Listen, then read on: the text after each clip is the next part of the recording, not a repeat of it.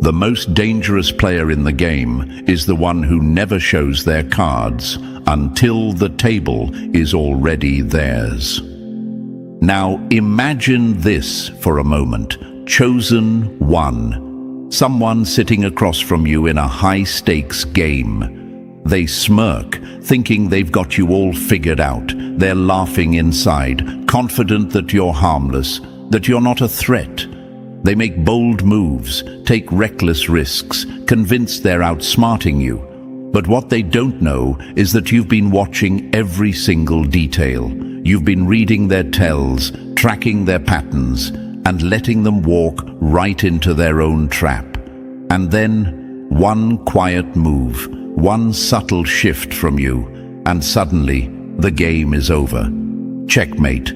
They never even saw it coming. Here's a fact. Chosen one. Silence and observation are two of the most underestimated powers in the universe.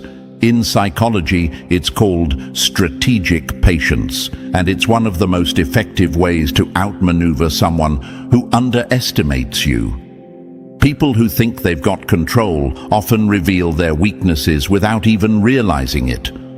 All you had to do was watch, remember, and wait. And thank you, chosen one. Don't forget to pay this message back by simply pressing like and subscribe to help spread this message to more souls, as it's the responsibility of all of us to spread the light. And thank you, chosen one, for being part of this mission. You are part of a force.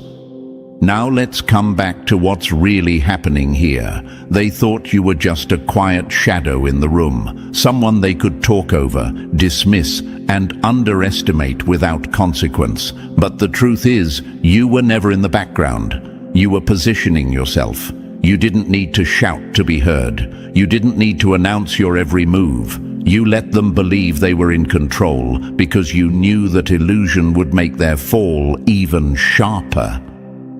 You never confronted their fake smiles, never reacted to their side comments, never flinched at the little power plays they tried to pull. Instead, you stood back like a master chess player, watching them use up their moves while you protected your position. Every whisper they thought you didn't hear, every glance they thought you didn't notice, every plot they thought they hid.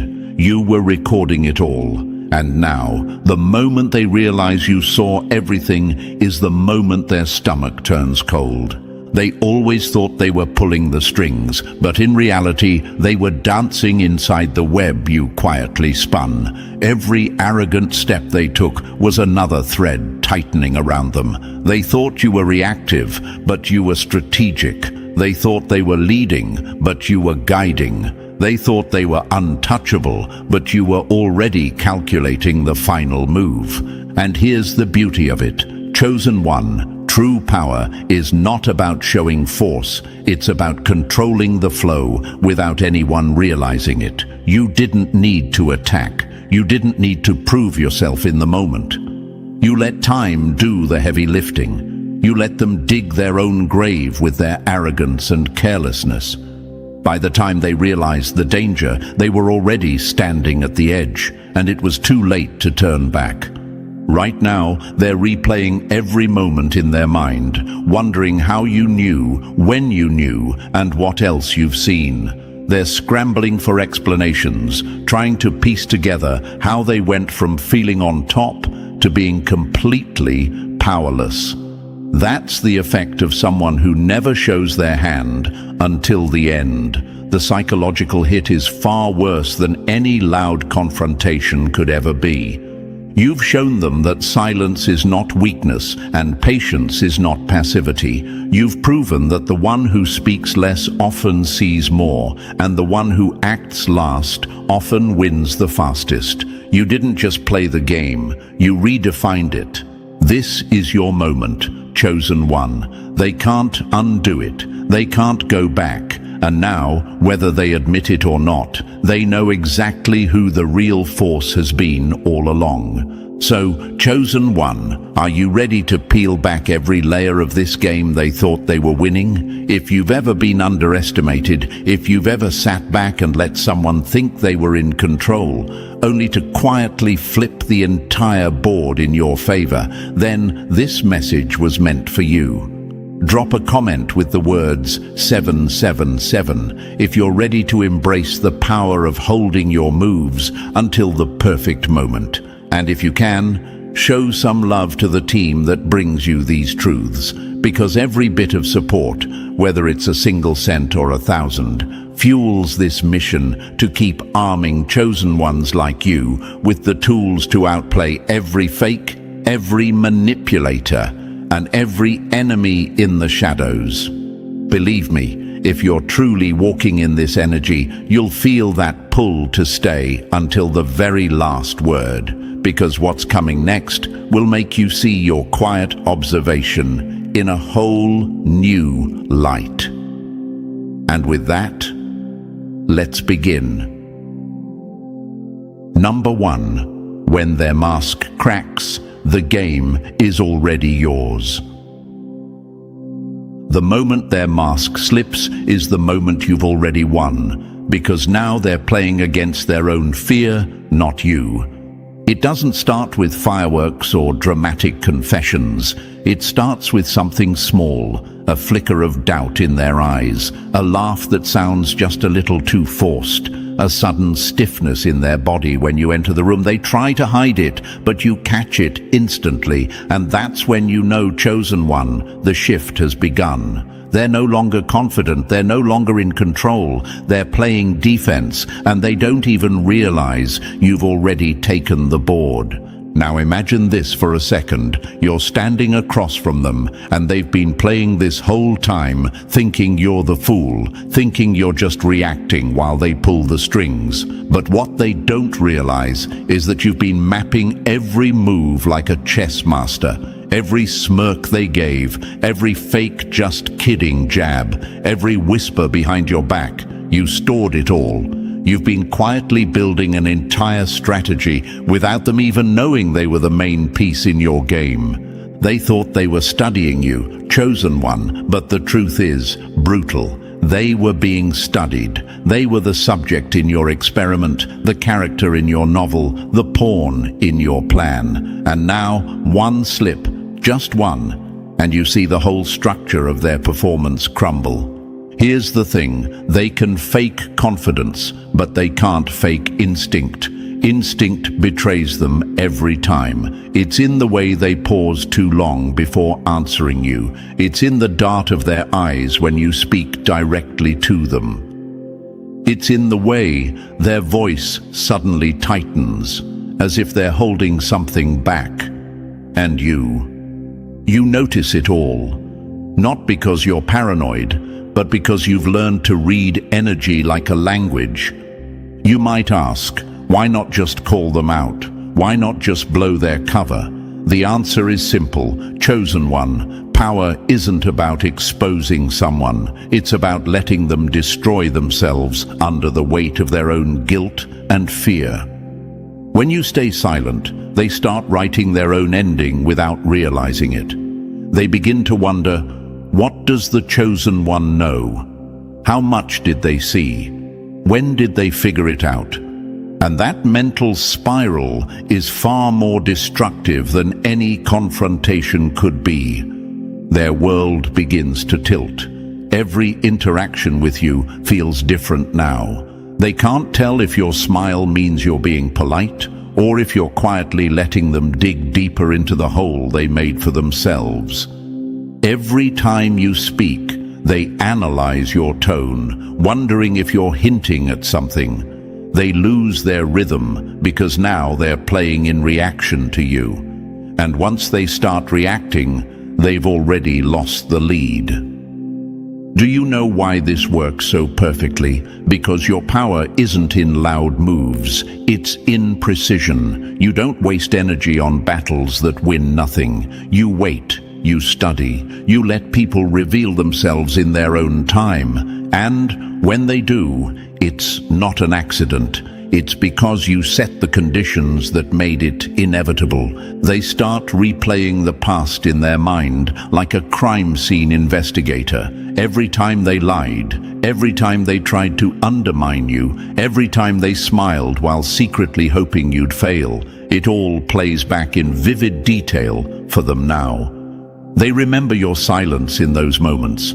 They remember how you didn't take the bait. And that's when it clicks in their mind.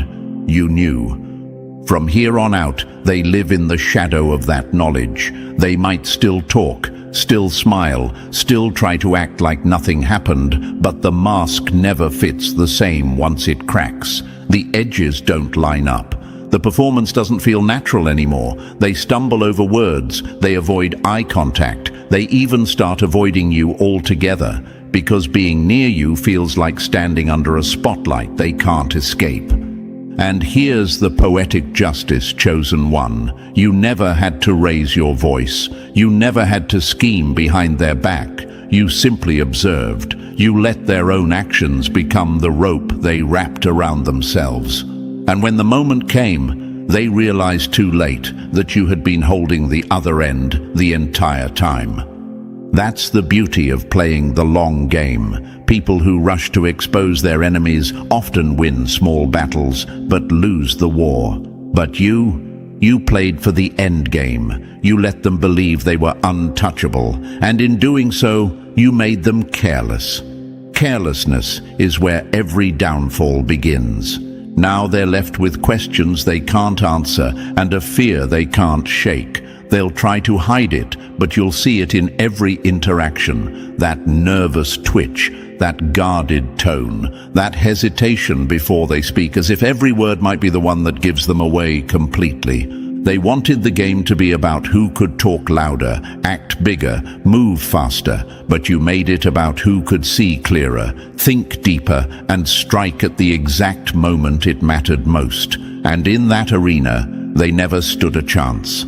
The truth is, chosen one, they were never playing against you. They were playing against themselves. You just held up the mirror at the right time, and when the mask finally slips, they're forced to see what they've been hiding, not from you, but from themselves. That's why this hurts them more than anything else ever could, because deep down, they know this game is over, and you didn't just win, you made them watch themselves lose. Number 2, when the predator lets the prey run. Patience isn't weakness, it's the quiet sharpening of teeth before the strike. The moment they believe you're harmless is the moment you've already set the trap. Sometimes the deadliest move is no move at all. Let them write their own ending, you're just the one holding the pen. Imagine this. Chosen one, you're deep in a forest. The prey moves freely, nibbling on grass, sniffing the air, convinced it's safe. It doesn't know you're there. You're still, silent, your breath controlled, your eyes fixed. You're not chasing, not rushing, not giving it a reason to panic. You're letting it be comfortable, because comfort makes it careless. That's exactly how you watched them. You gave them no reason to hide. You didn't expose your awareness. You let them roam the game freely, thinking they were the hunters, when in truth, they were already inside your sights. Every whisper behind your back, you caught it. Every time they tried to pass off your idea as theirs, you let it slide. Every fake smile, every small dig dressed as humor, every attempt to undermine you, you let them think it worked. Because the more they believed you were blind, the bolder they became. And the bolder they became, the deeper they walked into the trap. You might ask yourself, why would I let them get away with it? Why not shut them down immediately? The answer, chosen one, is simple, because silence is not surrender. Silence is strategy. Hunters don't roar before the kill. They watch. They measure.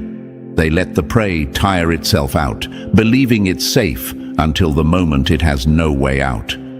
Imagine another scene, someone sitting across from you at a poker table. They keep smirking, convinced you're bluffing. They throw more chips in, pushing harder, trying to corner you. You just nod, pretend to hesitate, maybe even fumble a chip to make them think you're nervous. Inside, you're already holding the winning hand. That's what you did.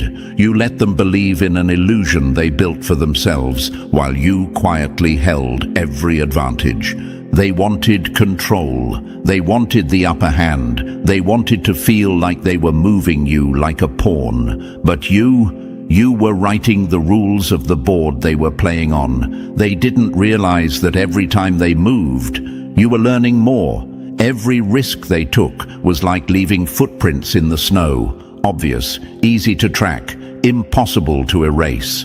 Here's the truth. They exposed themselves not once, not twice, but over and over again. And you never had to rush them. You simply let their own arrogance push them forward. People who think they're untouchable always reveal themselves. Always. Think about this. They saw what they wanted to see. A nod from you. They thought it meant agreement. A quiet smile. They thought it meant approval. A moment of silence. They thought it meant you were clueless. But every one of those gestures was deliberate. You gave them the exact image they needed to feel confident enough to drop their guard. And once their guard dropped, you saw everything. Imagine a spider in the corner of a dark room. The fly doesn't see it. It's too busy buzzing around, landing here, landing there, thinking it owns the space. The spider doesn't chase it. It just waits, patient and still, knowing sooner or later the fly will land exactly where it shouldn't. That's the patience you carried. You didn't have to chase them because you knew the structure they were building was also the trap they'd eventually fall into. And here's the thing, chosen one, they were never as smart as they thought they were. People who truly control the game don't need to prove it every second. But these ones, they kept trying to outsmart you like a magician, repeating the same trick. And with each repetition, you saw the sleight of hand more clearly. They forgot that the audience changes once they've seen the trick before. You were always 10 steps ahead, not because you were paranoid, but because you understood human patterns. You knew they'd overreach. You knew they'd slip. You knew that if you gave them enough room, their own ambition would corner them. And you were right. Now, they're starting to see it. They're replaying moments in their mind, wondering if you knew then what you know now. They're second-guessing every interaction, every joke, every fake smile. That's the real checkmate. Not the moment you reveal the truth, but the moment they realize you've had it all along. You could have struck earlier, but why? Why win a battle when you can win the war? By waiting, you didn't just catch them, you caught them with evidence they created themselves, and that's what destroys them the most.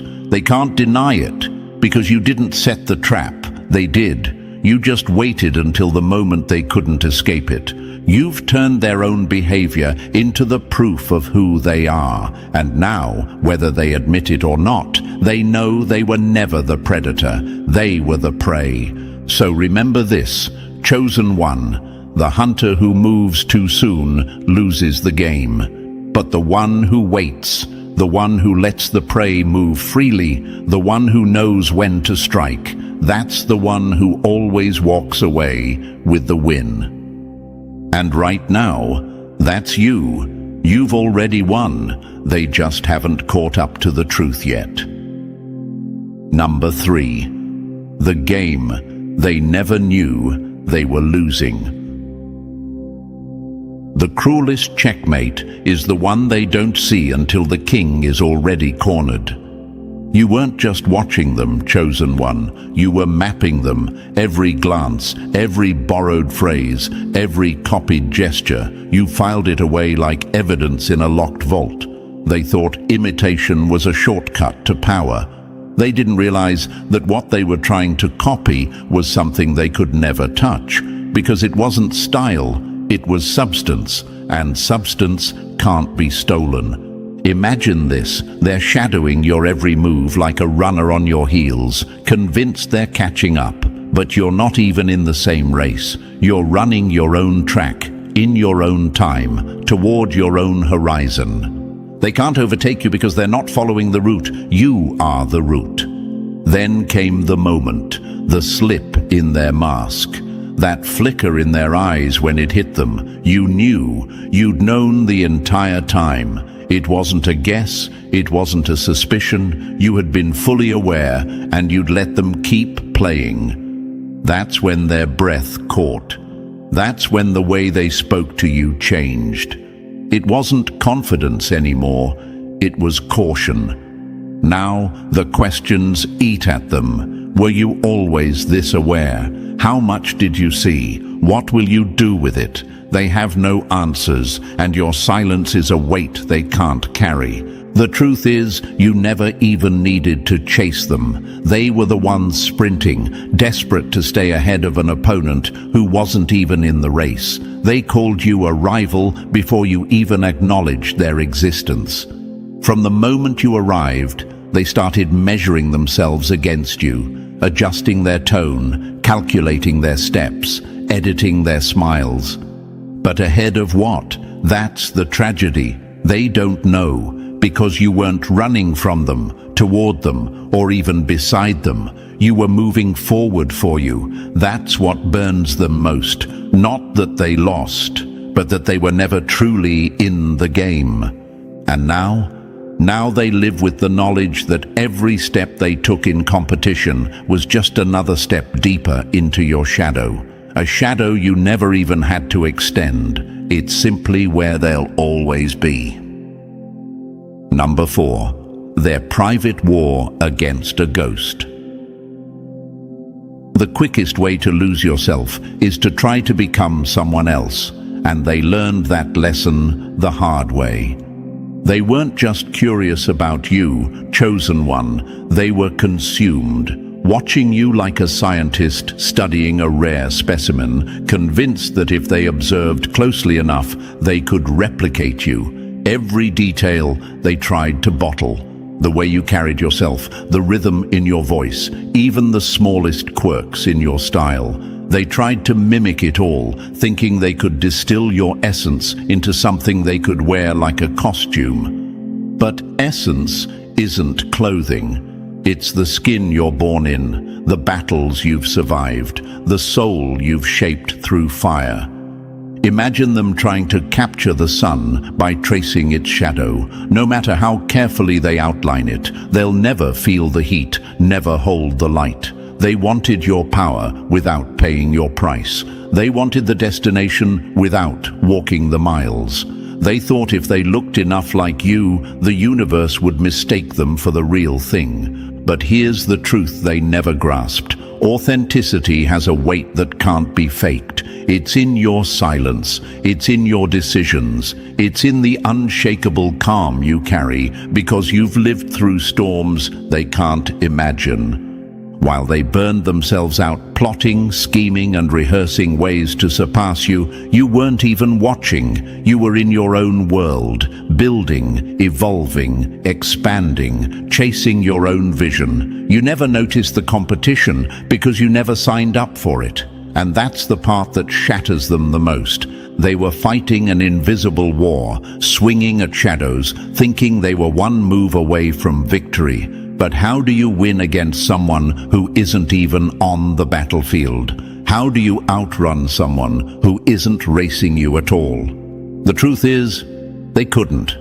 And now they're drained, worn out, spiraling in circles because every plan, every strategy, every ounce of energy they spent wasn't moving them forward. It was chaining them to you. They thought the goal was to outshine you.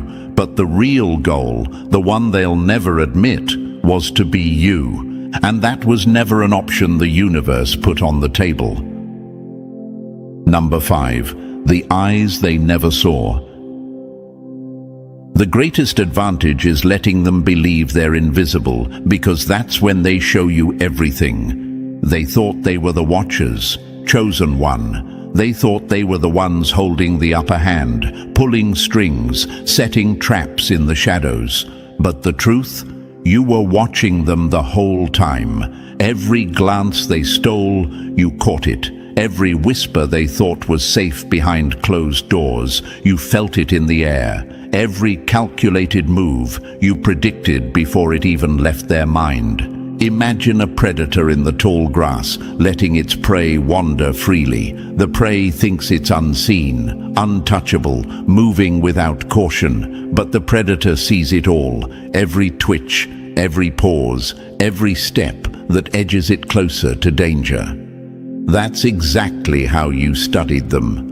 You didn't just notice them, you analyzed them. You saw the cracks in their confidence, the tremor in their voice when they tried to sound sure of themselves, the desperation that hid behind their tight, rehearsed smiles.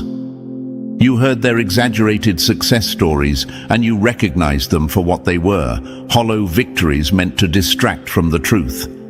And here's the brutal reality. You didn't need to expose them. They did that themselves, because when someone believes no one is watching, they get sloppy. They reveal their patterns. They show their weaknesses. They can't help but be themselves. They whispered your name like a secret spell, hoping you'd never hear it. They built traps for you, confident you'd stumble right into them. They twisted stories, certain they'd keep you blind. But while they were busy trying to control your perception, they were leaving a trail of evidence that you quietly collected, piece by piece. The irony? They were so consumed with keeping an eye on you that they never realized how much they were giving away. They thought they were writing your downfall, but really they were documenting their own. And you were always 3 steps ahead, because the game they thought they were running was one you'd already mastered long before they entered the arena. Number 6. When their fantasy meets your reality. The easiest way to destroy an illusion is to let it grow until it collapses under its own weight. You didn't need to tear their world apart. Chosen one, you let them do it for you. You gave them space to spin their stories, to weave their web, to stack their fragile house of cards high enough for everyone to see. You nodded when they bragged, stayed quiet when they hinted at victories they never earned, and pretended not to notice when they tried to position themselves above you. And then, without force, without warning, you shifted the light. Suddenly, every shadow they'd been hiding in vanished, and they stood exposed. The hunters became the hunted, the watchers became the watched, and for the first time they felt the crushing weight of being truly seen, not for who they pretend to be, but for what they actually are. Now the paranoia claws at them. They lie awake replaying every conversation, every smirk, every slip they thought went unnoticed. The questions haunt them. What did you see? How much do you know? What will you do with it? That uncertainty is the slow poison eating away at them, because deep down they know the answer. They saw you see everything. It started for you as a whisper, a subtle knowing in your gut that you were built different. You walked through life sensing shifts in energy others were blind to. You caught micro-expressions, tone changes, the way someone's eyes darted before they spoke. People were drawn to you, intimidated by you, curious about you, yet they could never put their finger on why. At first, you doubted it. You told yourself you were overthinking. You tried to blend in, to play smaller, to ignore the pull. But the signs kept following you. The patterns were too loud to ignore. The truth was too heavy to unsee. And eventually, you stopped running from it. That's when your quiet awareness became their undoing. Because when you stopped second-guessing yourself, you stopped giving them the benefit of the doubt. You started letting them build their illusions in plain sight. knowing the higher they climbed, the harder they'd fall. And now they're living in the ruins, while you stand there, untouched, watching the dust settle. Number 7. When the unseen starts speaking loud. Some things aren't coincidences, they're coordinates. You started noticing the threads before anyone else, chosen one. Little patterns that repeated too perfectly to be random. Moments that fell into place with such precision, it felt as if the universe was arranging the pieces just for you. It wasn't luck, it wasn't chance, it was alignment, so exact, it almost felt like a secret only you were in on. The dreams came first. Not the kind you forget by breakfast, but the ones that stay with you, heavy and vivid, like they've left fingerprints on your mind. You'd wake up with the taste of them still in your mouth, certain they meant something, even if you couldn't put it into words yet. Then there were the symbols, hidden in conversations, numbers that followed you, songs that played at the exact right moment. You weren't chasing meaning, meaning was chasing you. And the intuition, oh, you knew, before a word was spoken, before a hand was extended, before a smile was flashed, you felt it. Who to trust, who to avoid, when to step forward, when to stay still. Your body would react before your mind could even process, pulling you toward the right doors and away from the wrong ones. For a while, you doubted yourself. You wondered if you were being paranoid, if you were reading too much into things, but deep down, you knew you weren't inventing this. You were remembering it. You'd walked this path before in ways your mind couldn't fully explain. This body, this life, this moment, it wasn't random. It was an assignment you didn't apply for, but were built for. The shift happened the day you stopped questioning it, the moment you looked at yourself, not the reflection everyone else saw, but the truth beneath it, and recognized exactly what you were. From then on, the whole game changed. You stopped chasing. You stopped explaining yourself to people committed to misunderstanding you. You stopped knocking on doors that were never meant for you. And suddenly, their behavior made sense. The stares, the envy, the constant tests and challenges. They feel it too, that thing inside you they can't name, but desperately want to control. Your presence unsettles them. Because it can't be boxed, copied, or rewritten. It doesn't belong to them, and it never will. And that drives them mad. Number 8. Past the point of no return. Once you see the truth, you can't unsee it. And once you step into your power, you can't step back out. And here you are, chosen one, standing exactly where you were always meant to be. There's no pretending now, no shrinking back into the version of yourself the world preferred. You've crossed the line, and there's no turning back.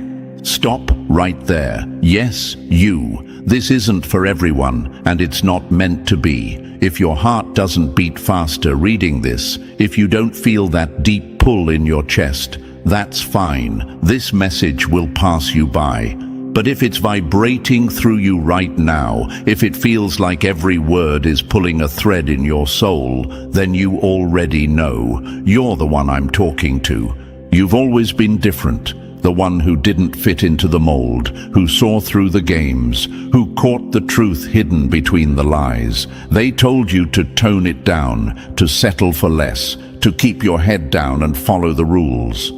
But you couldn't. You weren't built to blend in. Good, because the ones like you aren't here for the ordinary. You're the crack of lightning that cuts through the night, the storm that tears away illusions, the mountain that stands unmoved while the world shakes around it. Unshakable, unstoppable, untouchable. While the masses run themselves in endless circles, chasing trends, seeking approval, you walk your own path, alone if you must, not for applause, not for acceptance, but because you have no other choice. This is who you are. even if the world doesn't understand it. You've taken what was meant to break you and turned it into armor. You've taken the stones thrown at you and built a fortress. Your wisdom isn't from books or borrowed ideas. It's been carved into you by experience, trial, and survival. And here's the truth. Not everyone will get it. Not everyone is meant to. But those who do, they're your people. And when you find them, everything changes. If this is hitting you right now, maybe it's time to stop walking alone. The ones who see, the ones who know, the ones who refuse to bow to the illusions, they're out there. No masks, no games, just truth. The choice will always be yours. Stay where it's safe and small, or step fully into what's already yours. And if you're truly ready, you already know which one you'll choose. Number 9. When their eyes finally lock on you. The moment you stop hiding is the moment the world starts staring. You felt it before you could put it into words. The way your phone glitched right when your thoughts got too sharp, too heavy, too real. Calls dropped mid-sentence. Screens flickered like they were trying to keep up with something they couldn't process. Conversations cut off at the exact moment you were about to say the thing that mattered. It wasn't random. It was too precise to be coincidence. And then came the people. Strangers who didn't just glance. They studied. Their eyes lingered like they were reading a secret they weren't supposed to see. Their questions weren't casual. They were probes, each one fishing for pieces of a puzzle they'd never be able to solve. You noticed the shift. The ones who used to dismiss you suddenly watching from the sidelines. Their interest wasn't friendly, it was calculated. They noticed you because the second you stopped shrinking, the second you stepped fully into your own energy, something shifted in the unseen. And whatever it was, it made them take note. Now they're watching, measuring, trying to map your every move. They're dissecting your silence, overanalyzing your steps, looking for a formula to explain you. But here's the truth, they'll never find it.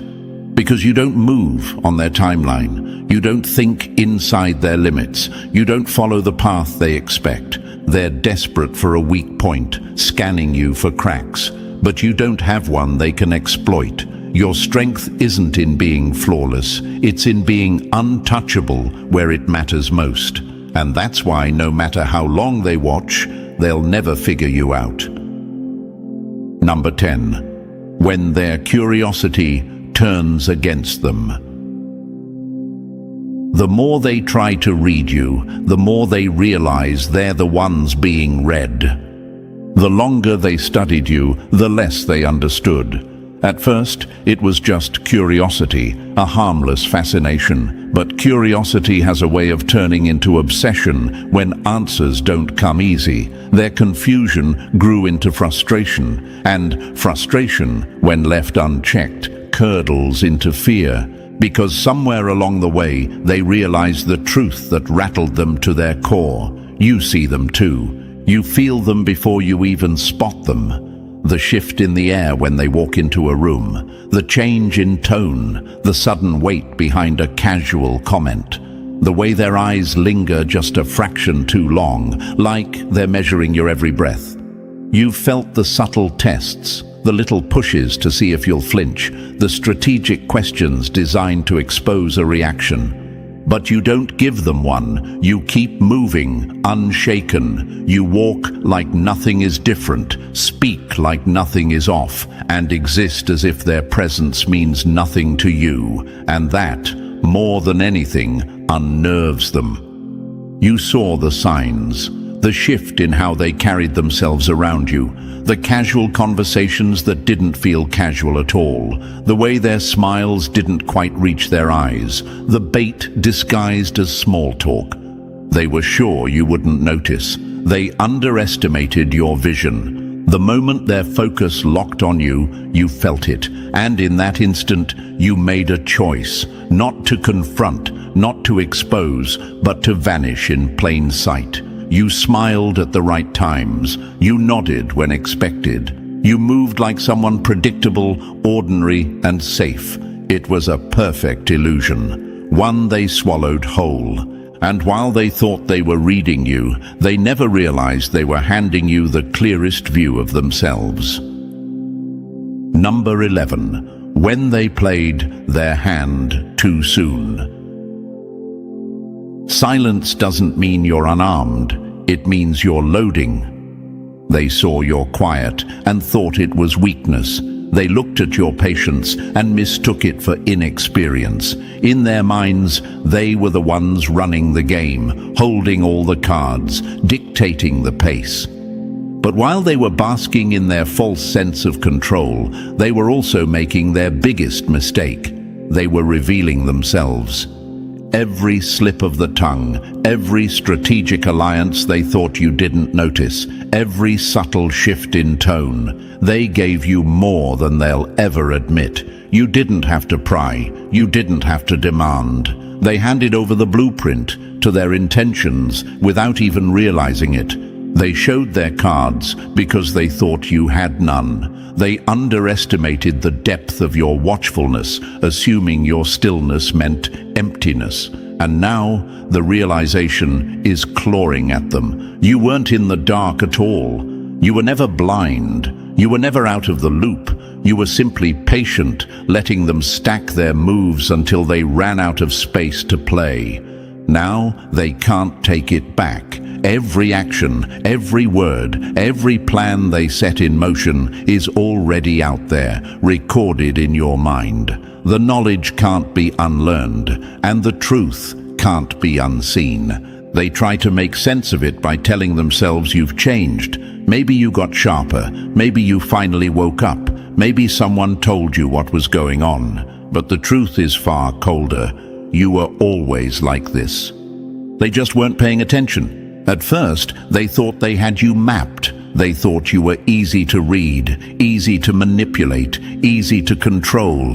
They believed their whispers could rewrite your reality. They believed their judgment could dictate your worth. But now they know better. And the worst part for them is realizing that you never needed to change.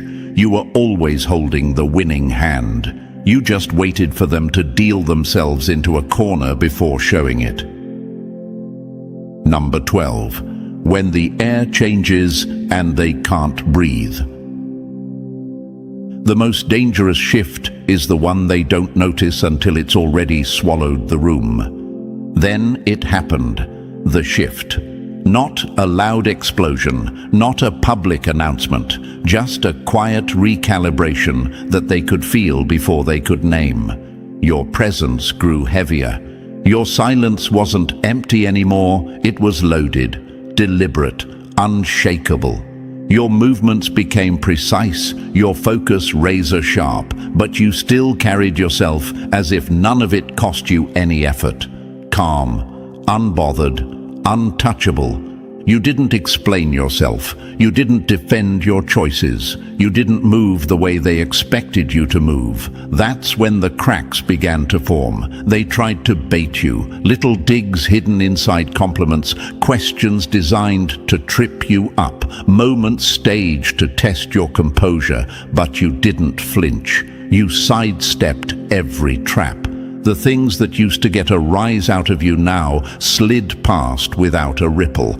And that's when they started to panic, because they can feel it. The energy has shifted, the power has flipped. They can't figure out what you know or how much you've seen. They replay every word you've ever said, dissect every interaction, desperate to find the sign they missed, the sign that you were never who they assumed you were, but you give them nothing. Your silence suffocates them. It wraps around them like a chokehold, forcing them to question every move they make.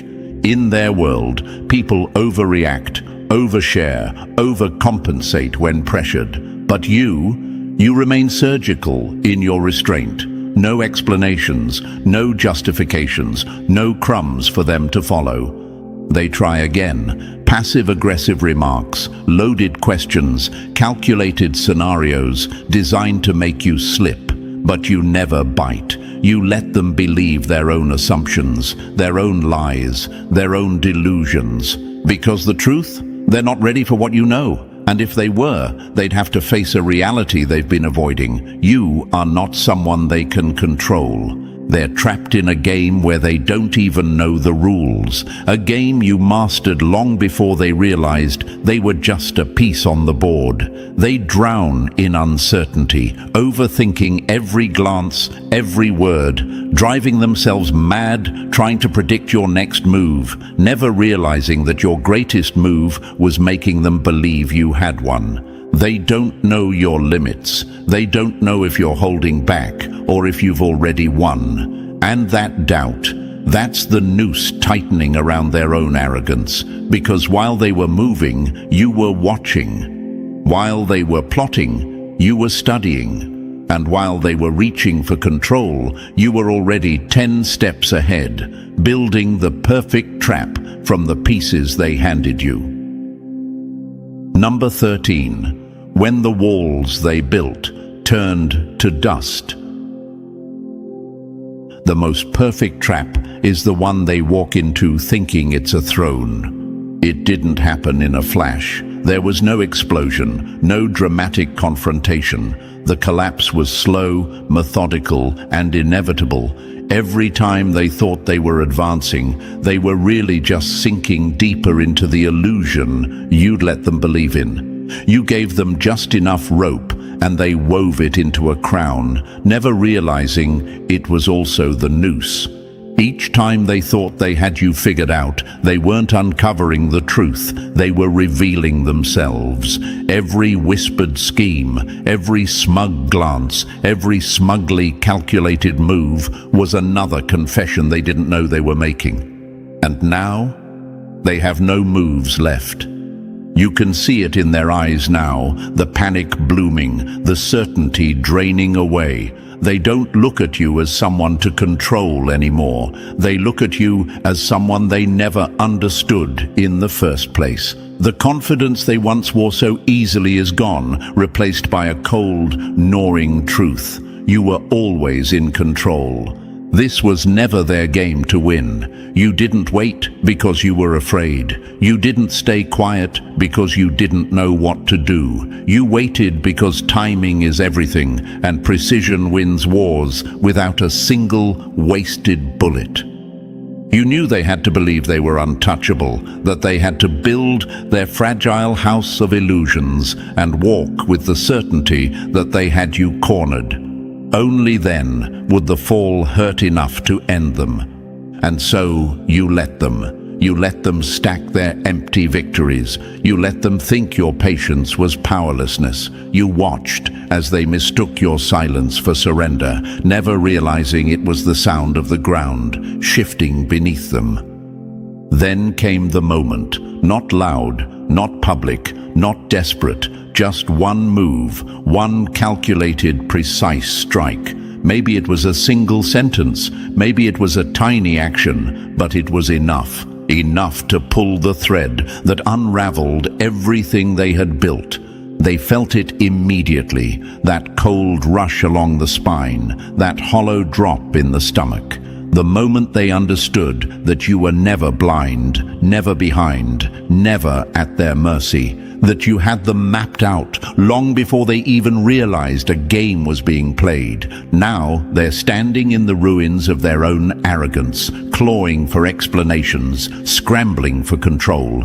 But it's too late. The game ended long before they realized it began. They didn't just lose, they never even had a chance to win. Number 14. Victory without ever stepping on their board. The loudest win is the one earned in silence. You never needed their nod of approval. You never craved their applause or their permission to exist. They were scrambling for control in a game they invented inside their own heads, a game where they convinced themselves your silence meant ignorance, your patience meant weakness, and your distance meant defeat. But they never had control, not for a single moment, because you weren't playing, you were watching, you were letting them run their little race while you stayed still, calm, and in full command of yourself. Every scheme they built, every jab they threw, every trap they set, it only exposed the cracks in their own foundation. You didn't have to push them over. They were already collapsing under the weight of their own arrogance. They wasted their energy trying to break you, only to end up dismantling themselves. And now they're trapped, not by anything you did to them, but by the obsession they built around you. Trapped in the memory of their own missteps. Trapped in the cold truth that every move they made only tightened your victory. They replay it all now, every conversation, every smug glance, every choice that seemed clever in the moment but looks foolish in hindsight, and they're doing it in the silence you left behind, because you don't need to argue, you don't need to explain, you don't even need to stay to watch the fallout. You walk away. That's the final move, because the thing they wanted most wasn't to beat you. It was to hold your attention, and now they'll never have it again. Checkmate. Chosen one, if this message hit you deep, it's because you know exactly what it feels like to win without even playing their game. You've held your ground, kept your silence, and watched the truth unfold exactly as it was meant to. That's power they'll never understand. So, if you haven't already, press the like button. It lets me know you're walking in this strength. And if you're still not part of our family, make sure to hit that subscribe button so you never miss the messages meant to keep you sharp, unshakable, and 10 steps ahead. They don't watch the weak. They only keep eyes on what they fear might rise too high. Now imagine this for a moment. Chosen one. You're walking through the world like a quiet storm. On the surface, you look like everyone else, but behind the scenes, you've triggered alarms you didn't even know existed. Systems have quietly shifted their focus to you. You don't have handcuffs on, yet you're being watched. You're not on trial, yet your name is circling private rooms, encrypted servers, and elite intelligence networks. Why? Because what's coming your way isn't small. It's legacy level. It's power level. And power doesn't move unnoticed. This is no fantasy. Federal surveillance isn't reserved for criminals. It's often triggered by unexpected spikes in digital movement, private interest, and potential wealth inheritance. And right now, you're a walking flag to these systems. You're not being followed because you're a threat to society. You're being followed because you're about to escape it. And thank you, chosen one. Don't forget to pay this message back by simply pressing the like and subscribe to help spread this message to more souls, because it's the responsibility of all of us to spread the light. And thank you for being part of this mission. You're not just listening, you're part of a force. Let's come back to what's really going on. You've noticed the shifts. Your intuition has been screaming louder than ever, right? The strange dreams. The way certain people have suddenly backed away. How you feel like you're being observed, but can't put a finger on who or what. That's not paranoia. It's pattern recognition. Your energy is being tracked because you've stepped into a territory that most never touch. You're being prepped for something bigger than a promotion or a bonus check. This is inheritance-level alignment. The kind of transformation that doesn't just upgrade your life, it alters your entire reality. And this is exactly why you're under a form of silent, protective observation. Not because you did something wrong, but because you were selected. You've been walking through the fire, chosen one. You didn't break. You kept rising, kept pushing, kept holding your head high, even when it felt like the weight of the world was trying to break your spine. That wasn't punishment. That was preparation. And now, the rewards that are meant to be yours, ancestral, energetic, and even financial, are starting to gather around you like storm clouds ready to burst. But here's the twist. The system doesn't let that happen quietly. You see, wealth is noisy, even before it arrives. The universe starts shifting things to make space for it. People get removed, plans fall apart, routines become unsettled. Your name starts appearing in rooms your feet haven't entered yet. And on a deeper level, systems designed to track unusual movement begin their work. They're not just watching your money, they're watching your energy, your rise, your evolution. Because the truth is, they've seen this pattern before. One person climbs too high, wakes up too far, and they change more than their life. They shake the grid. You're being watched not because you're dangerous, but because you're becoming untouchable. The inheritance you're walking toward, chosen one, is protected by layers most people never interact with. There are forces that want to ensure it gets to the right hands, but also forces that are terrified it will. Because when the right soul receives the right resources, they become a threat to everything built on control, silence, and obedience. You are not just walking into wealth, you're walking into power. Real power. And that kind of power must be observed. So if you felt the eyes, you're not wrong. If you felt the tension, the strange interference, the delays followed by blessings you didn't earn in the usual way, that's because the universe had to reroute everything to keep you alive and keep you on track.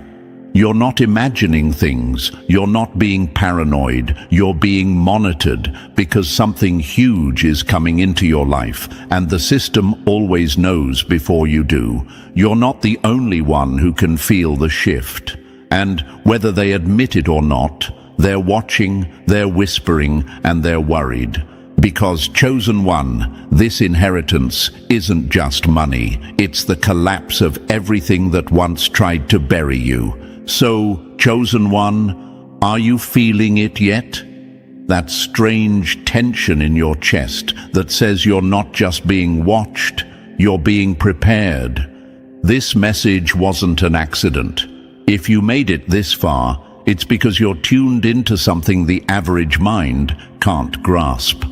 Drop the number 777 in the comments if you know the universe has eyes on you for a reason and you're ready to claim what's been hidden from you.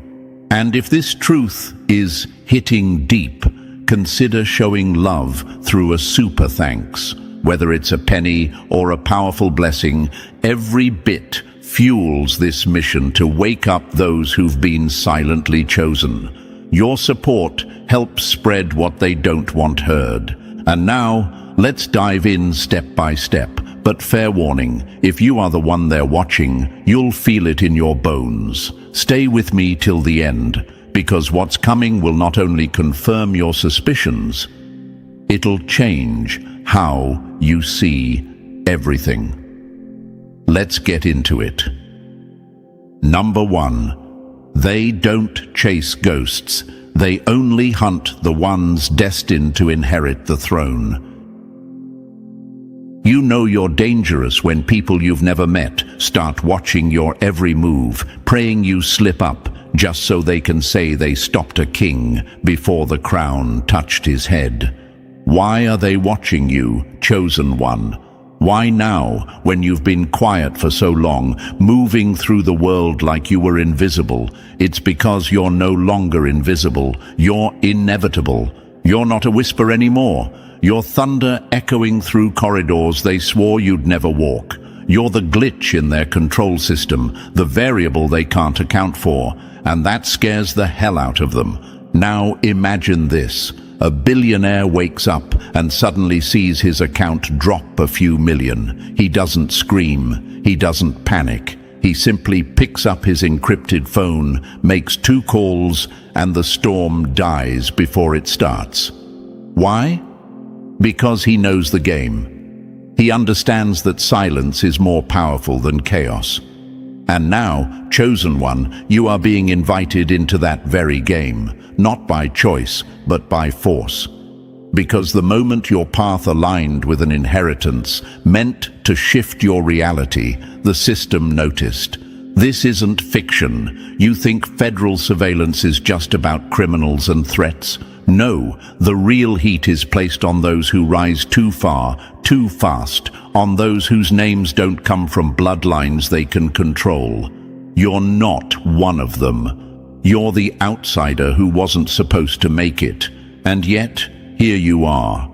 They don't put regular people under digital microscopes. They don't quietly pull background files on ghosts. They only monitor what might one day become uncontainable. And that's you. You're the uncontrollable outcome they didn't plan for. The inheritance that's forming around you isn't just about wealth. It's influence. It's independence. And that to them is a bigger threat than anything you could tweet, post, or preach. Because here's the truth. The system only functions when everyone stays in line. But you were born to cut lines, rewrite rules, and remind people that playing small is a choice. That's why you're under the radar now, because they're trying to figure out how you got here without them opening the door. And the answer to that? Pain, isolation, trial. You crawled through storms designed to drown you. You stood up when your own people turned their backs. You kept moving, even when your shadow looked like your only friend. You weren't handed this inheritance. You earned it in blood, silence, and patience. You want to know why the rich stay quiet when their net worth spikes? Because noise invites questions. Questions invite surveillance. And surveillance exposes weaknesses. But you've got something even the billionaires envy. Raw, spiritual equity. You didn't cheat your way in. You didn't marry your way in. You walked through fire, and now the universe is compensating you with a divine transfer of wealth. One that rattles foundations, one that needs to be monitored from every angle.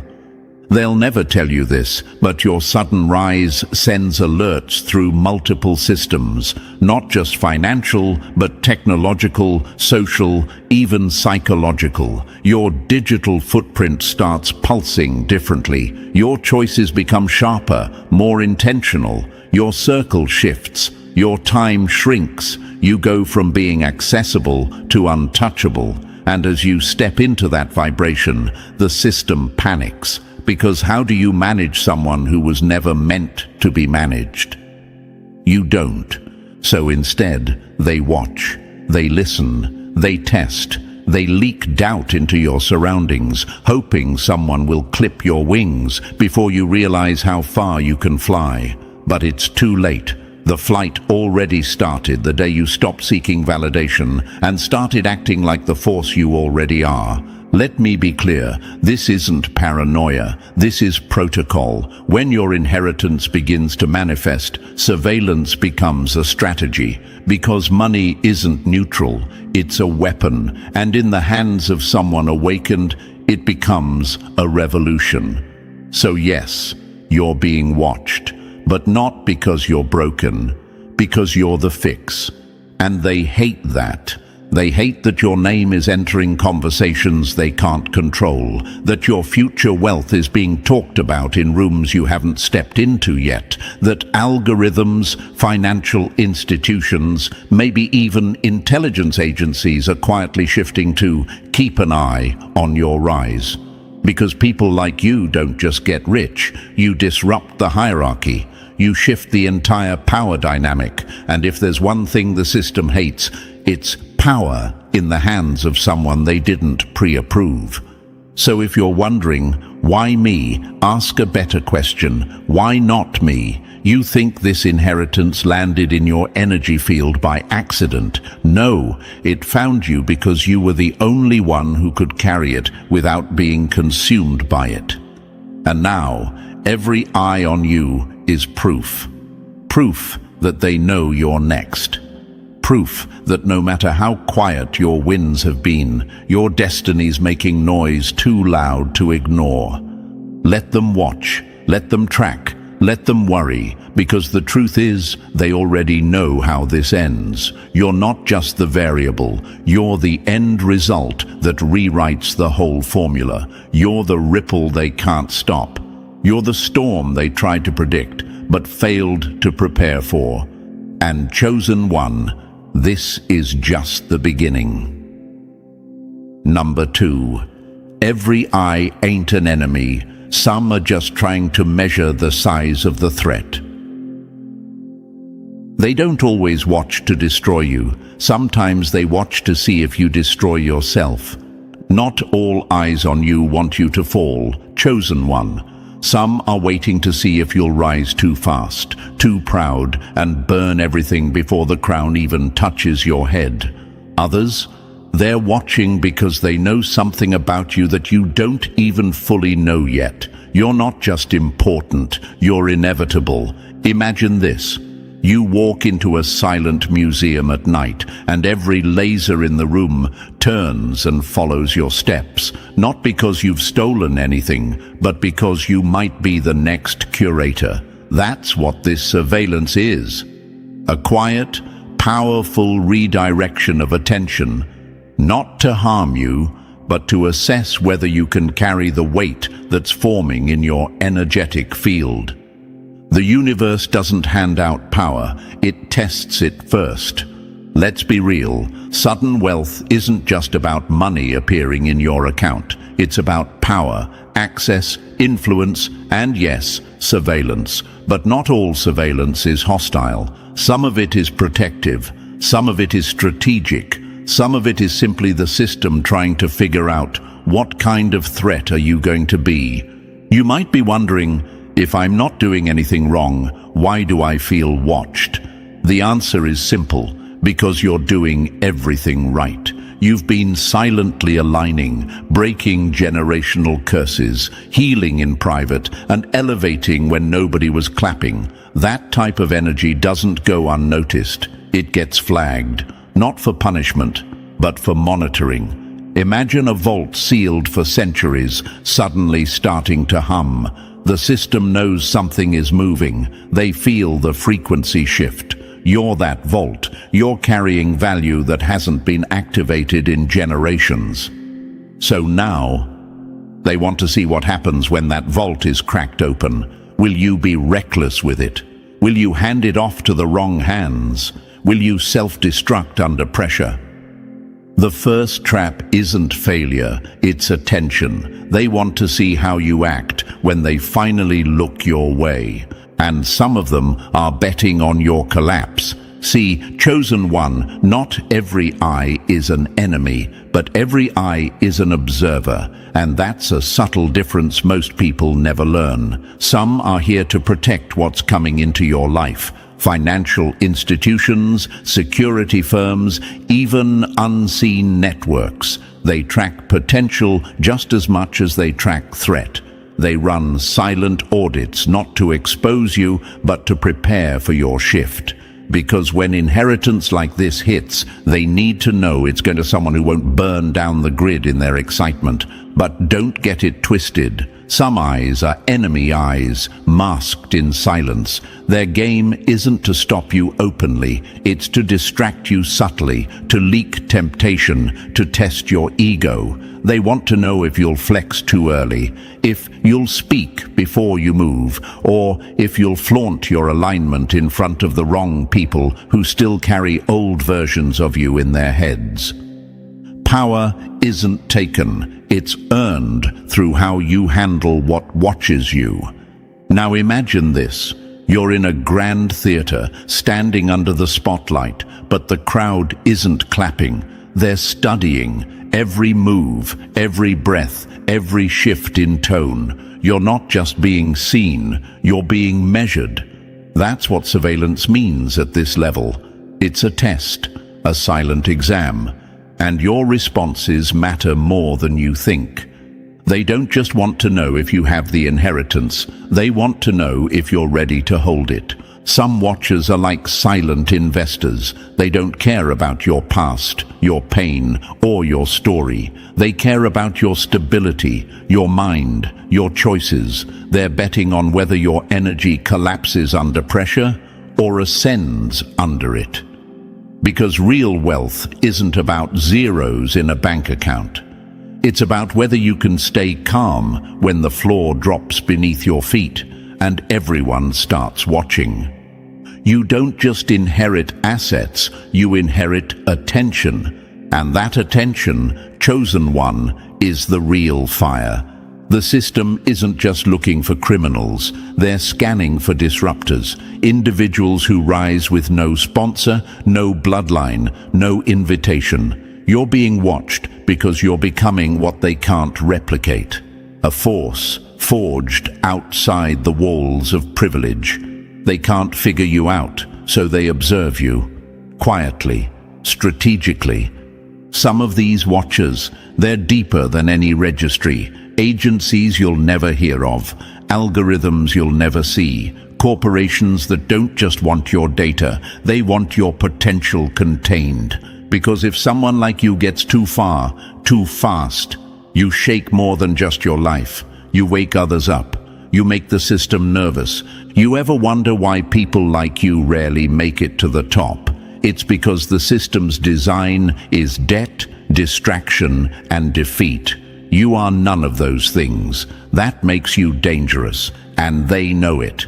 You weren't meant to stay small. That's why they're watching you. That's why strange delays hit your plans at the last minute. That's why people ghost you out of nowhere. Why your energy attracts and repels like a magnetic field gone wild.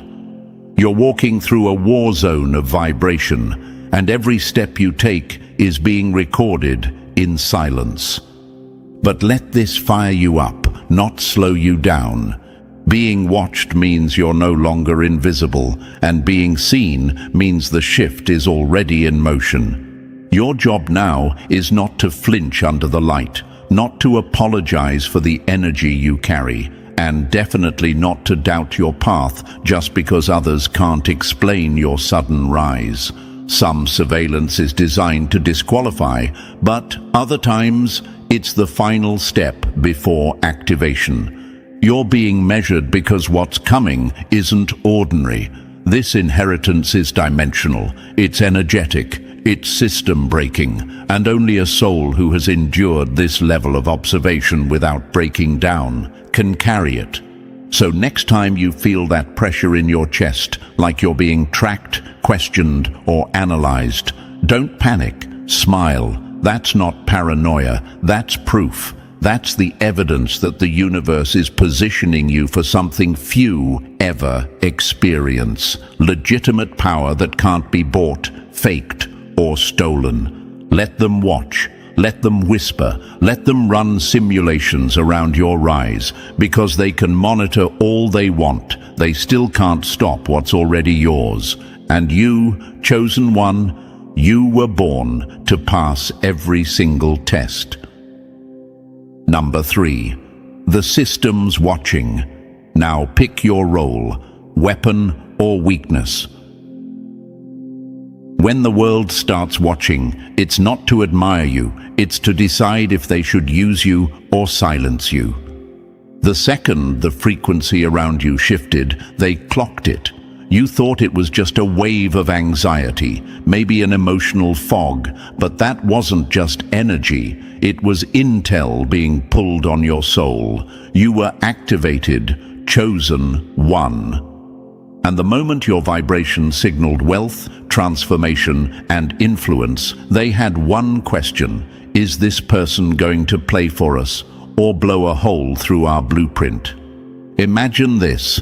A military radar suddenly picks up an unknown aircraft. It's not hostile, it's not friendly, it's unidentifiable. That's you, a rare anomaly. a glitch in the power grid. They're not just tracking you, they're classifying you. Will you be a controllable asset or an uncontrollable threat?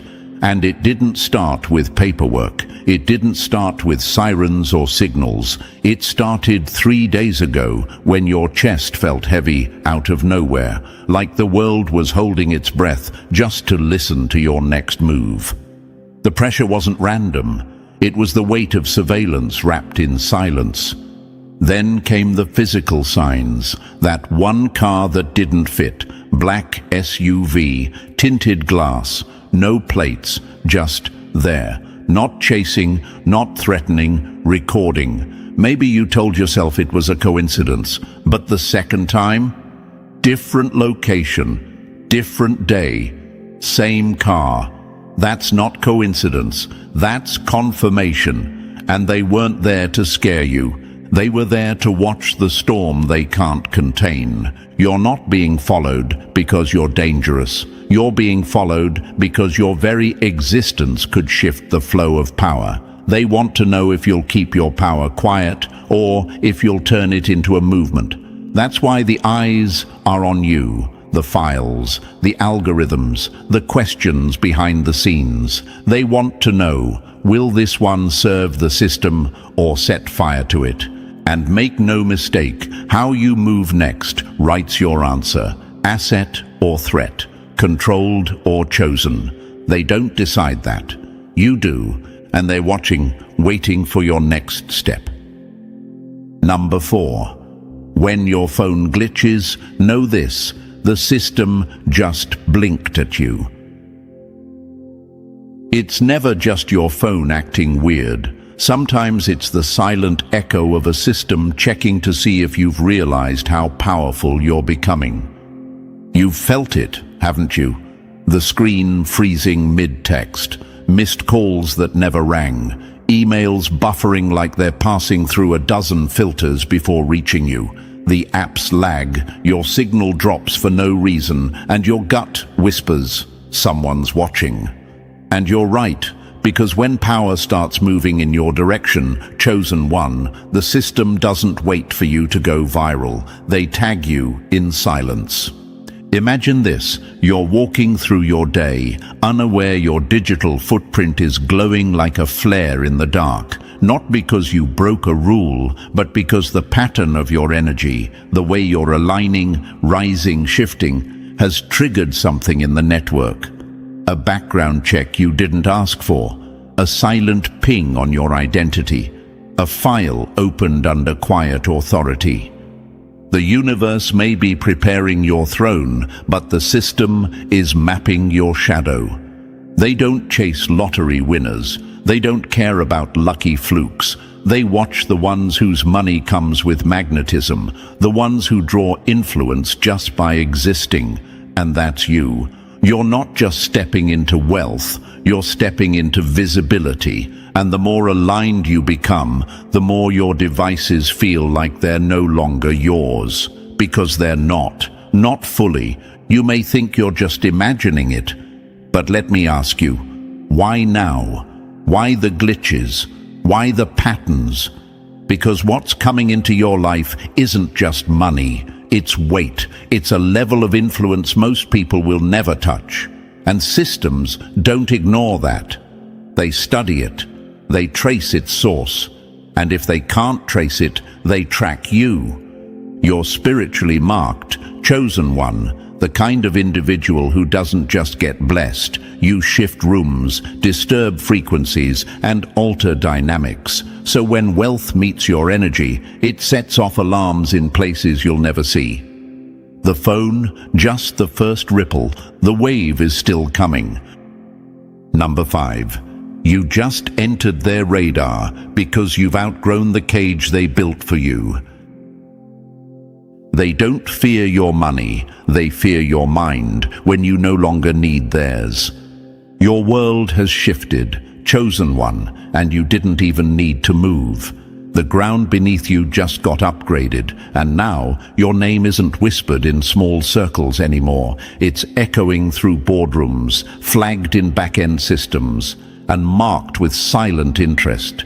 The moment you rise, really rise, you outgrow the old world. And that's when they file your name under something new, unpredictable. Imagine living as a ghost in their system for years, unseen, unbothered, uncategorized. Then, almost overnight, you become a data point of concern. You didn't commit a crime. You committed a shift. You went from surviving to ascending, and that's the kind of motion the system hates the most. Governments don't fear chaos. They fear what they didn't create but can't control.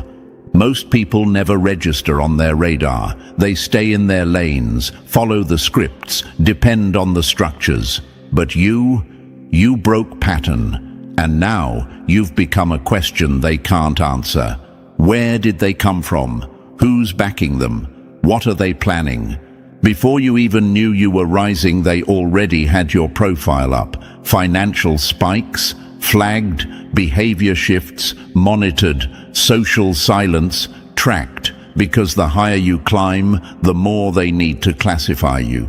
Asset, threat, or something far more dangerous, a sovereign. Look at the trail behind history's disruptors. Tesla, a genius who offered the world free energy, was watched, blocked, and buried in obscurity. Malcolm X, a man who refused dependency, carried truth sharp enough to cut chains. Surveilled, discredited, eliminated. Neither were just rich, they were independent. That's what gets the system nervous. Because this isn't about money anymore, it's about control. And the system doesn't want powerful people, they want manageable ones. People who need checks, loans, approval. People who fear stepping too far. But you, chosen one, you already stepped too far to turn back now. You've entered a reality where eyes don't blink, they record. Where silence doesn't mean peace, it means calculation. And your rise. It's rewriting your category from background noise to a threat they didn't prepare for. Number 6.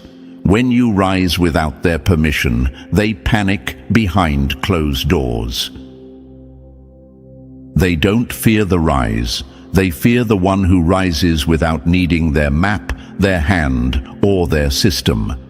There's a kind of rise that shakes the ground. Chosen one. It doesn't ask. It doesn't announce itself with press releases or perfect timing. It just happens, quietly, powerfully, without their permission. That's the kind of rise you're in right now. And that's when the real surveillance begins. Not because you've done something wrong, but because you've stepped into territory they swore you'd never touch. The moment wealth starts aligning with your energy, the game changes. And not just for you, the system shifts its entire perception of who you are. You're no longer in the background. You're no longer invisible. Now, you're a variable with influence. And that requires monitoring. Imagine a chessboard where every piece moves predictably until one piece, one pawn, stops following the rules. Suddenly, every other piece freezes. The board isn't safe anymore. That's you, a piece that was never supposed to rise this far. And now, every watcher wants to know, will you move recklessly, or will you move like someone who knows exactly what they are?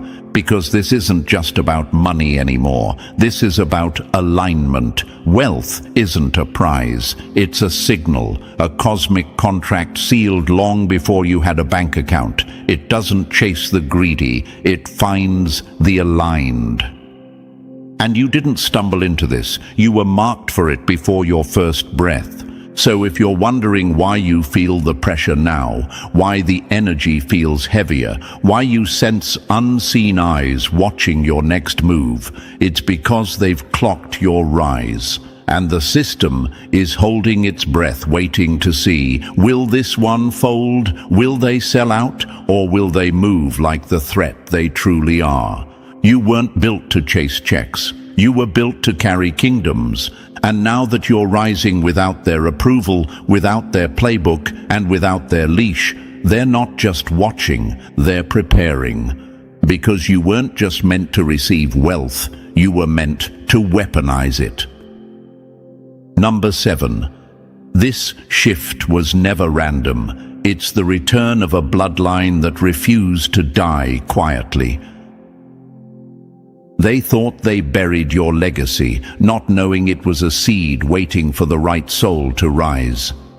This isn't luck, this isn't coincidence, and it damn sure isn't a glitch in the system. This is divine precision unfolding through you, chosen one. You've felt it, haven't you? That sharpened intuition, that eerie accuracy in your timing.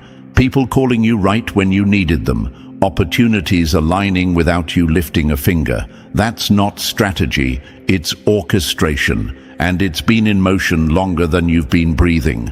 This wealth isn't new, it's ancient, spiritual, inherited through frequency. And the moment your vibration aligned with what your bloodline was always owed, the universe didn't hesitate. It started rearranging time, people, access, even surveillance. Because the system may track money, but real power, it tracks blood memory. Imagine a locked vault beneath layers of history, untouched for centuries, and now, without warning, it begins to hum, not from the outside, but from the inside. That's your soul. You didn't stumble into wealth. You reactivated it. Because power that's been stolen never disappears. It waits.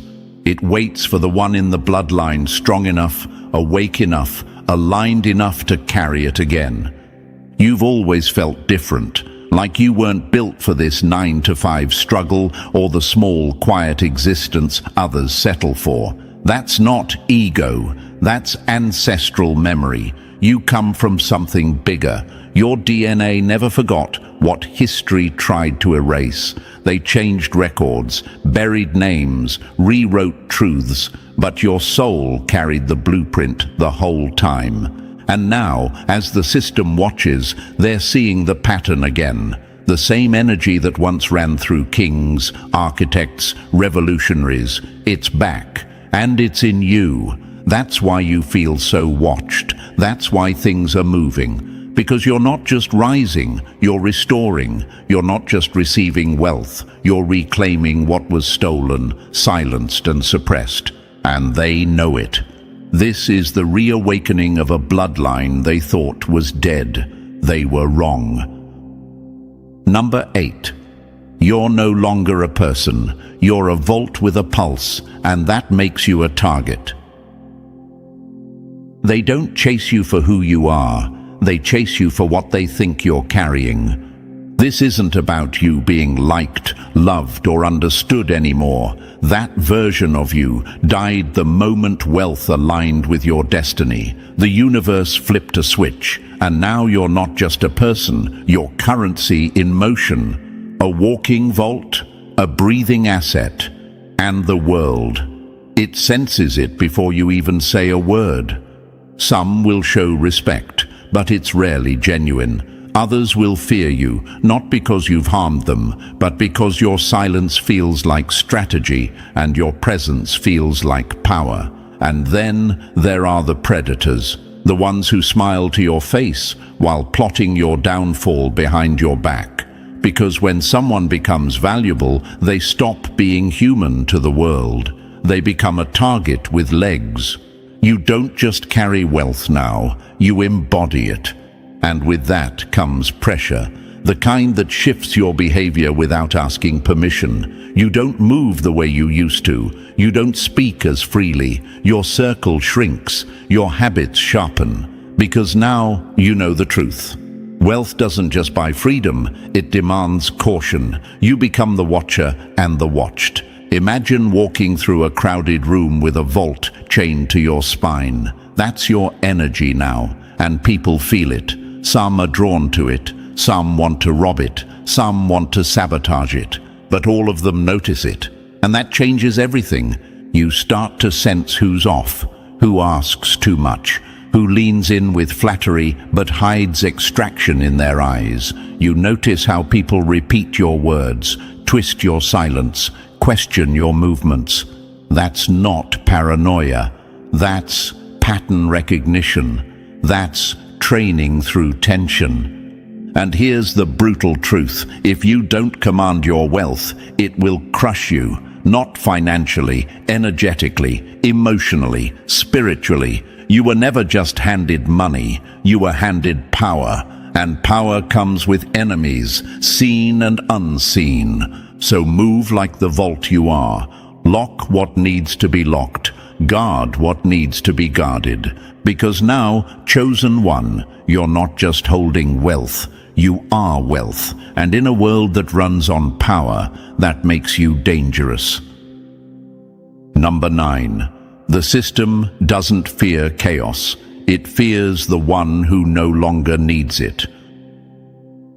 The most dangerous person in the world isn't the one with power. It's the one who doesn't depend on the system to breathe. You were never supposed to get this far. Not with clarity, not with resources, not with independence. The system wasn't built for people like you to thrive. It was built to trap. Through credit scores, student loans, late fees, taxes, inflation, mortgages, a perfect prison disguised as freedom. They give you just enough to keep you chasing, but never enough to escape. Until now. Because when someone like you breaks free from that loop, you become unpredictable. And in a system obsessed with control, unpredictability is the ultimate threat. That's why they're watching you now. Not because you're dangerous, but because you're untouchable. Dependence is their leash. Cut it and they can't walk you anymore. Most people live locked in contracts, monthly payments, interest rates, approvals. That's not by accident, that's by design. Because when you need the system, you don't question it, you don't rebel, you don't rise, you just comply. But you broke formation, you moved differently, you didn't wait for permission, and now your finances, your energy, your vision, they don't revolve around survival anymore. They revolve around sovereignty. That makes you a glitch in the machine, a living rejection of their blueprint. Imagine a domino line stretching miles, all designed to fall on cue. Then one domino stops, just refuses to fall. That's you. And now the entire system is scrambling to understand why one soul slipped through the cracks and chose freedom over dependence. The moment you stopped needing their money, their timelines, their validation, you became uncontainable, and that's why the surveillance intensified, because they're not just watching your rise, they're studying your rebellion. You're proof that the chains were never real, and now that you've seen through the illusion, they know you'll never bow again. You broke free, and to them, that's terrifying. Number 10. They don't fear your fortune. They fear what you'll build that they can't burn down. The system never feared wealth. It feared when the wrong person got it and stopped asking for permission. They've seen this before. Your rise isn't new, but it's rare.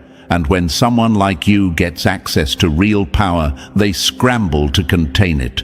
Not because of your money, but because of your independence. That's what they can't tolerate.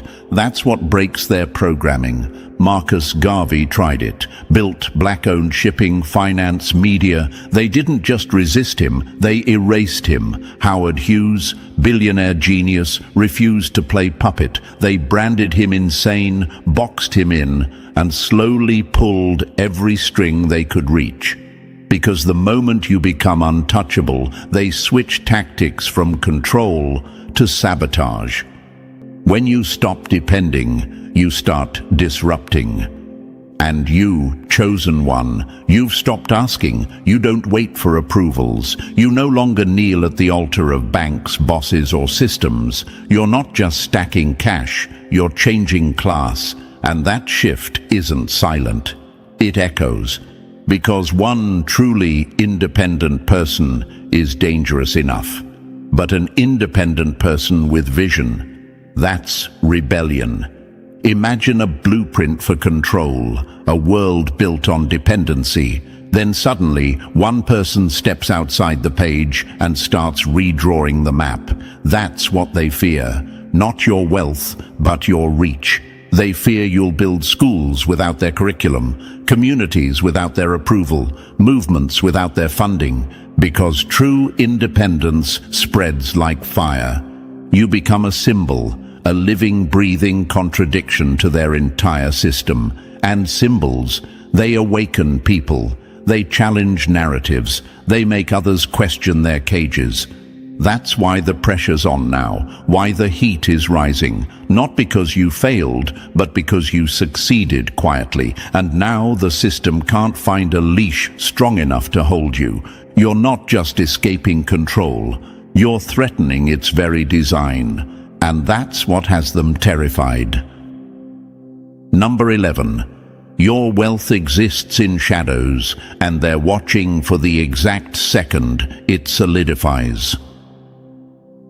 Real wealth doesn't walk through the front door. It collapses reality around it, and the system hears it before you see it.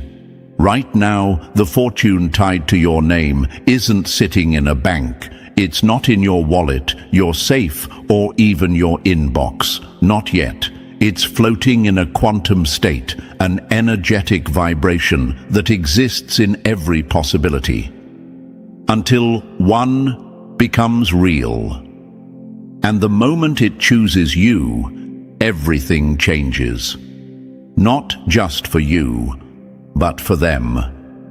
See, you're not being watched because of what you have. You're being watched because of what's coming. Wealth like yours doesn't move in straight lines. It doesn't show up with warning. It collapses into form. 1 second it's nothing, the next, it's everywhere. You are not waiting for wealth. It's waiting for you to stabilize into the version of you that can hold it.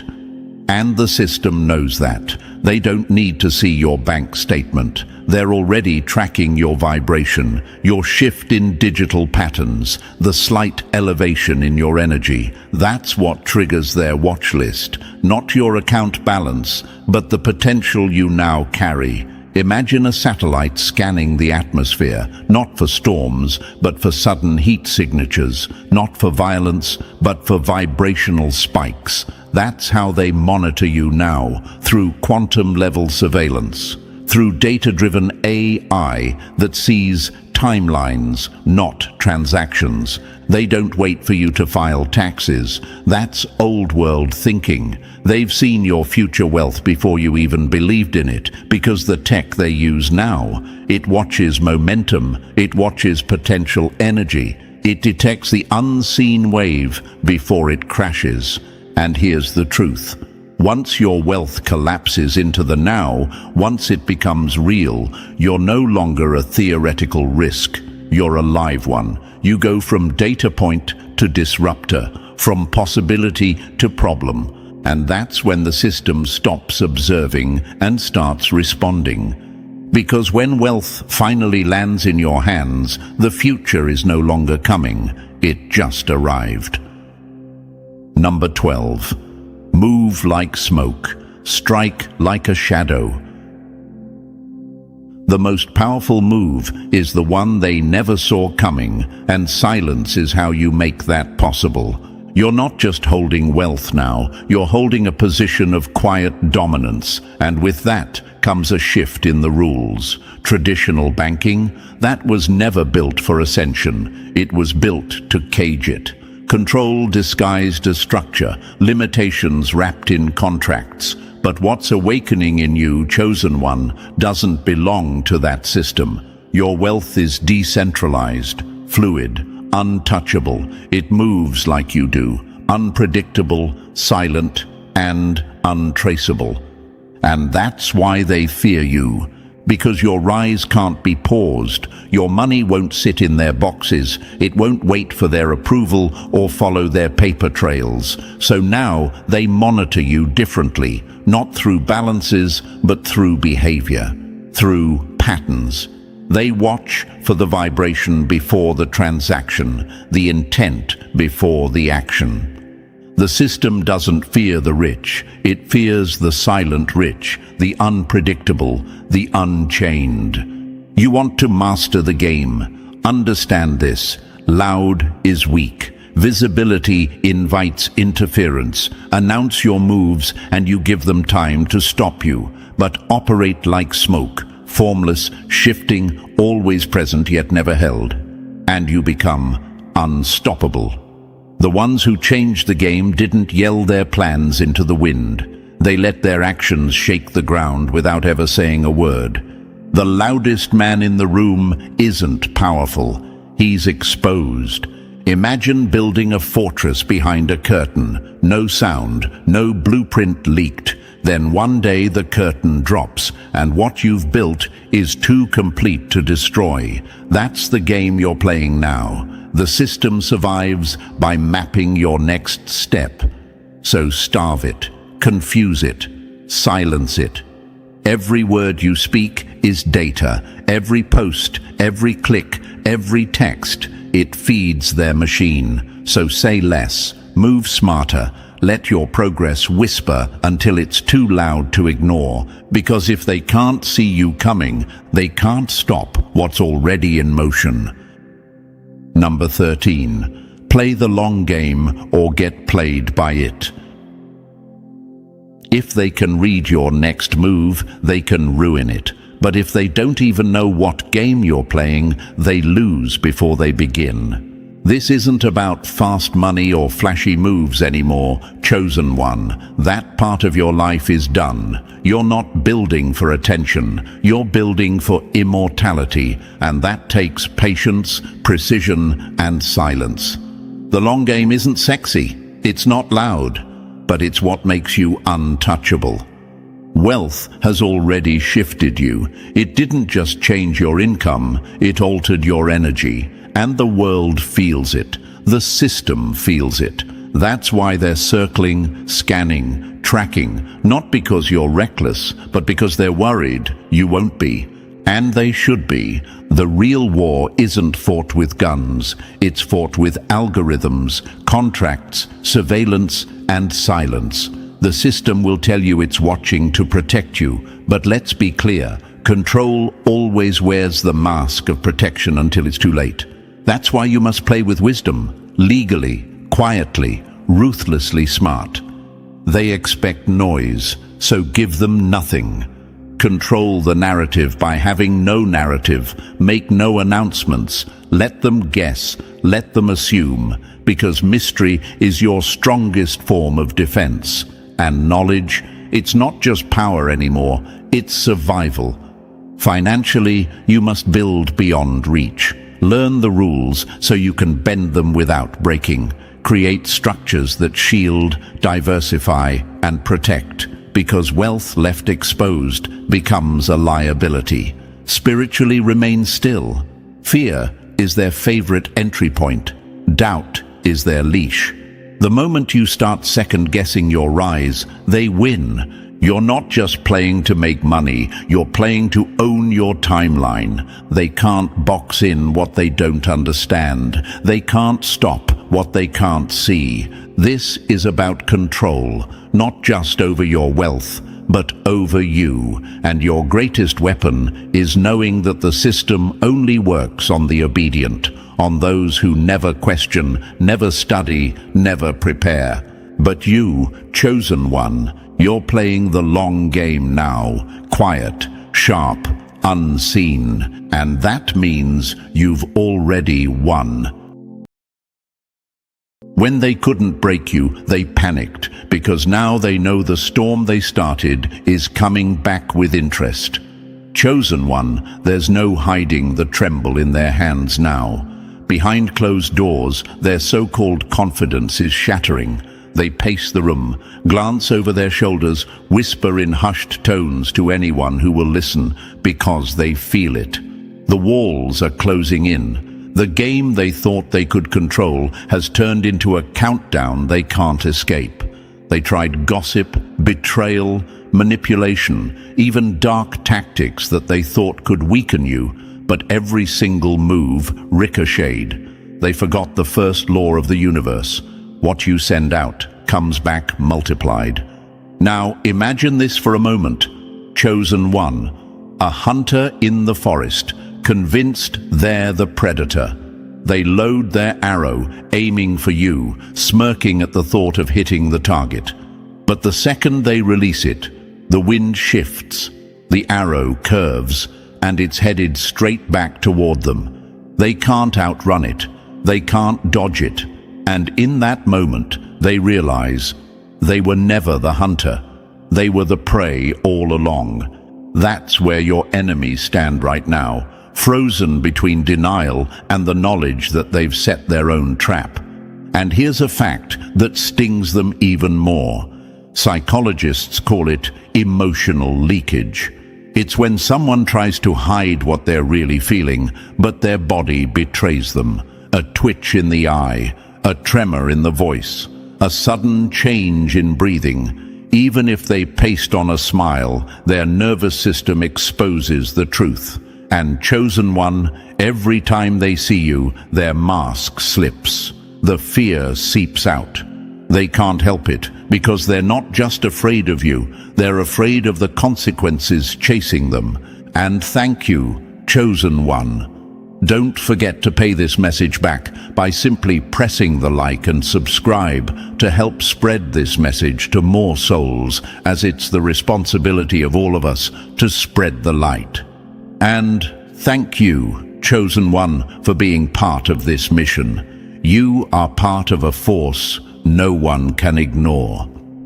Now, let's get back to what's really happening. This isn't paranoia. They're reacting to the reality that their actions have triggered something they can't bargain with, can't manipulate, and can't silence. You didn't just survive their attacks, you rose from them, and that rise wasn't quiet, no matter how gracefully you carried it. It was loud in ways they can't explain. Your energy shifted, your presence grew heavier, and your wins became undeniable. To them, it's like watching someone they buried dig themselves out of the ground, dust off, and build a palace on the very plot they planned your grave on. That's why they can't hide it anymore. They once bragged about how they had you figured out, told people you were predictable, easy to play with. They crafted stories, rehearsed lies, sharpened their daggers in private. But the problem with lies is they have an expiration date. The truth is always patient, always watching, and when it arrives, it doesn't knock. It kicks the door down. And now that truth is standing in the middle of their world, pointing at every fake narrative they built. And chosen one, here's the part they never saw coming. You didn't have to expose them. You didn't have to gather proof or plead your case. You simply kept moving, kept elevating, kept aligning yourself with what was meant for you.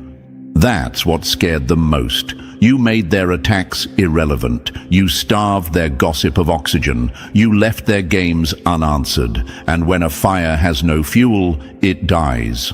But when that fire was meant for someone protected, it doesn't just die. It turns around and burns the one who lit it.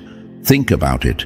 If a person spends months digging a hole for someone else, they've got dirt all over their hands. Even if they try to walk away, the evidence clings to them. That's what's happening now. The people who once believed their lies are starting to notice the dirt. They're asking questions, they're connecting dots, and the enemy's calm facade is cracking under the weight of their own guilt. This isn't just about karma. It's about exposure. Exposure is more terrifying than punishment because it strips away the image they've worked so hard to maintain. Once people see their real nature, there's no going back. Relationships collapse. opportunities vanish, alliances dissolve, and the chosen one they tried to ruin becomes the living proof that their entire act was a fraud. You see, they underestimated the power of resilience. They thought breaking you would validate their actions, make their lies believable. But resilience isn't loud, it's steady, and it leaves a trail of undeniable evidence. Every time you smiled when they expected you to cry, every time you succeeded when they prayed for your failure, every time you kept your peace when they tried to provoke you, it was another nail in the coffin of their credibility. And now, chosen one, they are in the most dangerous place a hater can be: invisible panic. They're trying to hide it, but it's leaking into their every interaction. Their words are shorter. Their tone is forced. Their smiles are strained. They're snapping at people they once controlled. Why? Because the storm they started is now directly above their heads, and they know when it breaks, it won't be a drizzle, it will be a flood. That's why they're freaking out. That's why they can't hide it anymore. They're not afraid of you. They're afraid of the truth you embody. You are living, breathing evidence that their entire mission failed. And in failing, they've sealed their own fate. And listen closely, chosen one. What you just heard, that was only the spark. The firestorm is just beginning. So if you feel that quiet surge in your chest right now, that's not adrenaline, that's alignment. The universe brought you here because you're meant to hear every single truth that's coming next. Drop the number 777 in the comments if you know they're panicking behind closed doors and it's their own actions coming back for them. And if you feel called, bless the mission with a super thanks. Your energy fuels this truth and helps it reach those still fighting battles in silence. Now take a breath, chosen one, because what's coming next? It'll make sure they never try you again. And now, let's dive into it step by step. Believe me, if you're really one of the chosen, you'll feel the pull to stay locked in until the very end. Let's get started. Number 1, they tried to curse you. Now they're the ones living in a nightmare. They built a storm for you, and now it rains in their own bed every night. Chosen one, nothing rattles an enemy more than realizing they've become the prisoner of their own trap. They thought they could play with forces they didn't understand. They thought they could twist energy like a knife in your back, send whispers into the wind that would circle your name in darkness. But the truth about being chosen is this: when you're aligned with the universe, everything sent to destroy you becomes your shield. It flips, it doubles back, and it goes home to the sender, carrying interest like a debt collector with no mercy. They didn't just try to ruin your day, chosen one. They tried to ruin your destiny. They poured their time, their energy, even their resources into making sure you wouldn't rise. And in their arrogance, they forgot the oldest truth in the book. You can't aim destruction at someone whose roots are deeper than your reach. Now they lie awake, heart racing, staring into the dark, feeling the very presence they summoned to destroy you, breathing in the corners of their room. Now imagine this for a moment: a thief who robs a house at night, stuffing their bag with everything they can grab. They're so obsessed with taking what isn't theirs that they don't notice the house has a guard dog, silent, patient, waiting. The second the thief tries to leave, that dog follows them home. And now, no matter where they go, it's there, watching, circling, waiting for its moment. That's the energy they're dealing with now. What they unleashed wasn't yours to carry. It was theirs all along, and now it's latched to them like a shadow they can't outrun. And some of you might be wondering, Why didn't it touch you? Why didn't their curses, their dark intentions, their energy work stick? Because being chosen means you move in a frequency they can't access. The law of vibration is real. High frequencies can't be contaminated by low ones without consent. They needed you to lower yourself to match their energy, but you didn't. That's why their attack never landed. It's like throwing mud at a star. It doesn't stick. It just burns away before it even reaches you. They laughed once. They celebrated behind closed doors, convinced their work was working. They looked for cracks in your life, misread your moments of rest as defeat, thought your silence was surrender. But silence is where the chosen are most dangerous. It's where you align, recover, and rise in ways they'll never comprehend. That's why when the energy bounced back, it didn't just tap them on the shoulder. It crashed through their front door. History has shown this pattern over and over again. Think about the times great figures were underestimated, plotted against, or publicly shamed, only for the plotters to crumble under the weight of their own schemes. Julius Caesar's assassins didn't get the Rome they wanted. Instead, they sparked chaos that swallowed them whole. Every empire built on betrayal has eventually been eaten alive by it. Why?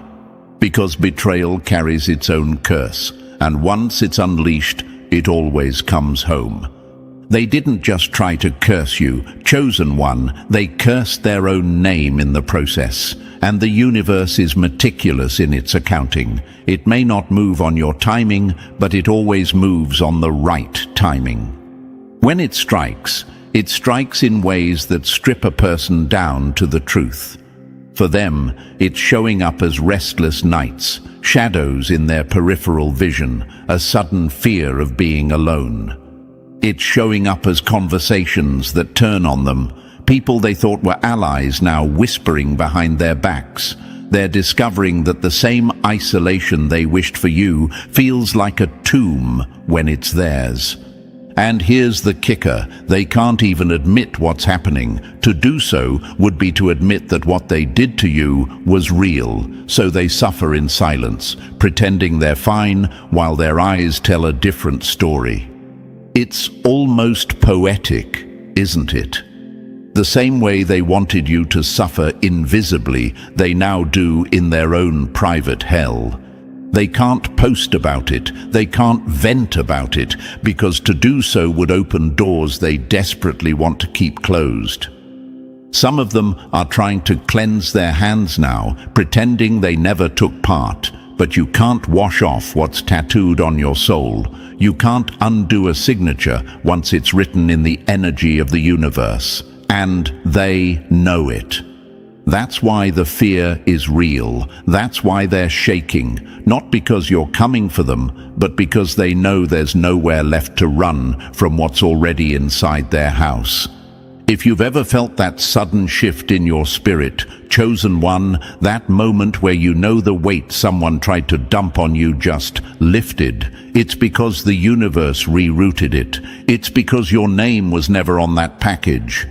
It had their address the whole time. That's why you're still here.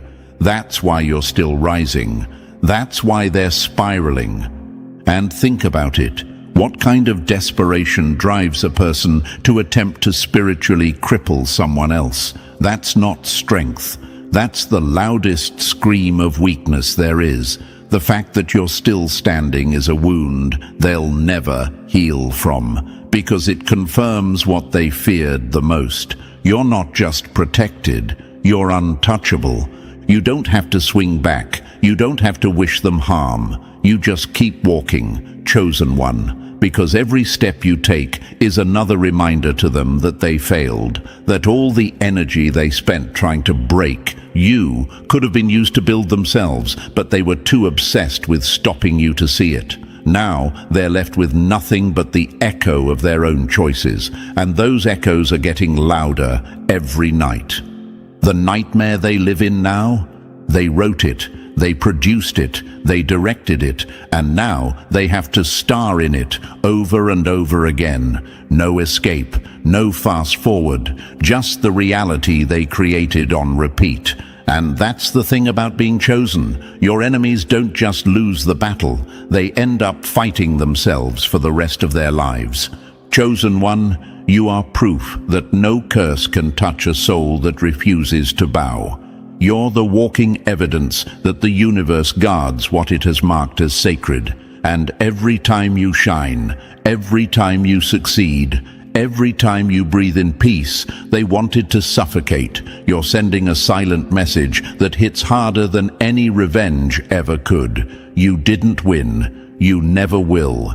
Now they're the ones in the dark, hearing footsteps that aren't there, feeling eyes on them when they're alone, replaying every step they took against you in their mind.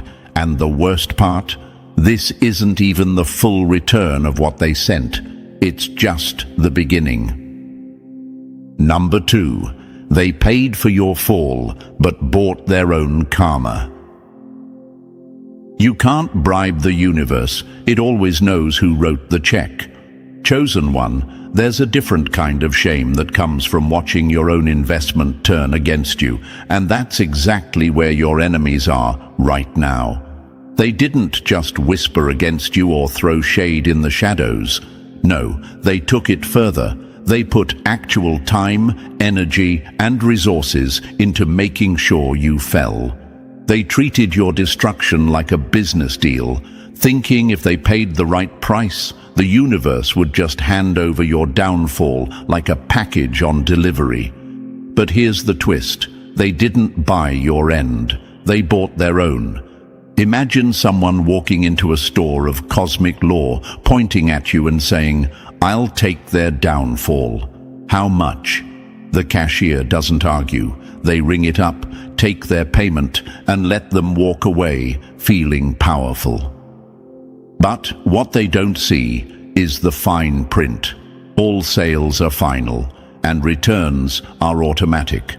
Every cent, every ounce of effort they poured into breaking you was a down payment on their own collapse. The moment they made that purchase, they signed a contract they couldn't read, and now the universe is collecting with interest.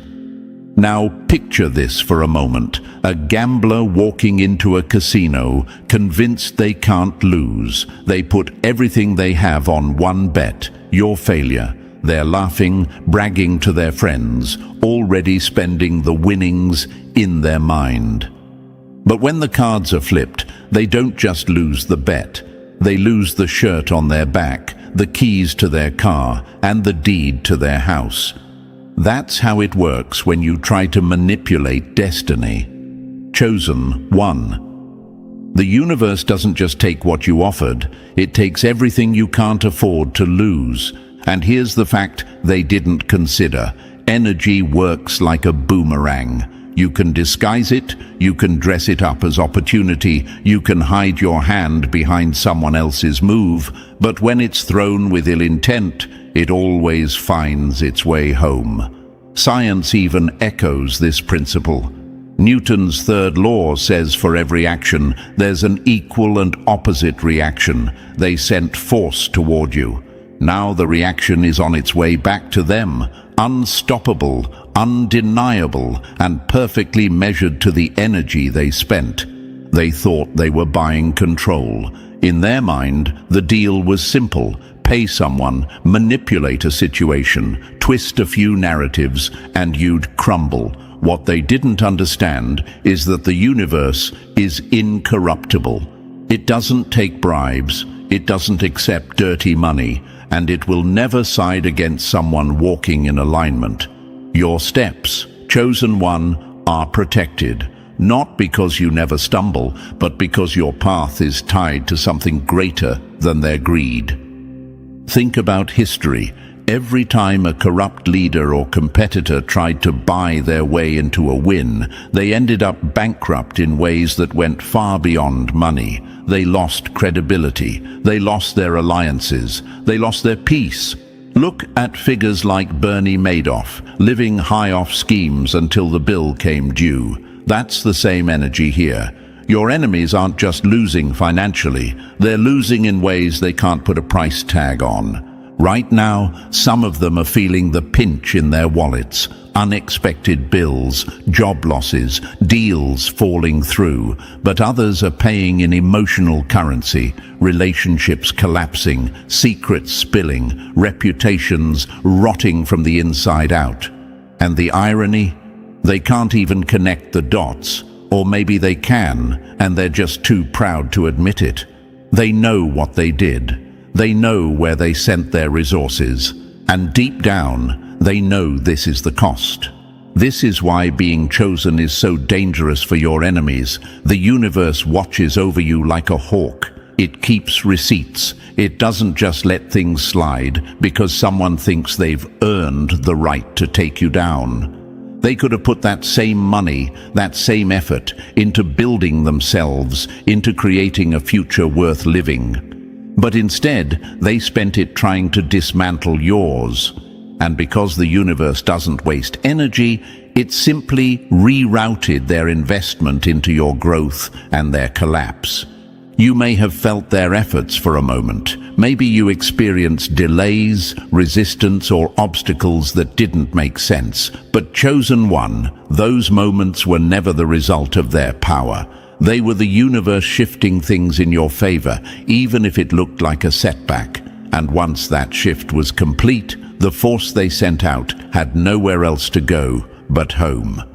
There's a poetic justice in watching someone fund their own downfall. Every time they threw more into the pot, more gossip, more manipulation, more spiritual interference, they were just digging their own hole deeper.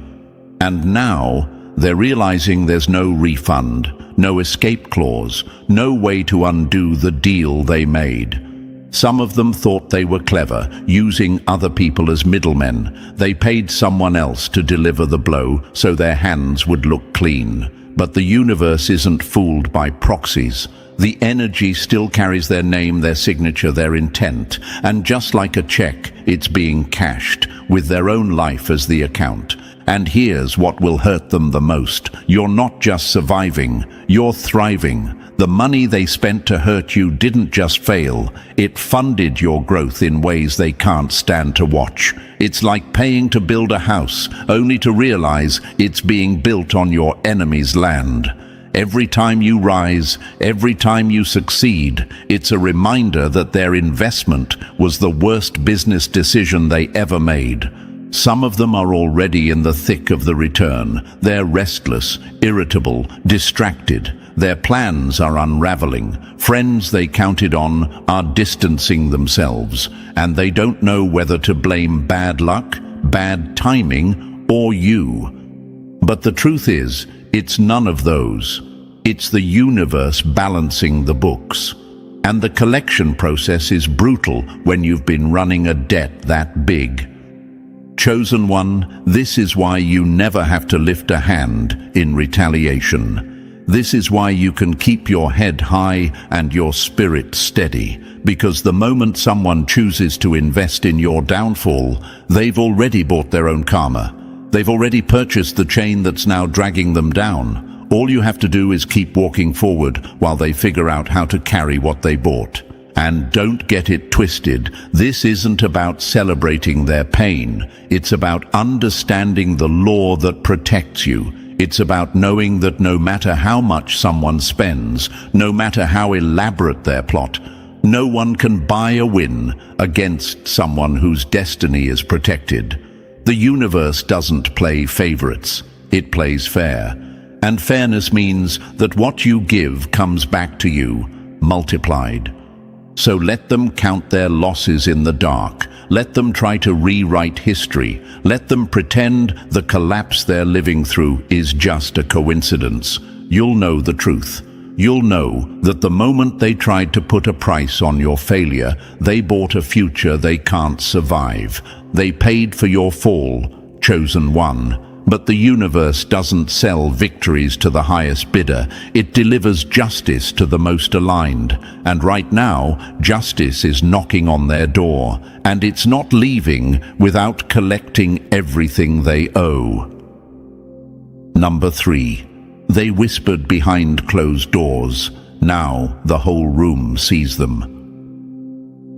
Lies are loud. Truth is louder when it walks in. Chosen one, your enemies thought they could keep their little operation in the shadows forever. They thought closed doors, whispered tones, and carefully chosen allies would protect them from exposure. But the thing about the truth is, it doesn't knock. It kicks the door open and walks in like it owns the place. And now, all the people they once fooled are looking at them differently. The masks are slipping, the stories aren't adding up, and the very audience they performed for is starting to connect the dots. For months, maybe even years, they treated your name like currency in their circle. They traded stories about you like cheap goods at a market, selling lies for attention, spinning tales that painted you as the villain. And here's the irony. Some of those listening didn't even know you personally. They had no frame of reference, no reason to doubt the storyteller, until now. Because the truth has this uncanny way of revealing itself when you least expect it, and it always arrives right on time. Now imagine a theater production where every actor is playing their role perfectly until the lights suddenly go out and come back on. In that brief blackout, the audience catches a glimpse of the actors out of character, dropping their props, breaking their fake accents. That's what's happening to your enemies right now. The people they used to impress are seeing the unfiltered version, the jealousy in their eyes, the cracks in their confidence, the emptiness behind their performance. And chosen one, here's what makes this even sweeter. You didn't have to defend yourself. You didn't have to go around explaining, proving, or convincing. You simply stayed aligned, kept moving forward, and let the universe handle the cross-examination. The more you rise, the more your life speaks for itself. And that's when the people who once believed the lies start to ask, if everything they said about you was true, then why are you thriving? Why do you carry yourself with peace? Why is your presence magnetic instead of bitter? The universe is not only clearing your name, it's turning the spotlight on the ones who tried to destroy it. And under that light, they can't hide the truth anymore. Allies become distant. Co-conspirators start whispering to each other instead of with each other, and the same mouths that once spread lies are now scrambling for excuses. Chosen one, you don't need to clap back. You don't need to fight. Just keep walking in your truth, because right now, they're not just losing control of the narrative, they're losing the crowd. And the universe is making sure every eye sees exactly who they really are. Number 4. They thought you were the fool. Now they look like clowns. When the smoke clears, the only fool left standing is the one who lit the fire. Chosen one, they were so sure of themselves when they came for you. They sat back, smug and satisfied, convinced that your missteps, your struggles, and your moments of pain were proof that you didn't know what you were doing. They laughed in private, threw shade in public, and strutted around like they were 10 steps ahead. In their eyes, you were the fool. But now the smoke has lifted, the battlefield is clear, and everyone can see exactly who was playing the clown all along. They mocked your path because they couldn't understand it. They wanted you to follow their blueprint, to take the roads they took, to live according to their limitations. And when you didn't, they mistook your originality for ignorance. But here's the thing, they didn't know your steps weren't random, they were aligned. The universe was guiding you through terrain they couldn't survive, building resilience they couldn't buy, and setting you up for a victory that would be impossible to fake. Now imagine a poker game where everyone thinks you're playing badly. They smirk, they exchange glances, they bet against you at every turn, until you lay your cards on the table and it's game over. That's where you are right now. Your hand was always strong, you just didn't need to show it until the right moment. And when you finally did, it made every insult, every laugh, every so-called lesson they tried to teach you look ridiculous. And here's the part that's eating them alive. Your glow isn't just visible, it's undeniable. You didn't crawl your way back, you ascended. You didn't just get by, you flourished. And every win you stack now throws their earlier mockery into sharper contrast. People remember what they said about you, and now they're questioning the credibility of someone whose own life is falling apart. The truth is, they were projecting their own foolishness onto you. They called you lost because they couldn't find themselves. They called you naive because they couldn't see beyond their own limits. But now, chosen one, the masks are off. The stage is lit, and they're standing in front of everyone, painted head to toe in their own clown colors. And you're walking away crowned, calm, and completely unbothered.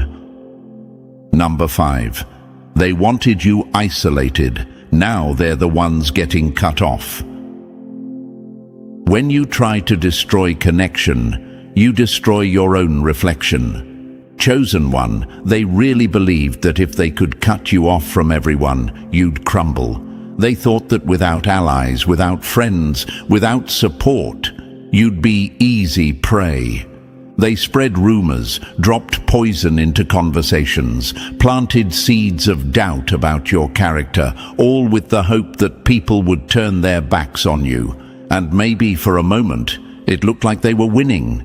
Maybe you did find yourself standing alone.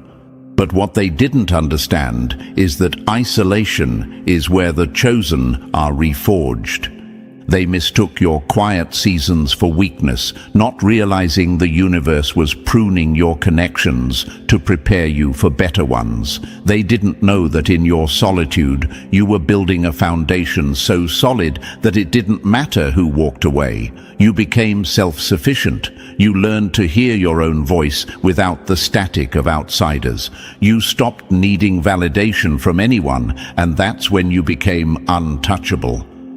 Now, the roles have reversed. The same people who once entertained their lies are drifting away from them, not because of anything you said, but because their own energy has turned sour. Friend groups are dissolving around them. The allies they thought were loyal are suddenly unavailable, too busy, or simply uninterested in keeping them close. And here's the twist. Those losses hurt them more than they ever thought yours would hurt you, because they've built their identity on being connected, liked, and included. Imagine someone who spent months cutting wires in your network, thinking they were dismantling your power source, but in the process, they've been slicing through their own. Now they stand in a dark room, alone, with no way to plug back in. That's exactly where they are, cut off from the very connections they once used to validate themselves. The universe has a way of balancing the scales. Chosen one, it saw their attempts to isolate you and simply flipped the script. Now, they're the ones ghosted. They're the ones overlooked. They're the ones scrolling through their phone at night, realizing there's no one left to call. And as for you, you're not chasing anyone. You're building, glowing, and connecting with people who see you for who you truly are. Proof that no amount of sabotage can touch a destiny that's protected. Number 6. They thought spell work could stop you. Now the universe is showing them real power. You don't have to fight black magic when you walk with universal protection. Chosen one, they really thought they were stepping into territory they could control. Whether they lit candles, spoke incantations, sent dark intentions, or simply wished harm on your name, they were convinced that if they played with energy, they could bend your path. But here's what they didn't factor in. You are not just walking through life. You are carried by something far greater. The universe does not negotiate when it comes to protecting its own. It doesn't matter if you believe in spell work, curses, or energy manipulation. The principle remains the same. Whatever is sent out must return to its sender. That's not superstition. That's energetic law. They unleashed something they weren't equipped to handle, and because your frequency was too high, too aligned, their arrows never even made it past the outer walls of your protection. Instead, they've been spinning in the air, gathering speed, and now they're on their way back, heavier, sharper, and impossible to dodge. Imagine someone standing at the base of a mountain, throwing stones at its peak. They hurl them with all their strength, proud of their effort, certain they're making an impact. But the mountain is unmoved, unshaken, and when the stones finally roll back down, they don't come gently. They come faster, harder, unstoppable. That's what's happening to them now.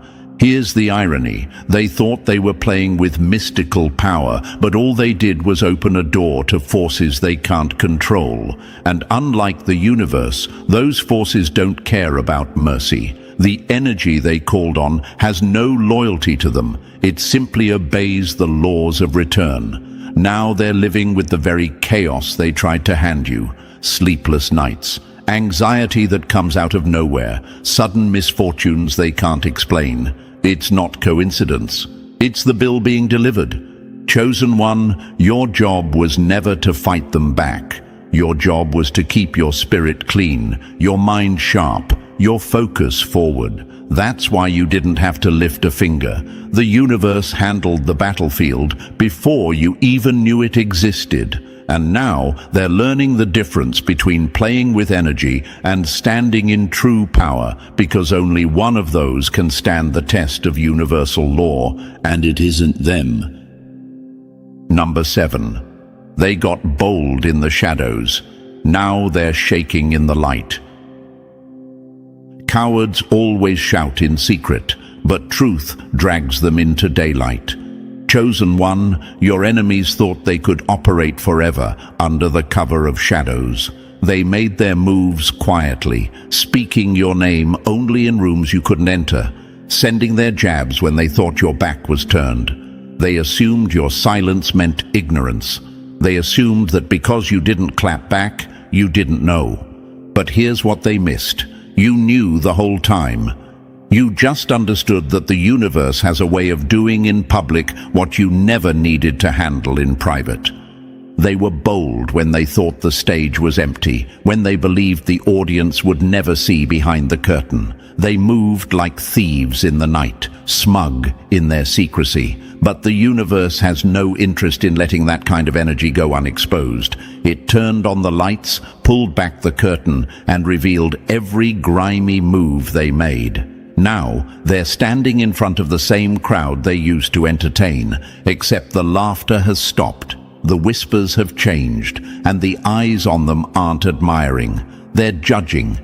Picture a burglar frozen in the middle of the act when the floodlights snap on. That's what's happening to them. The same hands that felt so steady in the dark are now trembling in plain sight.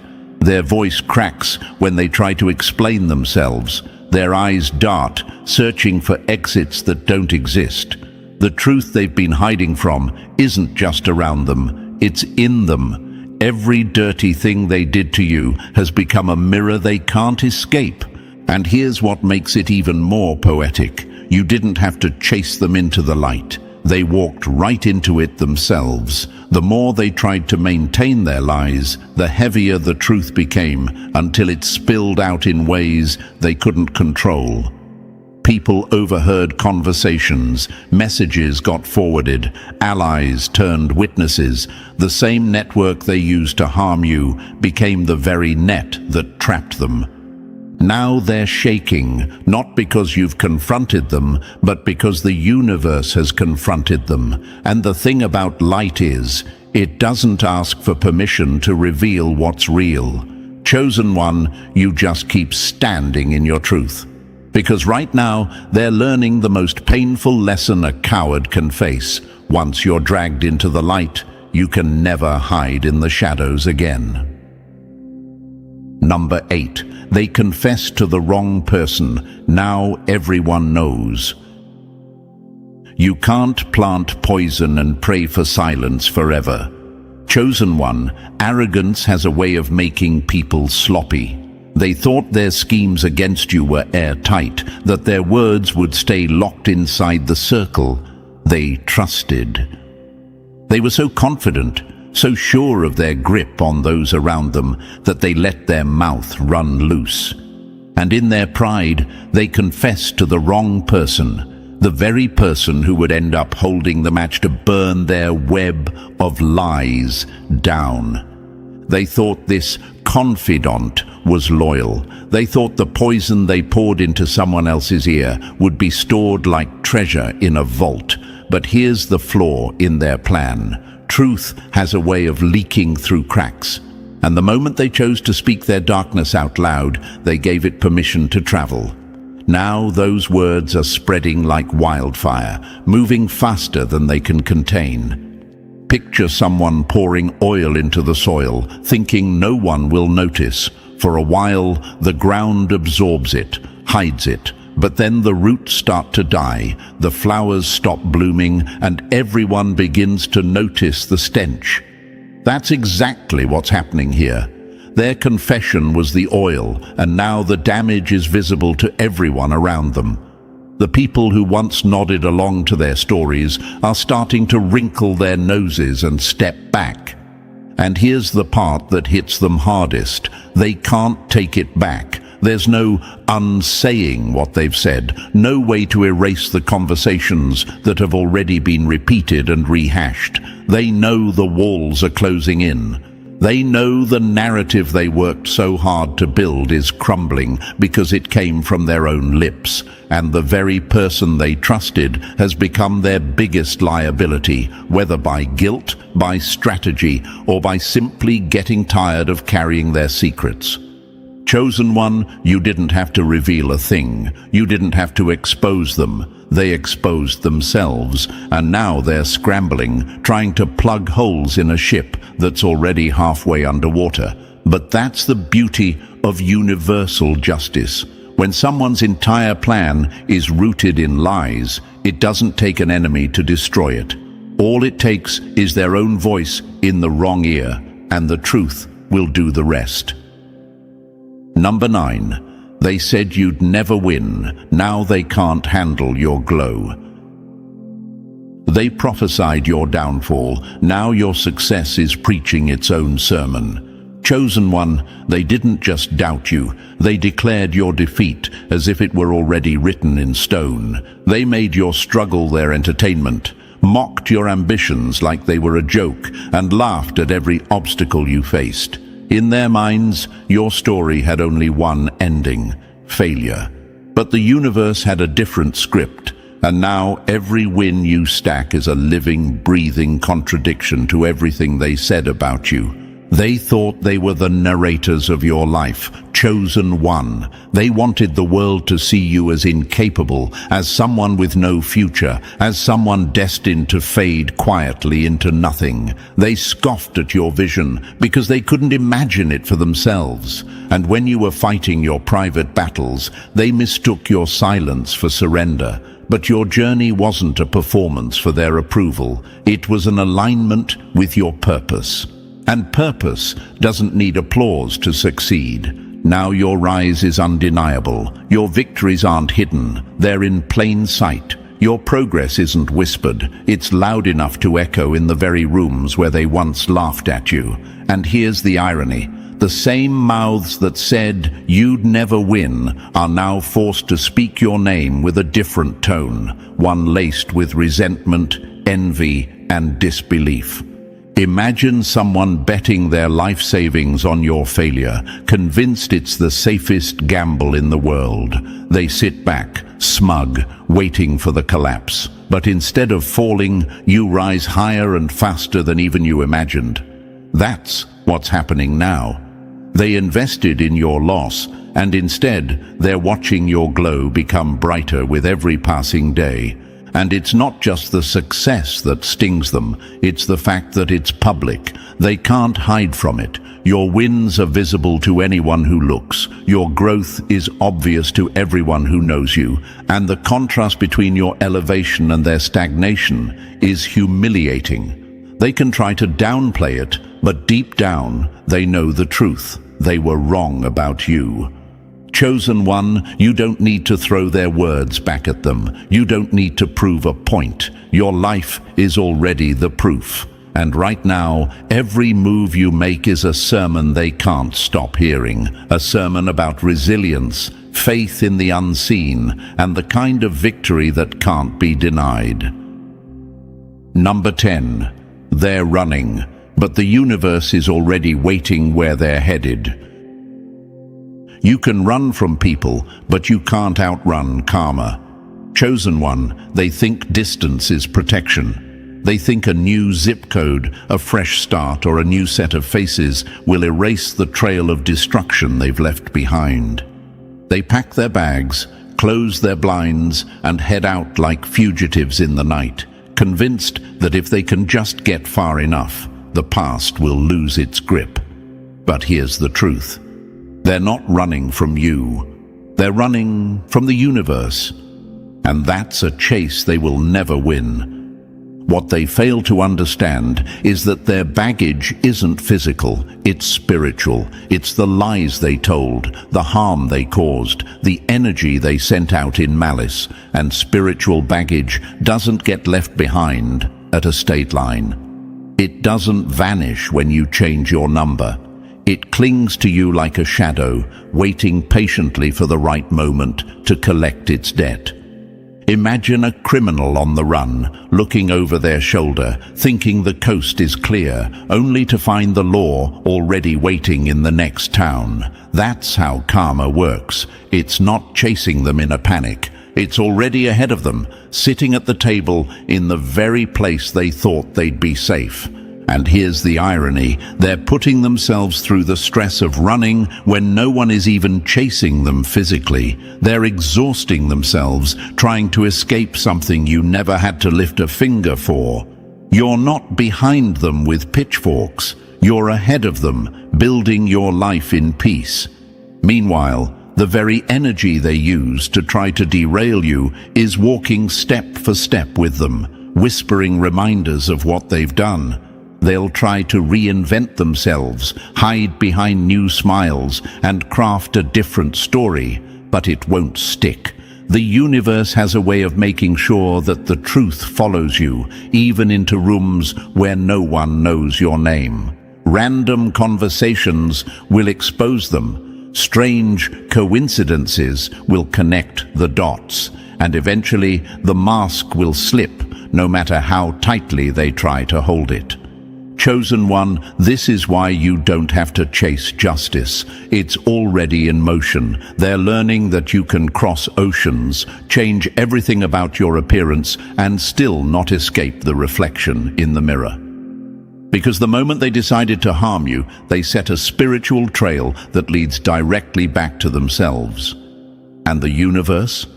It's already waiting at the finish line. Number 11. They can't touch you, but everything they sent is tearing them apart. They didn't destroy you, they signed their own ending. Chosen one, they really believed they were pulling off the perfect hit. They thought their lies, their schemes, their energy, their betrayal would slice through you and leave you broken. They expected to see you limping, doubting yourself, begging for mercy. But instead, you kept walking untouched. And that's when the fear started to sink in. Because when a weapon doesn't land where it's aimed, it doesn't just disappear. It turns, it circles, it comes back harder, faster, and hungrier than before. They didn't realize the universe has a flawless return policy. Every ounce of harm they packaged with your name on it had their return address stamped on it in invisible ink. And now that package has been delivered to their doorstep, to their mind, to their spirit. They're the ones losing sleep. They're the ones questioning every shadow, every sound, every sudden shift in their life. The same chaos they tried to hand you is living with them now, tearing at their peace day after day. Imagine a hunter who sets a trap in the woods, convinced they've placed it perfectly to catch their prey. But when they come back to check it, they find it snapped shut around their own leg. That's what's happening here. They thought they were being clever, but they forgot that universal law doesn't take sides. It only delivers balance. And balance means they now have to live with the very pain they once celebrated for you. And here's the part that burns the most. You didn't have to block every shot. You didn't have to see every move coming. Your protection isn't reactive, it's proactive. The universe doesn't wait for you to get hit before it shields you. It stops the blow before it ever reaches your skin. That's why you're still glowing, still building, still laughing. You're not carrying scars from their attacks. You're carrying trophies from their failure. Meanwhile, they're unraveling, not because you fought back, but because they can't fight the invisible hands pulling at the strings of their life. Their plans keep falling apart. Relationships collapse without warning. The peace they once took for granted has been replaced with a constant hum of anxiety. They're not living, they're just waiting for the next hit, knowing deep down that it's still coming. Chosen one, this is the final truth they can't swallow. They didn't just fail to destroy you. In trying, they activated the very force that will dismantle them piece by piece. You remain untouchable, and every attempt to harm you only strengthens your shield. For them, it's game over, and the ending they wrote for you is the one they'll have to live out themselves. And chosen one, as you can see, every move they made against you only built the case for your victory. The universe has flipped the script so completely that their own actions have become their downfall, while you rise untouched. Your glow, your peace, your progress, it's all proof that nothing sent against you can prosper. If this message resonates with your spirit, press like, subscribe, drop the number 77 in the comments, and share this with another soul who needs to hear it. Together, we spread the light, chosen one, because your story is far from over, and your victory is already written. When the eagle soars, it never asks permission from the sky. It simply owns it. Chosen one, this is your reminder. You are not here to explain, apologize, or shrink for anyone. You've reached the point where every word you speak and every move you make is solid, firm, and unapologetic. You're not asking for approval anymore. You're claiming your space in this world like a mountain that never bows to the wind. Now imagine this for a moment. Chosen one, you've been walking through life holding back, dimming your shine so others feel comfortable. But now you've stepped into your full power. Your voice has weight, your presence has gravity, and your decisions shake the ground beneath the feet of those who once underestimated you. The universe backs the one who dares to stand tall, no matter who feels threatened. And here's a fact most people can't handle. Humans naturally fear what they can't control. They're not afraid of your failure. They're terrified of your courage to follow through. Studies show that people who stand firm in their choices are seen as leaders, even if others disagree with them. Why? Because confidence is magnetic. Your conviction forces others to confront their own lack of it. And when you finally stopped explaining yourself, when you drew your line in the sand and refused to step back, that's the exact moment you became unstoppable. And thank you, chosen one. Don't forget to pay this message back by simply pressing like and subscribing. Help spread this message to more souls because it's our shared responsibility to spread the light. Thank you for being part of this mission. You're not just listening. You are part of a force, a shift, a movement that cannot be ignored. So, chosen one, let's dive deep. This is not the season for you to play small or water down your truth. This is the season where you roar like the lion who knows it doesn't owe the jungle an explanation. The world tolerated you when you were quiet, hesitant, and doubtful. But now they're shaken, because you're not just speaking, you're standing on every word you say, with no apology and no retreat. Here's what they didn't expect. You're not just bold, you're intentional. You're not just talking, you're moving with purpose. The moment you stopped trying to make everyone comfortable with your growth, the moment you stopped bending for approval, you became a force that can't be touched. Think about it. Before, your silence was your shield. You kept the peace by keeping yourself small. But now, your very presence is power. People can feel it before you even open your mouth. You've shifted from playing defense to becoming the standard. You no longer chase, you attract. You no longer beg for respect.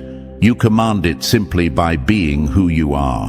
And here's the truth they don't want to admit. They could handle you when you second-guessed yourself. They loved you when you doubted your worth, when you dimmed your light to keep the peace. But now that you're unapologetic, now that you walk like the universe itself co-signed your every step, they're uncomfortable, exposed, and even fearful, because deep down, they know what you've realized. Power is not about controlling others. It's about controlling yourself, your actions, and your energy. That's why they can't stand this version of you. You're no longer predictable. You're no longer their pawn. You've chosen to be the player, the decision maker, the one who moves with clarity and conviction. So buckle up, chosen one, because we're about to get real. This message will break down why the world is panicking over the fact that you are no longer playing their game, why your courage feels dangerous to them, and why they will never be ready for the version of you that means every single thing they say. And to the ones who thought you'd crumble at the first sign of adversity, here's the reality. You didn't fold, you fortified. You didn't give in, you grew stronger. You've become a walking example that once you stand firm in who you are, nothing and no one can move you. Chosen one, this is your season to walk like the eagle in the open sky, fearless and free. You are no longer waiting for the world to approve you. You are the approval. You are the standard. And from this point forward, you stand tall, unwavering, unapologetic, because that's exactly who you were meant to be.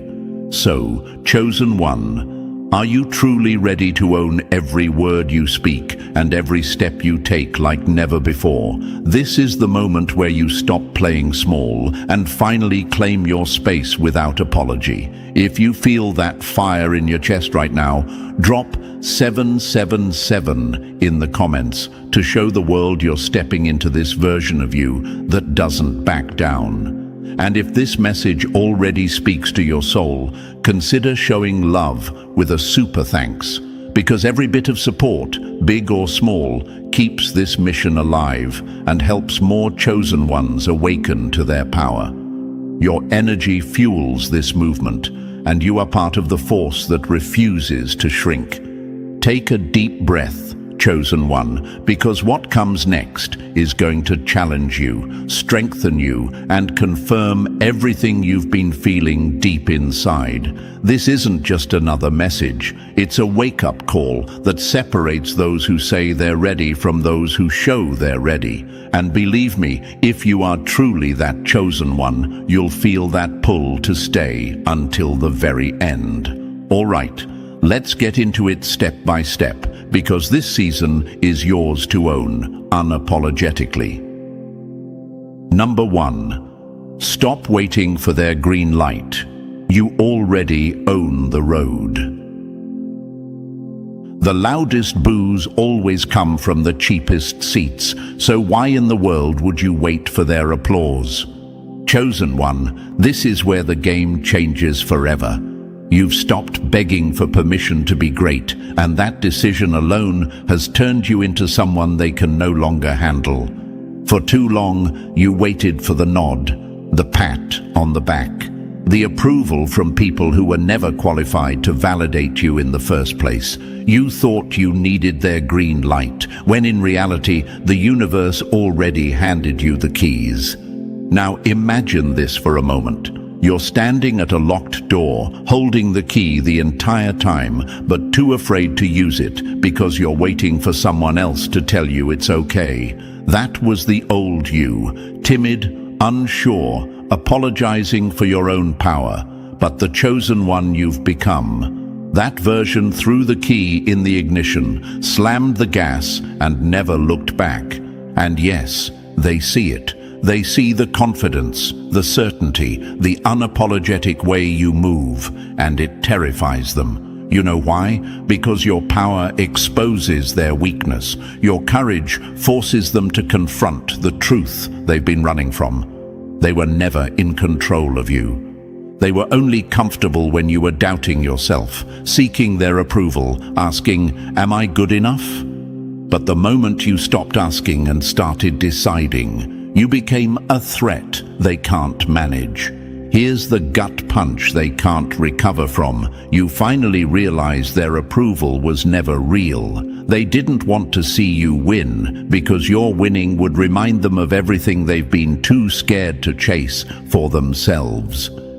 Your glow highlights their shadows, and now that you shine without apology, they can't stand the reflection staring back at them. You've probably asked yourself, why do they act so different now that I've changed? Simple, because you've stopped playing by their rules. You've stopped dimming your light just to make them feel comfortable in their darkness.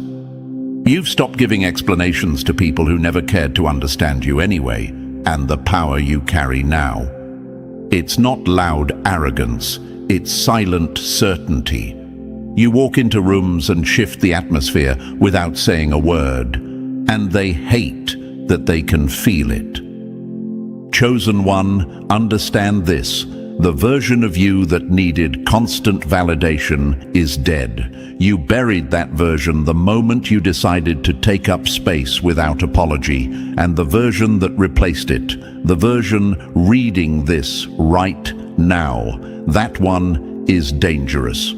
Not because you hurt people, but because you finally know who you are. You've stopped negotiating your worth, stopped shrinking for their comfort, and stopped making excuses for why you can't stand fully in your truth. Your power didn't come from their praise. It didn't come from followers, titles, or popularity. It came from the nights you cried alone. It came from the betrayal that cut so deep you thought you'd never recover. It came from the heavy seasons where you had nothing but your own will to keep going. You were forged in fire, chosen one, and that's why when you speak, people feel it in their bones. This is why they're scrambling, whispering, and watching you from the sidelines. You've become unpredictable. You're no longer that quiet, hesitant soul they could manipulate. You're strategic now, intentional, surgical with your boundaries. They can't bait you, guilt you, or talk you out of your purpose anymore. You don't speak to be liked, you speak to shift things. Your presence alone disrupts everything fake and shallow. People feel uneasy around you, not because you're arrogant, but because you're authentic. You're not bending anymore. You're not watering yourself down, and you're sure as hell not explaining why you are the way you are. You've straightened your spine and declared with every step you take, "This is who I am. Take it or step aside." And the best part, you mean it this time. No more negotiating your destiny. No more playing nice just to be accepted. If they can't handle your truth, they can leave the table. You didn't come to be tolerated. You came to dominate every room, every space, every opportunity meant for you. And that's why they're scared, because once a chosen one stands fully in their truth, they become unstoppable. You've stopped seeking permission, and that's the day you became free. So let them whisper, let them doubt, let them throw shade from the cheap seats, because while they're busy talking, you're busy winning. You're not playing anymore, and that's exactly why the world can feel the shift. Number 2, the power of being real, when your private self matches your public strength. Lions don't need costumes to look like kings. Power speaks loudest when it's authentic. Chosen one, this is where everything changes for good. When the person you are behind closed doors is the exact same person the world sees. You've finally killed off the double life, the act, the pressure to look perfect in public while silently doubting yourself in private. That old version of you is gone. What you say is who you are.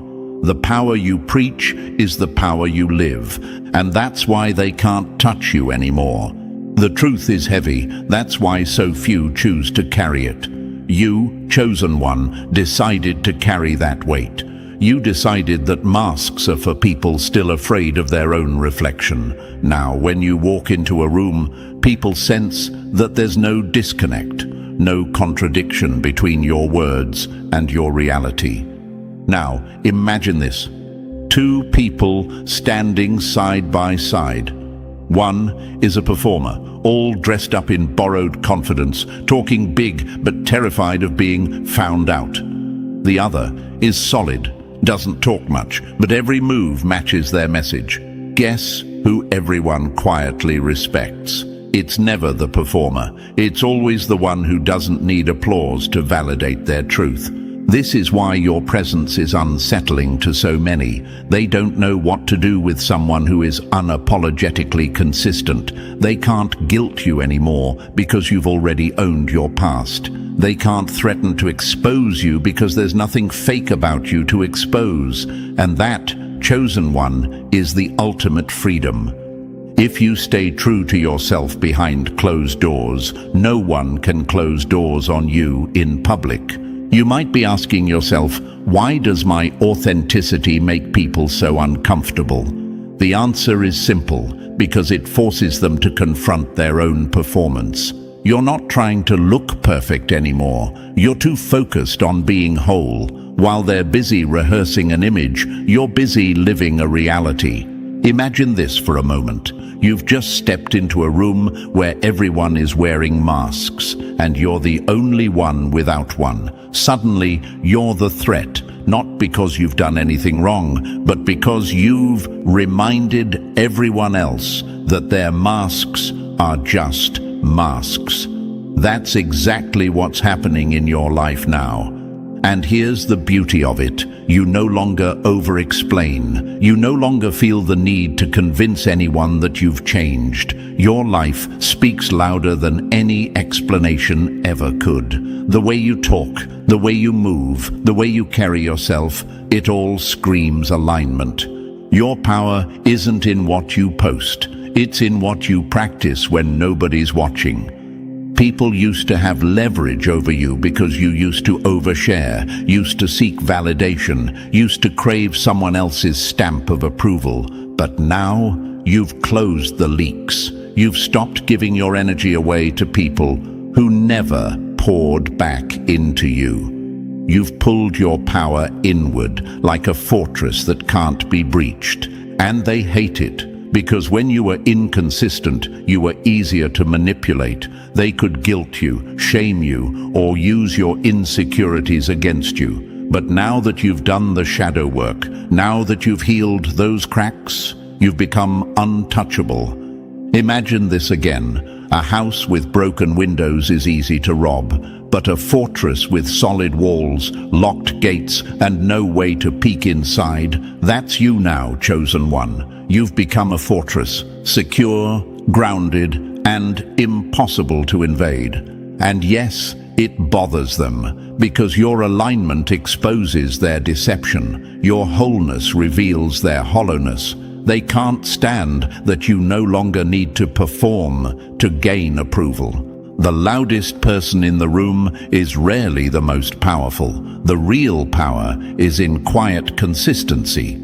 Chosen one, you've reached the point where you don't need to prove anything. Your private integrity matches your public presence, and that is the kind of energy no one can fake. People can't catch you slipping because there's no double life to reveal. You're not afraid of the spotlight because you've already faced your own shadows. That's why you move differently now. You're not chasing likes, applause, or fake respect. You're simply living your truth. And when you live like that, something shifts. People may not like you, but they'll respect you. Even your enemies can't deny what's real. The consistency you carry now, it's rare. It's powerful. It's the type of presence that doesn't need to be loud because it already has weight. You no longer perform, you embody. And when someone embodies their power, it can't be borrowed, faked, or taken away. So let them whisper, let them roll their eyes, let them doubt you. Because deep down, they know they're witnessing something they can't replicate. You're living proof that freedom doesn't come from pretending. It comes from aligning who you are in private with who you are in public. Chosen one, this is why you've become untouchable. This is why they can't throw your past in your face anymore. This is why no rumor, no gossip, no attempt to expose you will ever work. You've done the work. You've faced your shadows. You've killed the double life. And now, you've become the same person behind the scenes as you are in the spotlight. That, right there, is why your presence holds power that can't be bought, copied, or stolen. Keep walking in that alignment, because while they're busy performing, you're busy transforming. And that, chosen one, is why you'll always win. Number 3. Your boundaries are fortresses. Enter with respect or not at all. People get mad when the free ride ends, but that's their problem, not yours. Chosen one, you're not asking anymore. You've stopped pleading for people to respect your limits. You've built your boundaries like castles now, with walls so strong that no manipulator, energy leech, or fake friend can climb over. The drawbridge only lowers for those who bring peace, not problems. Imagine this for a second. You own a mansion you worked blood, sweat, and tears to build.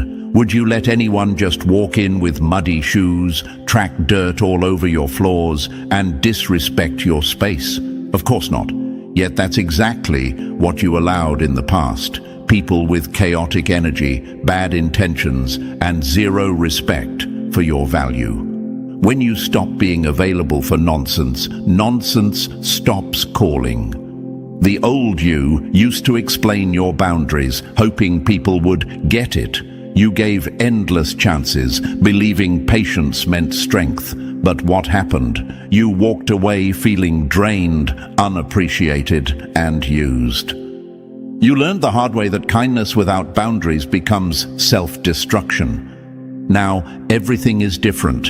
Your boundaries are no longer weak suggestions, they're royal decrees. And when people test you now, they find out real quick. The emotional loopholes are sealed shut. No more guilt trips, no more manipulation, no more just this once. Kindness without boundaries invites chaos. And yes, they're shocked because they got too comfortable with the softer version of you. They thought your heart made you weak, but what they didn't see coming was the sword you built out of pain, wisdom, and survival. Some might whisper, "You've changed." No, you've evolved. There's a difference. You're not cold, you're clear. You know exactly what and who you allow near your peace. Your peace wasn't handed to you, it was earned. You fought for it in silence, healed for it in solitude, and bled for it when no one was cheering. Why would you let anyone ruin that just to appear nice? So here's the message, loud and clear. Your boundaries are not negotiable. If someone can't respect them, they were never worthy of your presence in the first place. Respect is the price of admission. No exceptions, no discounts. Number 4. You don't reflect their lies anymore. You expose their truth. Real light doesn't just shine, it reveals everything hiding in the dark. Chosen one, you've stopped being the mirror that reflects people's insecurities back at them. You used to absorb their blame, jealousy, and projections, carrying guilt that was never yours to carry. When they lashed out, you'd ask, "What did I do wrong?" But not anymore. That version of you is dead. Now, when you walk into a room, you don't reflect lies. You magnify truth. And truth, chosen one, makes people uncomfortable. It shows them what they've been hiding, what they've been running from, and what they've refused to face for years. Imagine this for a moment. A bright light suddenly turns on in a messy room. The people inside didn't get messier. The light just revealed what was already there. That's you now. Your presence alone forces people to confront what they've been burying. Light doesn't create shadows. It simply exposes them. This is why people shift around you. They stutter, avoid eye contact, or act distant, not because you've done something wrong, but because your energy exposes their truth. You're not triggering them, you're revealing what's already inside them. You used to dim your light to make others feel comfortable. You used to play small, speak softer, tone yourself down just so people wouldn't feel threatened. But that old version of you, gone. Now, you're unapologetically too much, too honest, too certain, too powerful for those still hiding behind masks. And when you stand in full presence, their illusions crumble. That's why they whisper, call you arrogant, or label you judgmental. Deep down, they know exactly what it is. It's conviction. It's clarity. The truth doesn't hurt. It just exposes what was hurting all along. People distance themselves now, not because you harmed them, but because you revealed something about them they weren't ready to see. And that's fine. You don't have to fight, prove, or defend anymore. Your energy does the work for you. Those who are ready for truth feel drawn to you. The rest, they retreat because they can't hide behind illusions anymore. You didn't come to play, you came to reveal, and that's why you're powerful and why they'll never be able to handle you the same way again. Number 5. You stopped begging to be understood. Now misunderstanding does the dirty work for you. Clarity doesn't always need words. Sometimes silence is the sharpest answer you can give. Chosen one, you don't waste your breath anymore trying to explain yourself to people who choose not to understand you. The version of you that over-explained, over-apologized, and twisted yourself into knots just to be seen clearly. That version is dead. Now, when someone misinterprets you, you let them. If they twist your words, assume the worst, or build entire stories around your name, you don't chase after them to fix it. You've learned that some people want to misunderstand you. Why? Because if they saw you clearly, the illusions they created about you would shatter, and their control over that false story would be gone. The right people don't need explanations. They just feel you. Imagine this. You're in a room, speaking your truth plainly and confidently. Some nod because they understand. Others smirk, roll their eyes, or twist your words. The old you would panic, thinking, how can I say it better so they get it? But now, you just walk out, knowing that the ones meant for you never needed a speech to believe in you. Misunderstanding isn't rejection, it's protection. You've realized that clarity doesn't come from long debates or endless justifications. It comes from alignment. Those who truly know your heart can feel you even in your silence. The real ones don't need paragraphs. They don't need convincing. And now you've embraced one powerful truth. Misunderstanding is a filter. Let them misread you. Let them cast you as the villain in their story if that makes them feel better. Because if someone can so easily distort who you are, they were never really connected to your truth anyway. The ones meant for you will never make you beg to be understood. You've finally stopped replaying conversations at night, wondering if you could have said things differently. You no longer carry the weight of fixing someone else's false perception. You're okay with walking away without defending yourself, because peace now matters more than being right. At this stage, misunderstanding is no longer your enemy, it's your ally.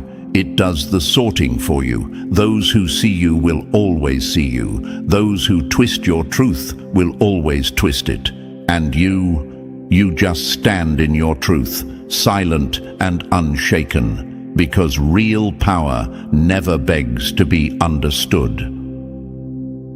Number 6, your loyalty isn't a weakness, it's a sacred standard. Real loyalty isn't proven by who you hold on to, it's proven by what you refuse to compromise on. Chosen one, you've stopped wearing loyalty like some badge to show others how good you are.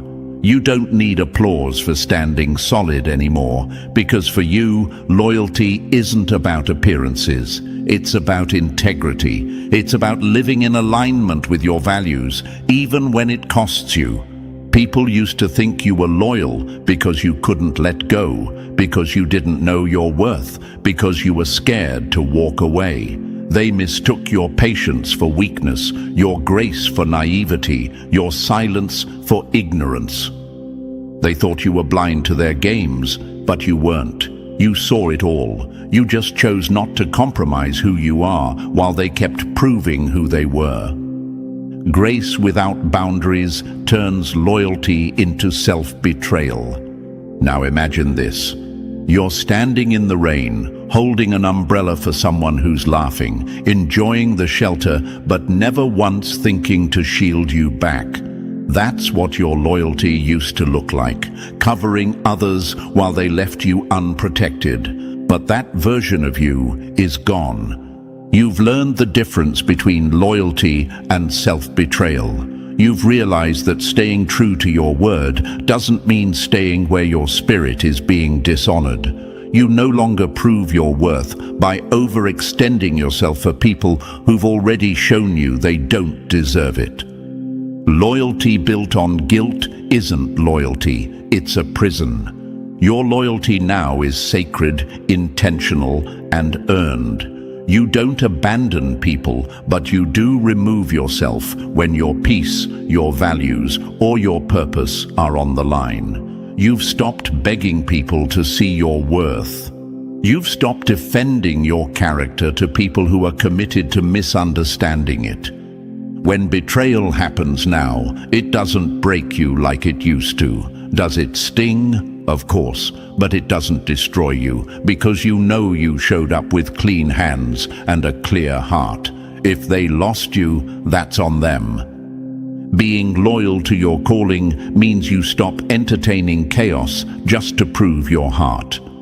The difference now is that your loyalty isn't about them, it's about you. It's about your integrity, your principles, your alignment. Anyone who can't value that loses the privilege of being close to you.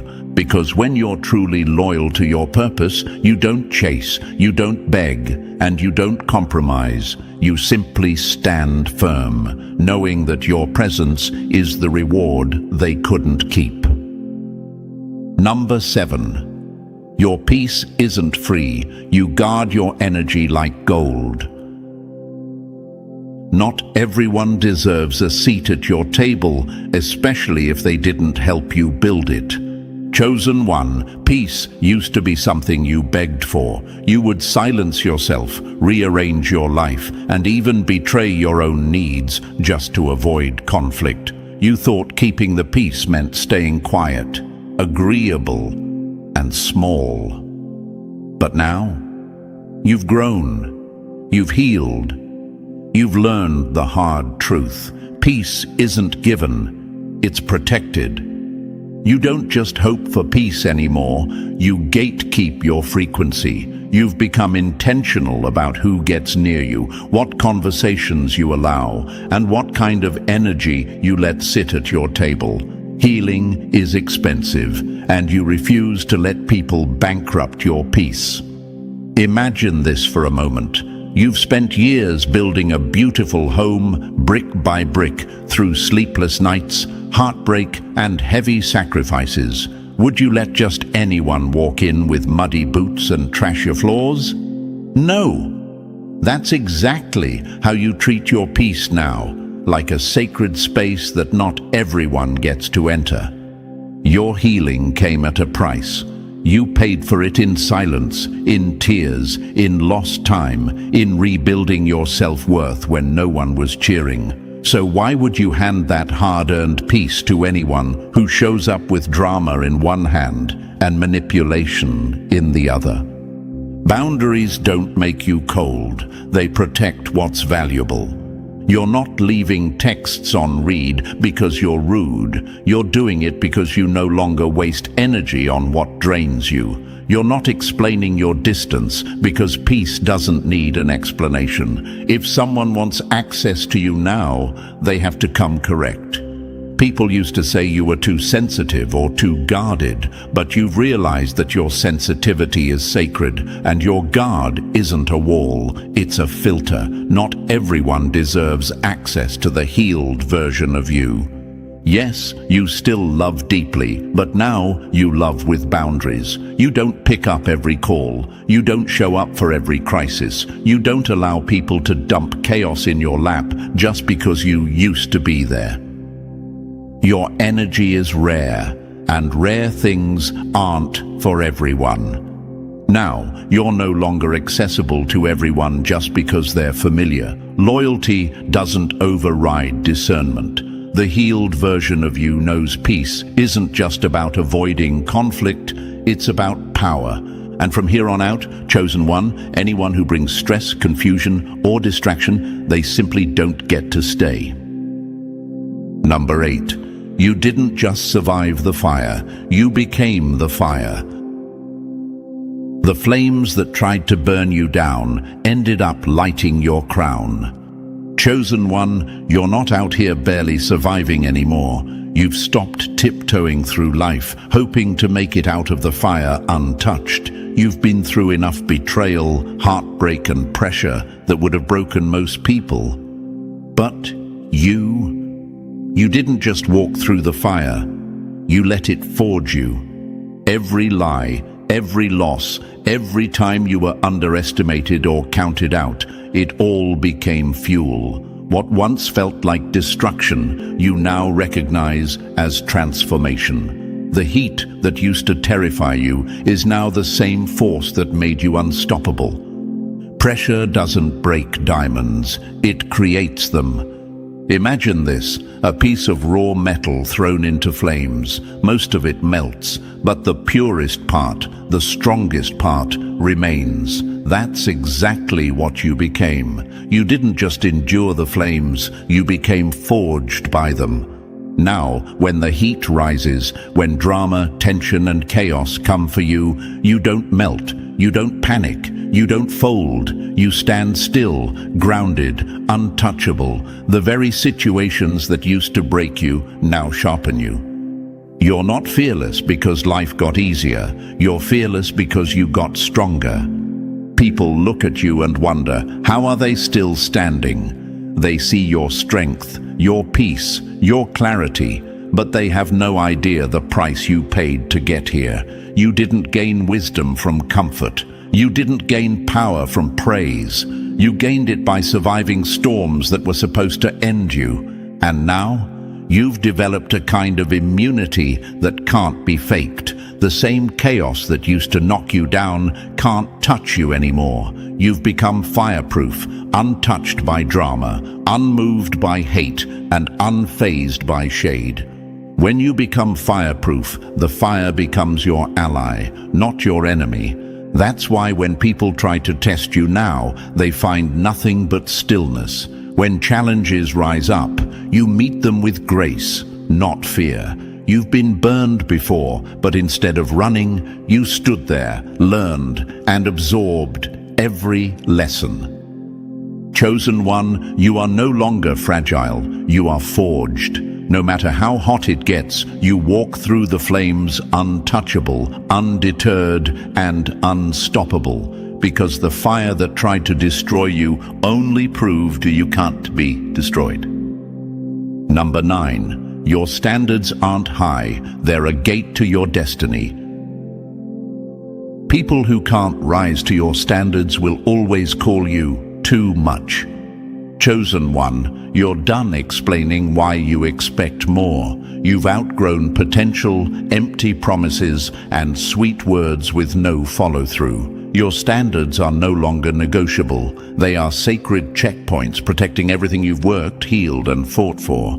People used to say your standards were too high, but what they really meant was that your growth exposed their unwillingness to rise. They wanted you to bend so they could stay the same. And every time you bent, you paid for it, with your peace, your progress, and your power.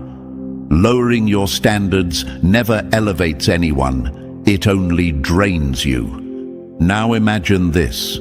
You're a gatekeeper to a priceless treasure. Every time you let someone through who wasn't ready, they chipped away at the very thing you were protecting. That's why you stopped opening the gate for just anyone. You finally realized not everyone who looks good on paper is good for your purpose. Charm can't cover chaos. Talent can't replace character. Effort doesn't equal alignment. So now you move differently. You don't get impressed by empty gestures anymore. You watch for consistency, integrity, and humility. You notice how people treat you when they're frustrated, not just when they want something from you. The wrong person at the right time can still ruin everything. Your standards aren't walls, they're filters. They're not about pushing people away, they're about protecting your destiny. You've seen firsthand how one misaligned person can drain your energy, distract your vision, and delay your progress. And that's why you refuse to apologize for your requirements. You're not being hard to please, you're being deliberate, because at this point, you're not just guarding your heart, you're guarding your calling. So when someone says, "You're too much," understand they're really saying, "I'm not ready to meet you where you are." And that's okay. Let them fall away. What's meant for you won't just meet your standards, it will honor them. You no longer bend to be accepted. The right people, opportunities, and relationships will never ask you to shrink. Because anyone meant to walk with you will see your standards for what they are, not obstacles, but proof that you know your worth. Number 10. You stopped talking about moves. Now you let results speak for you. The loudest person in the room rarely holds the most power. The quiet ones are too busy building. Chosen one, you've outgrown the need to announce everything you're about to do. You used to feel like you had to explain your plans, hype up your next step, or prove yourself with promises. But now, you've realized that real power doesn't need a megaphone, because impact always speaks louder than intention. Results are louder than declarations. Silence is often the best strategy. While everyone else is posting, bragging, and hinting at what's coming, you're in the shadows putting in the work. Your silence isn't weakness, it's strategy. You no longer waste energy convincing people of your vision. The ones meant to see it will notice when the fruits arrive. And when they do, they'll know it wasn't luck, it was labor. Imagine this. Two builders stand side by side. One keeps shouting about the skyscraper they're going to build, showing off blueprints, promising the world. The other one says nothing. Brick by brick, day by day, they build. Months later, everyone sees which one kept their word. Consistency is louder than captions. Discipline is stronger than promises. You didn't reach this level by talking about it. You earned it by staying committed when no one was clapping, disciplined when no one was watching, and relentless when everyone else quit. That's why your results now have weight, because you didn't skip steps or chase shortcuts. People who once doubted you stay quiet now, not because they finally believe, but because they can't deny the evidence staring them in the face. The ones who watched closely know you didn't get here by luck. You built credibility in the dark, and credibility always outshines hype. Real impact doesn't beg to be noticed. It demands respect through results. You no longer seek validation, attention, or applause. You don't need to broadcast your moves because the life you've built is already the proof. Your glow isn't from being loud, it's from being real, from doing the work when nobody was watching. And now, chosen one, when you walk into a room, people feel it. They don't just see the surface, they sense the depth. Because true power doesn't chase attention. It leaves a mark long after the noise fades. Number 11. You're not here to be the hero in their story. You're okay being the villain in their lies. If the truth makes me the villain, then so be it, because I refuse to play the fool in someone else's fantasy. Chosen one, you've outgrown the need to be liked in every version of the story. You've finally accepted that in some people's narratives, you will always be the villain, and that's perfectly fine with you. You stopped trying to manage how others see you because you realized something powerful. People will twist the truth to protect their own comfort. They will call your boundaries betrayal. They will label your growth arrogance. They will say your silence is disrespect, all because they can't manipulate you anymore. People love you as long as you play the role they wrote for you, until you rewrite the script. There was a time when you bent over backward trying to fix the story, desperate to be understood. You watered yourself down, softened your truth, and silenced your voice just to keep the peace. But that version of you is gone forever. Now, if speaking your truth makes you the bad guy in their delusion, so be it. You no longer audition for roles in stories where you don't belong. You refuse to compromise your integrity just to protect someone else's denial. Their version of you is not your responsibility to correct. If someone needs to make you the villain to feel better about their choices, let them. You know what you stood for. You know what you tolerated. You know exactly why you walked away. And here's the real power. You're at peace with your decisions, even if it means being painted as the problem. That kind of freedom takes courage. It takes strength to let people gossip, lie, and twist while you remain silent, steady, and focused. Sometimes being misunderstood is the highest form of self-respect. You no longer need applause to feel secure in your truth. You no longer chase validation from people who were never rooting for you, because at this point, you'd rather be demonized for being real than celebrated for living a lie. That isn't bitterness. It's alignment, and alignment always makes you unshakable. Number 12.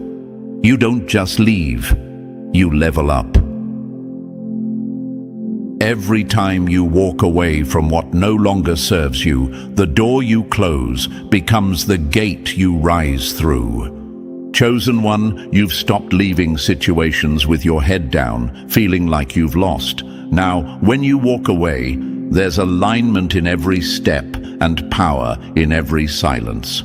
What they thought was weakness was really your initiation into a higher dimension. They think you're quitting, but you're not quitting. You're upgrading. You don't just exit, you elevate.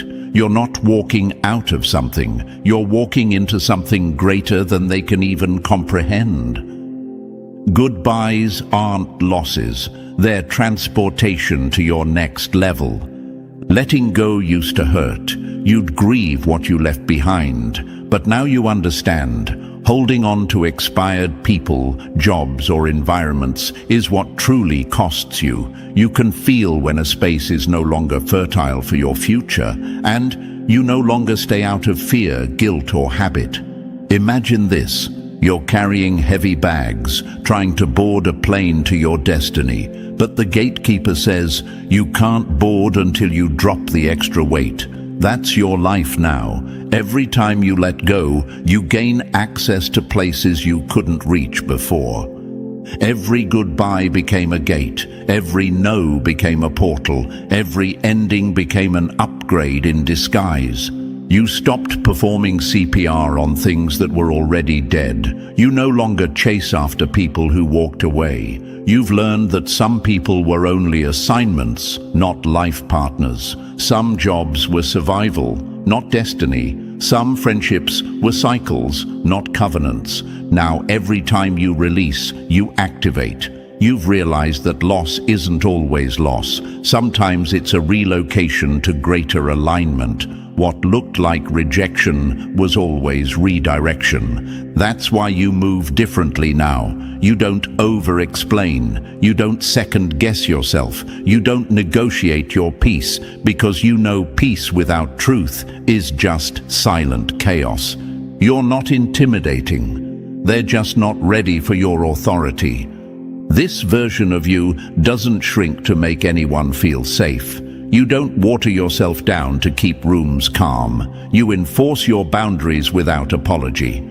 For those watching from the rear view asking, what happened to you? The answer is simple. You stopped staying in places where your soul was starving. Now you walk in authority, not desperation. You're no longer trying to be liked or understood. You're focused on being aligned. You don't just leave rooms anymore. You ascend out of them. You don't argue your worth. You embody it. People either rise with you or fall away. You're not playing. You're activating destiny. And from here on out, chosen one, every step you take is a divine yes to your next level. And now, chosen one, you see it clearly. You're not the same. You don't play small, you don't beg for permission, and you don't apologize for standing in your power. Every step you take now is intentional, unshakable, and aligned with your purpose. This is your season to move boldly, without fear, without compromise. If this message spoke to your soul, drop 777 in the comments to claim it. Don't forget to like, subscribe, and share this with someone who needs the reminder. Together, we spread the light. Thank you, chosen one. You're not playing anymore, and the world knows it. When you throw dirt on someone who's done nothing to you, don't be surprised when the universe plants that dirt back in your own garden and makes you eat what grows. Now imagine this for a moment. Chosen one. Someone thinks they can keep poking at a sleeping lion, laughing like it's just a game, until one day the lion wakes up. That's exactly what's happening here. These people thought they could mess with you without consequence, like flicking water at a fire and expecting it to go out. But the truth? They didn't put out the flame. They made it burn hotter, and now the heat is crawling right back toward them. Here's a fact you can take to the bank. Psychologists have found that people who intentionally harm or lie about others often project their own guilt and insecurities, and the more they try to hide it, the more it shows in their actions. The universe, it's not fooled for a second. Another fact, karma isn't some vague, maybe one day thing. It's a chain reaction. Every action sets off a ripple, and sooner or later, those ripples find their way back to shore. Right now, chosen one, that shoreline is their life, and the tide's coming in fast. And thank you, chosen one. Don't forget to pay this message back by simply pressing like and subscribe to help spread this message to more souls. It's the responsibility of all of us to spread the light. And thank you for being part of this mission. You are part of a force that doesn't have to shout to be heard, because its impact is felt everywhere. Now let's come back to what's really happening here. This isn't just some small payback. This is the kind of karma that makes people sit up in bed at night and replay every choice they made. These are people who thought they were clever, thinking they'd break you down, thinking their lies, gossip, and petty actions would make them look powerful. But what they didn't understand is this: you weren't just another person they could push around.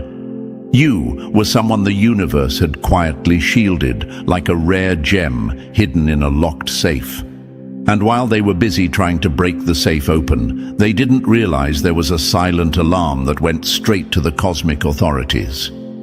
They mistook your silence for weakness, your calm for ignorance, your kindness for naivety. But silence doesn't mean blind, calm doesn't mean unaware, and kindness doesn't mean unprotected. Every time they tried to dim your light, they forgot the universe runs on balance. When you take from someone who has done nothing to harm you, you create a debt. And debts, chosen one, always have to be paid, often with interest. That interest? It's what's hitting them right now. Look at how it's unfolding. Their plans are falling apart piece by piece. The people they used to impress aren't impressed anymore. Their circle is shrinking, their opportunities are slipping, and the very energy they sent toward you is wrapping around them like a boomerang they didn't see coming. You see, karma isn't always loud at first. Sometimes it's slow, quiet, and surgical. But when it lands, it hits with precision, like a sniper shot they never saw coming. And here's the real kicker. Some of them didn't just bring this on themselves. They dragged their friends, family, even people who barely knew you into their mess. Every single one who played a part, even if it was just nodding along, is now feeling the weight. That's why the title of this message is exactly right. Everybody involved is getting karma. Not one is escaping. And now they're wishing, begging that they had just left you alone. So, as we move deeper into this message, chosen one, understand this. You didn't need revenge. You didn't need to lift a finger. You didn't need to fight their way. The universe saw, the universe kept receipts, and the universe is delivering a payment plan they can't get out of. All you need to do is keep moving forward, knowing the same silence they mistook for weakness was actually your greatest protection. So, chosen one, are you ready to walk with me through this step by step and see exactly how the universe is lining up the consequences for every single one who played a part? Drop a comment with 777 if you can already feel the truth in what's being said. And if this message is hitting home, consider showing love to the team that brings you these truths. Every bit of support, whether it's a word, a share, or a gift, helps keep this mission alive. Your energy fuels this work, and together we make sure more souls hear what others tried to silence. Now, take a breath and settle in, because if you've truly been through the fire they put you through, you'll feel the pull to stay with me until the very last word. Let's begin. Number 1, they thought you were prey. They just found out you're the trap. When you try to bury someone the universe protects, you're not digging their grave, you're digging your own, and you'll be the one falling in first.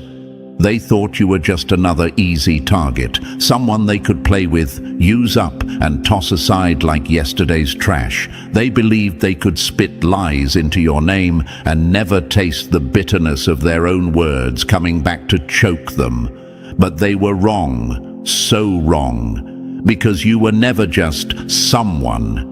You were a trigger point for a law far older, far stricter, and far more unforgiving than anything they could ever imagine. Now imagine this for a second. Chosen one. A thief breaks into a house thinking it's abandoned. No lights, no noise, nothing to warn them. They sneak inside, thinking they're safe, only to find out the walls are lined with motion sensors, cameras, and silent alarms. By the time they realize it, it's too late. That's exactly what happened here. They thought they could sneak into your life, rearrange things, and leave without consequence. But the moment they touched what wasn't theirs, the countdown started. And now, the universe has them on record. Every move, every word, every thought dripping with malice. You see, they weren't just hurting your feelings, they were messing with a force that operates beyond human rules. And here's the thing, whether they believe in it or not, cosmic law doesn't need their permission to act. You were never a regular human target they could bully for sport. You were, and still are, a walking contract of balance. Hurt you without cause, and the universe stamps their name in the book of debt. And debts in this realm, they don't get erased, they get collected. I know some chosen ones might be wondering right now, but why didn't the universe stop them sooner? Why did I have to go through all that pain? Here's your answer, because the universe doesn't waste lessons. Your pain wasn't permission for them to win, it was the rope they used to hang themselves. Every time they tried to humiliate you, they were writing their own bill. And now, the payment is due.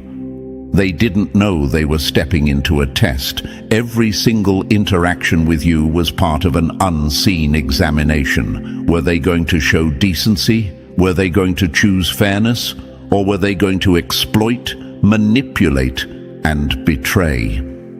We both know the choice they made. And now, every person involved in that choice, every gossip, every instigator, every silent bystander who enjoyed watching you bleed, is getting their share of the fallout. It's not a coincidence that their projects are collapsing, their relationships are cracking, and their reputations are slipping through their fingers like sand. That's what happens when you spit at the wind. It comes back in your face. And the cruel poetry in this. They thought they were in control. They thought they were the hunters. But the whole time, they were stepping deeper into a snare set by their own intentions. You didn't have to lift a finger. That's what's killing them the most. They can't point at you and say you did something. No revenge plots, no smear campaigns from your side, no desperate attempts to even the score. You just kept walking, and the silence they once laughed at has now become the most haunting sound they've ever heard. Some of them even feel it physically, the uneasiness in their chest when they remember what they did to you, the tightness in their throat when they hear your name, the sudden misfortunes that seem to shadow them no matter how hard they run. They won't admit it out loud, but deep down, they know. They can't shake the thought, did all this start when I messed with them? Yes, it did. Because the truth is, you were never just a person to be handled or brought down. You were the living embodiment of a law that cannot be bent or bypassed. What they touched wasn't just your life, it was a protected zone. And when you violate that zone, the consequences don't just knock, they break the door down. Now, they're sitting in the same darkness they once tried to throw you into. Only difference, you had the strength to survive it. They don't. They're scrambling, reaching for excuses, blaming bad luck, blaming other people, anything but admitting the truth. And the truth is simple. They should have left you alone. This is the kind of karma that doesn't care if they cry, beg, or promise to change. It's already in motion. The damage is already on its way. And the worst part? Some of them haven't even seen the full storm yet. What they're feeling now is just the wind before the downpour. So, chosen one, let this be a reminder. You were never powerless. You were a mirror. They looked into you and revealed themselves. The good ones passed the test. The rest, they're living in the wreckage of their own making. And as much as they might wish to undo it, the law they broke doesn't have a cancel button. They wrote their ending the day they crossed you, and now they're living in it. Number 2. They took your silence for surrender, but you were just letting them hang themselves. A tiger doesn't roar every time it's provoked. Sometimes it just watches, because it knows the moment it moves, the jungle changes.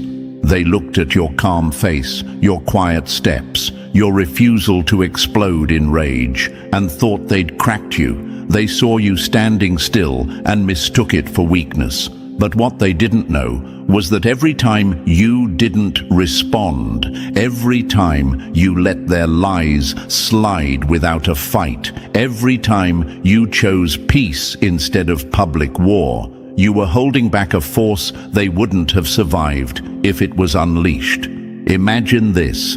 Chosen one. Someone is dangling over a cliff, holding onto a rope, and you're the one gripping the other end. They're spitting insults at you, throwing rocks in your direction, convinced you won't ever let go. And you don't. At first, because you know the moment you release that rope, gravity will do the rest. That was you. You were holding their rope, buying them time, hoping maybe they'd stop before it was too late. But they kept pulling, kept shaking, kept testing your grip, until finally you stepped back. And the fall they're in now, that's the drop they begged for. Sometimes your silence isn't weakness. It's a loaded weapon you've chosen not to fire. You weren't afraid of what they could do to you. You were aware of what you could do to them. You knew your words, your truth, your receipts, your influence could end their little charade in seconds. You knew that one calculated move on your part could unravel their entire image. But you also knew something they didn't. Power without control is just chaos. You had the power, but you also had the discipline not to use it unless absolutely necessary. That wasn't cowardice, that was sacred restraint. Let me answer the question I know is forming in your mind right now. But why should I have had to hold back at all? Because chosen one, part of your strength is knowing the weight of your own hand. You could have swung, and you would have landed the hit. But you also knew that once you moved, there would be no going back. Sometimes restraint isn't about sparing them for their sake. It's about not allowing their chaos to dictate your actions. You weren't protecting them because they deserved it. You were protecting your own frequency, your own peace, your own alignment with the law of balance. Mercy isn't given because they've earned it. It's given because you have nothing to prove. Now, here's another way to see it. Imagine a dam holding back millions of gallons of water. On the other side of that dam are towns, fields, entire lives that could be wiped out in minutes if the wall gave way. You were that dam. Every insult, every betrayal, every smear campaign, it was water building up behind you. And instead of letting it rush out and drown them instantly, you held it back. Not because they were worth saving, but because you knew the universe would handle it in its own way, in its own time, without you ever having to break your hands on the wheel. But here's the thing, they mistook that control for softness. They thought your refusal to fight on their level meant you couldn't fight at all. So they went harder, louder, crueler. and all the while you were the pause, the break between action and consequence. The only reason the storm didn't hit earlier was because you were standing in between them and the punishment they were begging for. Your silence wasn't their victory, it was their warning shot. Every time you walked away, they thought they'd won, but they didn't know that your departure was the signal that the real battle was about to begin. Only this time, you weren't the one fighting it. You stepped out of the way, and the universe took your place. Now they're discovering the difference between your version of consequences and the universe's version. Yours would have been sharp but clean. The universe's version, it's slow, layered, and inescapable. It doesn't just take their pride, it takes their comfort, their stability, their fake sense of control. And chosen one, that's why you can stand here today without regret. You didn't lose anything by staying quiet. If anything, you gained the satisfaction of watching the very people who laughed at your silence now choking on it. Their boldness is gone. Their fake confidence has collapsed. The same voices that were so loud when you were silent are now trembling, whispering, avoiding your name like it's cursed. The calm before the storm isn't empty. It's loaded with everything the storm will unleash. When they look back now, they'll see that you weren't weak. You were the shield between them and the full force of what they called down on themselves. And once you stepped aside, that shield vanished. That's why this karma they're facing isn't random bad luck. It's the exact accumulation of every push, every provocation, every moment they disrespected the sacred boundaries of your spirit. You weren't the storm, you were the barrier holding it back. And when you finally moved out of the way, they got to meet the very force they'd been mocking, testing and tempting all along. Now they're paying in ways they can't hide. Their health is cracking under stress. Their relationships are turning against them. The people they thought would always be in their corner are slowly stepping away, not wanting to be caught in the fallout. This isn't just life teaching them a lesson. This is the universe sending them a bill with every receipt attached, making sure they feel the cost of every single choice they made when they thought you were powerless. And here's the most brutal truth of all. Deep down, they know you could have ended them long before karma arrived. They know you had the truth, the proof, the power to dismantle their lies instantly. They know you gave them more chances than they deserved. And that knowledge, that's eating them alive more than any outside consequence ever could. Because they realize now, the silence they mocked was actually the mercy that saved them from a faster, sharper ending. But mercy has an expiration date. And when it runs out, the ones who mistook it for weakness get to find out exactly why they should have left you alone. Number 3. They tried to steal your soul's signature. Now the bill is in their name. You can steal a crown, but if it wasn't forged for your head, it will crush you instead of crown you. They didn't just betray you, they reached for something the universe never put within their reach. This wasn't petty theft of time, money, or attention. This was the attempt to copy, counterfeit, and hijack what was sacred in you. Your spiritual identity. They didn't want to just stand beside you, they wanted to be you. They studied your walk, borrowed your words, mimicked your style, and thought they could wear your essence like a costume. But here's the truth. What's in you isn't for sale, and it isn't transferable. It's encoded into your very being, like a spiritual fingerprint the universe instantly recognizes. Imagine this, chosen one. Someone sneaks into a vault, thinking they can snatch a priceless gem. They get away with it, or so they think, until they find out the gem is designed to release a tracking signal the moment it's touched by the wrong hands. That's what happened here.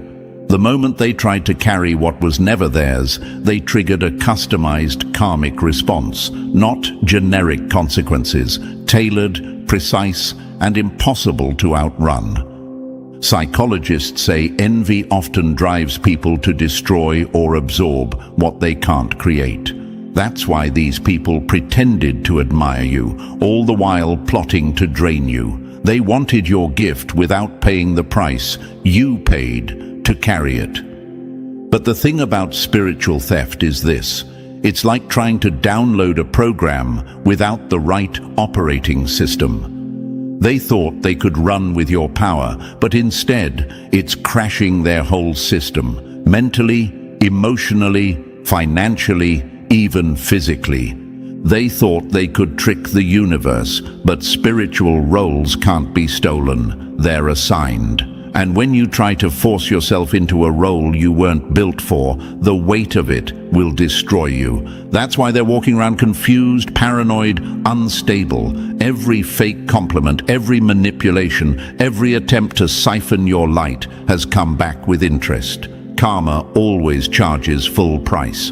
They didn't just lose, they inherited burdens they can't carry. You didn't have to lift a finger. The energy they tampered with became their own undoing. Because when you steal from the sacred, you don't just fail. You get audited by the universe, and that audit is never gentle. Number 4. They tried to shatter your image, but the glass cut their own hands. A lie can travel fast, but when the truth catches up, it doesn't knock. It kicks the door off its hinges. They were so sure they could erase you. They thought all it would take was a few well-placed whispers, a poisoned word in the right ear, and the damage would be done. They didn't just want to wound your name. They wanted to erase it from the room before you even walked in. But here's the mistake they made.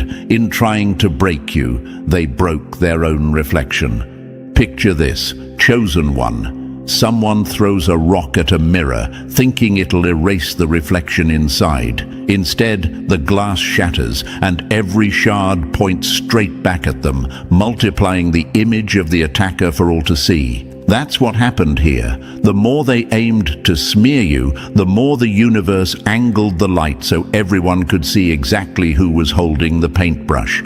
They didn't just gossip, they performed. Every lie was a scene, every fake smile was a costume, and for a while the audience clapped. But performances get tired when the script doesn't match reality. People start noticing the cracks.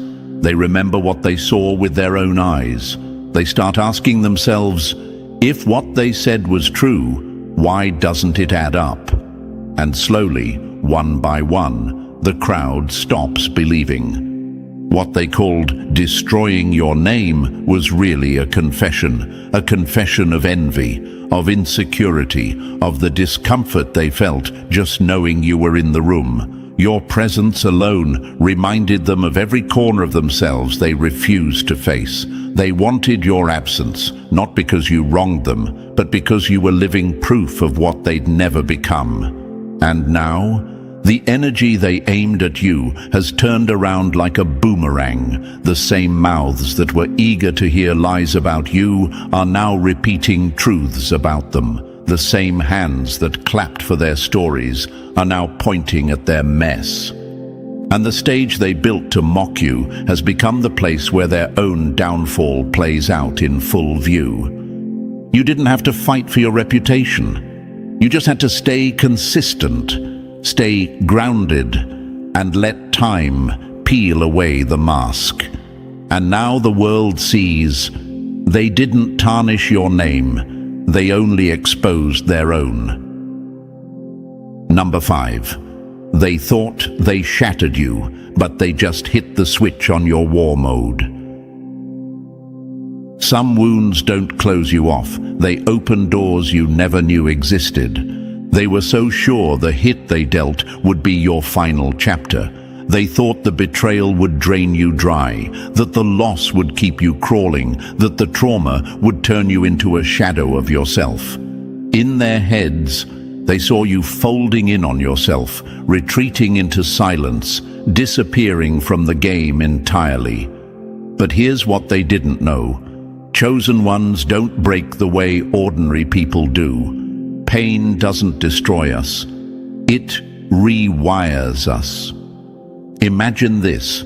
Chosen one, a priceless artifact, lies hidden in the earth for centuries, covered in dust, untouched. Then one day, a storm rips through the land, breaking the ground open, and the artifact is revealed in all its glory. That storm, that was your betrayal, your heartbreak, your dark nights. They thought they were burying you deeper, but they were just cracking the shell that hid your power. Science says pressure creates diamonds, and ancient warriors knew trials forged unshakable leaders. That's exactly what happened to you. Every sleepless night, every tear, every moment you felt alone was like a code being typed into your spirit, unlocking something buried deep in your DNA. A memory of who you've always been, not just in this lifetime, but in the core of your existence. They thought they'd silenced you, but they actually handed you the map to your higher self. You started seeing differently, patterns, motives, lies that others couldn't spot. You started moving with precision, speaking with authority, carrying yourself in a way that made people stop mid-sentence.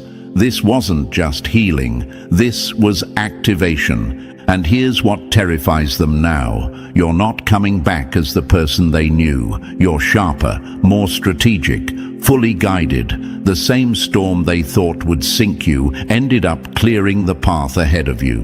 New doors are opening. Dead weight is gone. People you never expected to help are showing up. And all the while, the ones who wanted your downfall have no choice but to watch. They didn't break you. They broke the illusion that you were ever powerless. And in doing so, they released a version of you that moves like it already knows where it's going. They can't explain it, but they can feel it. And it scares them. Because now, chosen one, you're not just surviving. You're untouchable. Number 6. This isn't misfortune, it's the bill for crossing a protected soul. The universe doesn't take revenge, it takes inventory, and when it's done counting, it sends the invoice to the exact address it's owed. What they're living through right now isn't a streak of bad luck. It's not just life or some random rough patch. It's the exact itemized payment for a spiritual crime they thought no one witnessed. Every sleepless night, every sudden loss, every door slamming in their face is the receipt for violating someone they should have never touched. You. Imagine this, chosen one. Someone keeps using a credit card they don't own, thinking no one's tracking it. They buy, they take, they enjoy, until one day the bill arrives with interest and the name on the account is theirs. That's karma. The charge is crossing a sacred being. The interest is the suffering they're in now. They treated your loyalty like it was cheap. They handled your love like it was replaceable. They fed off your spirit like it was a buffet they could keep coming back to. But here's the fact they never saw. You were marked. Not marked for ego or spotlight, but for impact. For the kind of energy that shifts rooms and makes darkness uncomfortable. And when someone crosses that kind of soul, the universe doesn't warn twice. They thought your patience was weakness. It wasn't. It was grace. Grace you allowed them to drain until there was nothing left. And when you finally stepped back, that grace stepped back with you, leaving them exposed to the consequences they laughed at. Now it's not you they're fighting. It's the weight of every lie, every manipulation, every backhanded move they swore would never come to light. What's hitting them now is precise. This isn't some emotional backlash. The universe isn't petty, it's exact. it remembers, and the moment you removed your presence, it removed its protection. That's why their life feels like it's unraveling in ways no amount of affirmations, distractions, or fake positivity can fix. Their karma isn't random. It's not bad timing. It's accountability. They didn't just hurt a person. They violated something sacred. And when you break that kind of law, the payment isn't negotiable. The debt is due. And this time, there are no extensions. Number 7, they smirked at your fall. Now they're choking on your rise. Laughing at someone on the ground is easy until they stand up taller than you've ever been. They thought your lowest point was your ending. When you were struggling, misunderstood, and stripped of everything familiar, they treated your pain like it was prime-time entertainment. Every stumble was a punchline. Every silence from you was a green light for them to talk louder. They nodded along to gossip, swapped ugly jokes behind your back, and felt bigger watching you shrink. To them, your loss was proof they were above you. But here's what they didn't realize. You weren't losing, you were loading. The breakdown they celebrated was the foundation being cleared for a rebuild they could never stop. The universe doesn't rush transformation. It lets the betrayal, the loneliness, the quiet strip away every false layer. So when the rise happens, no one can call it luck. Now that rise is here. You're moving with a power they can't explain. Doors are swinging open in places they swore you'd never get near. Opportunities that should have taken years are appearing out of nowhere. And it's driving them mad. Not because you're shining, but because your shine makes their mockery look like the cruelty it really was. Imagine this, chosen one. Someone laughs at a seed buried in the dirt, convinced it's dead, only to come back months later and find it's grown into a tree that blocks out their entire view. That's you. While they were mocking, you were rooting, and now your growth is the shadow they can't escape.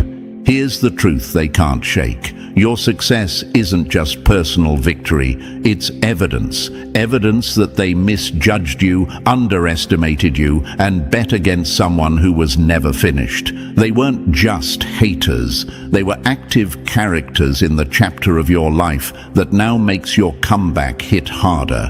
And deep down, they know it. They feel the guilt, the unease, the fear of what it means to have mocked someone who was being protected, prepared, and positioned the whole time. They thought they were watching you get buried, but they were really watching the soil being turned for your bloom. Your elevation doesn't just shut their mouths, it documents who was laughing when they thought you were done. Now the silence from their side isn't just quiet, it's deafening. Number 8. They buried lies in the dark. Now they're harvesting shame in broad daylight. When you plant poison, don't be surprised when the roots break the surface and choke your own garden. They thought they were untouchable in the shadows, whispering low, twisting truths into something unrecognizable, passing their version of events from one ear to another like a secret too clever to be traced. They believed that if they moved sly enough, if they stirred the pot behind closed doors, the mess would never touch them. But they forgot one thing. Energy doesn't just disappear. Every seed grows, and nothing stays buried forever. Imagine this, chosen one. Someone buries a handful of seeds in a hidden corner, certain no one will see. They water it in secret, smiling to themselves, waiting for it to sprout. But when it finally breaks the surface, it's not flowers. It's weeds, sharp and invasive, pushing into places they never intended for everyone to see. That's their lies, that's their betrayal. What they planted to damage you has grown into something that's swallowing their own life. You didn't have to call them out. You didn't have to run from person to person defending yourself. The truth has its own heartbeat, and once it wakes up, it moves on its own. The same mouths they used to spread falsehoods are now questioning them. The same people they convinced to turn on you are looking at the cracks in their story and realizing it doesn't add up. The beauty of this karmic exposure is in how precise it is. No public battles, no screaming matches, no petty revenge, just a quiet, perfectly timed unveiling, the same way they planted their deceit in silence. The universe is revealing it at full volume, publicly, clearly, and without a shred of confusion. That's what's breaking them. It's not only that they're being exposed, it's that it's happening without you ever getting your hands dirty. And as you rise, steadily, peacefully, undeniably, your growth shines a harsher light on what they tried to keep hidden. Your stability exposes their chaos. Your peace reveals their insecurity. Your consistency turns their lies into obvious fabrications. They planted betrayal, and now they're harvesting exposure. Only this time, the audience isn't laughing with them. They're watching them unravel. And the part that stings the most, they're the ones who sowed it. And now the whole world is watching them reap. Number 9. They waited for your collapse. Now they're the ones in pieces. When you dig a hole for someone else, you don't just risk falling in. Sometimes the ground gives way beneath you first. They didn't just want you to stumble, they craved it.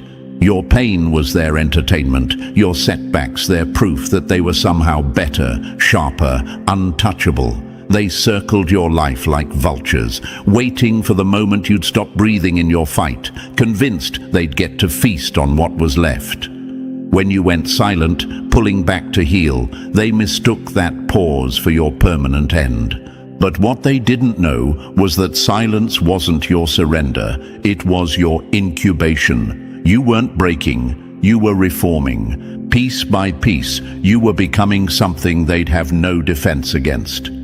They couldn't recognize that your very existence unsettled their illusions. You didn't have to flaunt your strength. Your presence alone disrupted the lies they clung to. And when they came for you, they weren't just attacking your humanity. They were striking at a force they couldn't define, let alone defeat. Now, the shift is here.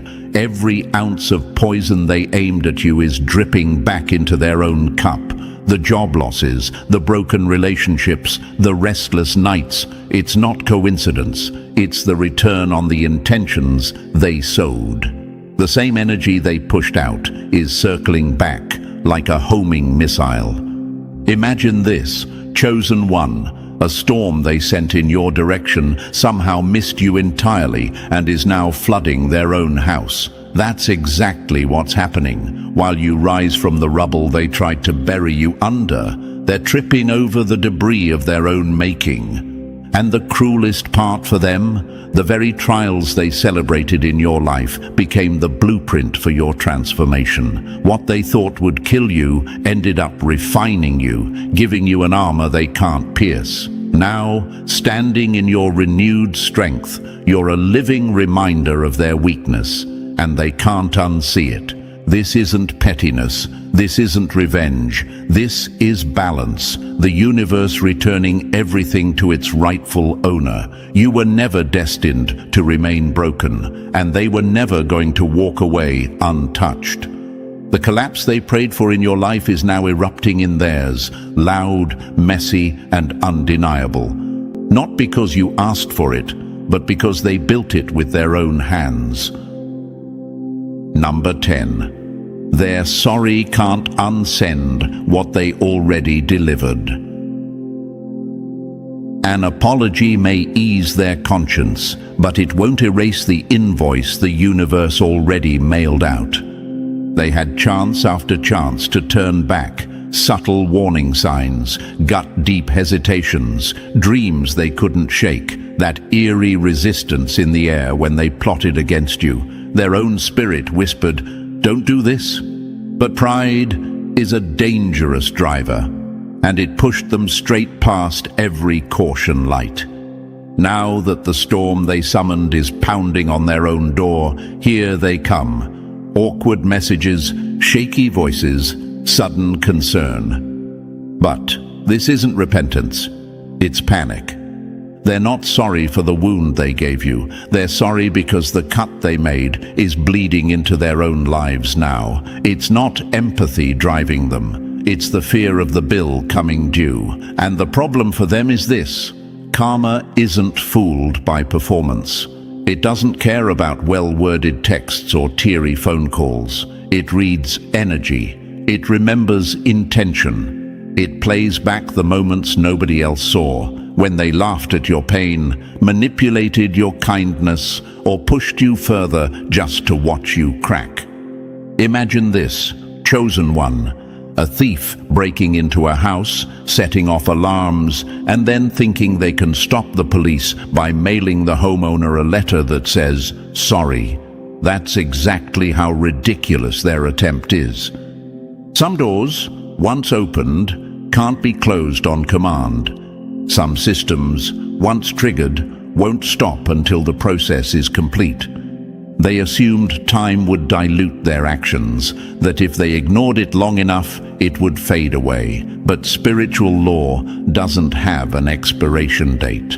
Every offense was a seed, and those seeds are flowering now. Not because you cursed them, but because the system they mocked finally decided it's time to harvest. Now they want your forgiveness, not because they value it, but because they think it will silence the consequences. But this isn't your battle anymore. This is the ledger balancing itself. They gambled with sacred energy and lost, and now the fallout isn't optional, it's scheduled. Number 11. They threw energy like a weapon. Now it's coming back, sharper than they sent it. When you hurl a blade into the wind, don't be surprised when it spins and finds the hand that threw it. They treated energy like a toy, something they could twist, aim, and fire without consequence. They thought if they stayed calculated enough, gaslit you just right, and masked their cruelty behind a calm smile, they could get away clean. They saw your silence and called it weakness, your empathy, naivety, your loyalty, foolishness. But what they didn't count on is the oldest truth in existence. Energy doesn't vanish, it travels, and eventually, it comes home. They knew where you were tender. They took those wounds and turned them into blueprints for manipulation. They pressed on every soft spot, not to heal it, but to keep you under control. And because you didn't retaliate, they mistook your restraint for inability.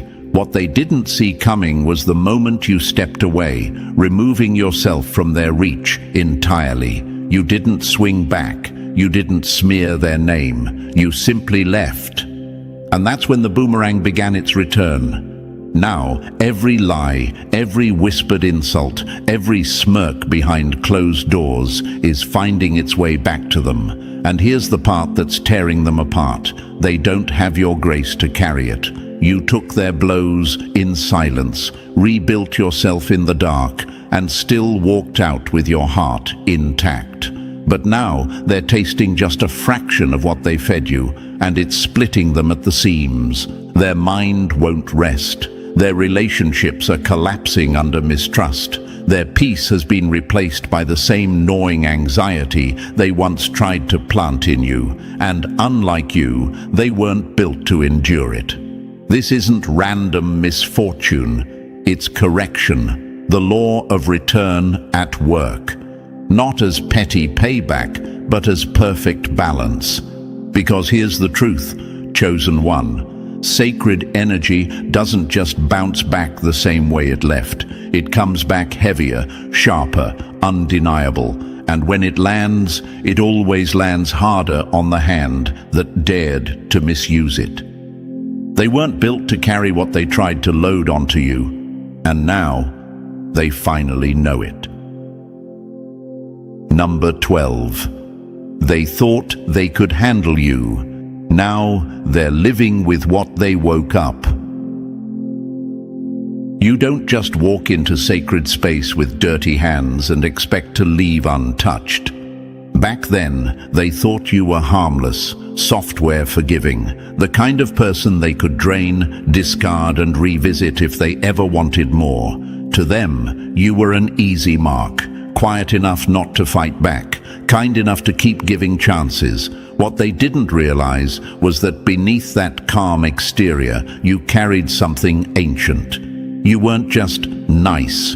You were guarded by a force they couldn't see, a weight they couldn't measure, a law they couldn't escape. When they crossed you, they didn't just mistreat a person, they mishandled sacred authority. They stepped into a spiritual zone they had no clearance for, and now the laughter they once had at your expense has rotted into restless nights, inexplicable setbacks, and a gnawing unease that clings to them everywhere they go. It's not guilt. Guilt would require honesty. This is something deeper. It's a primal knowing that they crossed a line they can't uncross. No matter how far they run, it follows. The air feels heavier. The silence feels louder. And the worst part, they can't explain it away. Every financial block, every crack in their relationships, every sudden spiral in health or peace, none of it is random. It's the chain reaction of mishandling what was never theirs to touch. They walked into sacred territory with arrogance, and the energy there doesn't just forgive because you say sorry, it reacts, it mirrors. You didn't need to seek revenge. The energy you carry already knows how to defend itself, and that's what's haunting them. Not the memory of what they did, but the realization of who they did it to. You weren't just a person in their path. You were a mirror, a test, a divine checkpoint. They failed badly. Now, the same force they mocked is making them feel everything they made you feel. And because they don't have your resilience, it's breaking them. Sleep escapes them. Peace rejects them. Every room they enter feels smaller. Every future they try to build feels unstable. They're not haunted by ghosts. They're haunted by the cost, by the living proof that you were never ordinary and that touching you without respect was the most expensive mistake they'll ever make. Number 13. Their greatest punishment, knowing they'll never touch you again. Some doors don't close, they vanish, and the ones who mistreated you will spend the rest of their lives searching for where it used to be. They thought pushing you out meant they'd won. In their minds, you were disposable, a backup plan, a resource they could tap whenever it suited them, a safe harbor they could disrespect and still expect to return to. They couldn't see your worth because their ego was in the way. You weren't just a presence in their life. You were grace in human form, loyalty, healing energy, protection, all wrapped in a soul they couldn't comprehend. But instead of honoring that, they treated you like you'd always be there, no matter how many times they crossed the line. The truth? You were the blessing they didn't know they were living under. When you were around, doors opened for them that wouldn't have otherwise. Opportunities seemed to just appear. Peace followed them in ways they'd never experienced before, but they mistook it for luck, or worse, they credited it to themselves. They didn't realize it was you, and then, without warning, the energy shifted. You stopped answering. You stopped explaining. You stopped making yourself available. No fight, no revenge, just silence, distance, and a door they can't find anymore. That's the punishment. Not that you walked away, but that they'll never be able to walk back in. Now they're in rooms that feel heavy, where opportunities slip through their fingers and relationships crumble under their own weight. They can't name what's missing, but you can. It's you. The energy you carried was a covering, a shield, a key, and they lost it the moment they treated you like an option. The most brutal part, they have to watch you rise. They see you stepping into blessings they can't sabotage, circles they'll never enter, and conversations they'll never hear. And deep down, they know your elevation is the undeniable proof of what they tried to deny, that you were never beneath them. You were always operating above their level of intention. There's no re-entry, no reset. That access expired the moment they played with what was sacred, and now their karma is lifelong, watching you thrive, untouchable, unbothered, unreachable, knowing they once had access to you, and treated it like a joke. And so, chosen one, every moment, every trial, every betrayal we've uncovered leads to this truth. What they meant for your downfall became the blueprint for your rise. Their actions wrote their own ending, and your survival rewrote yours. You're not just standing, you're standing untouchable. If this message spoke to you, drop the number 77 in the comments to let me know you're part of this movement. Like this video, subscribe for more, and share it so other chosen ones can find their strength. Together, we spread the light they thought they could put out. Your rise is their reckoning. You don't mark ahead unless it's feared, and fear, chosen one, is the enemy's confession. Now imagine this for a moment, chosen one. Imagine being so powerful, so unshakable, that a hidden cult in your own city has meetings in the dark just to whisper your name. They once tried to erase you like a bad memory, gaslight you into silence, paint you as the problem, keep you low while they fed off your light. But now there's a price tag on every one of their heads, and not just some petty street revenge. This is a cosmic receipt being paid in full. They wanted to bury you, but all they did was plant you. Now you're growing in places they can't reach.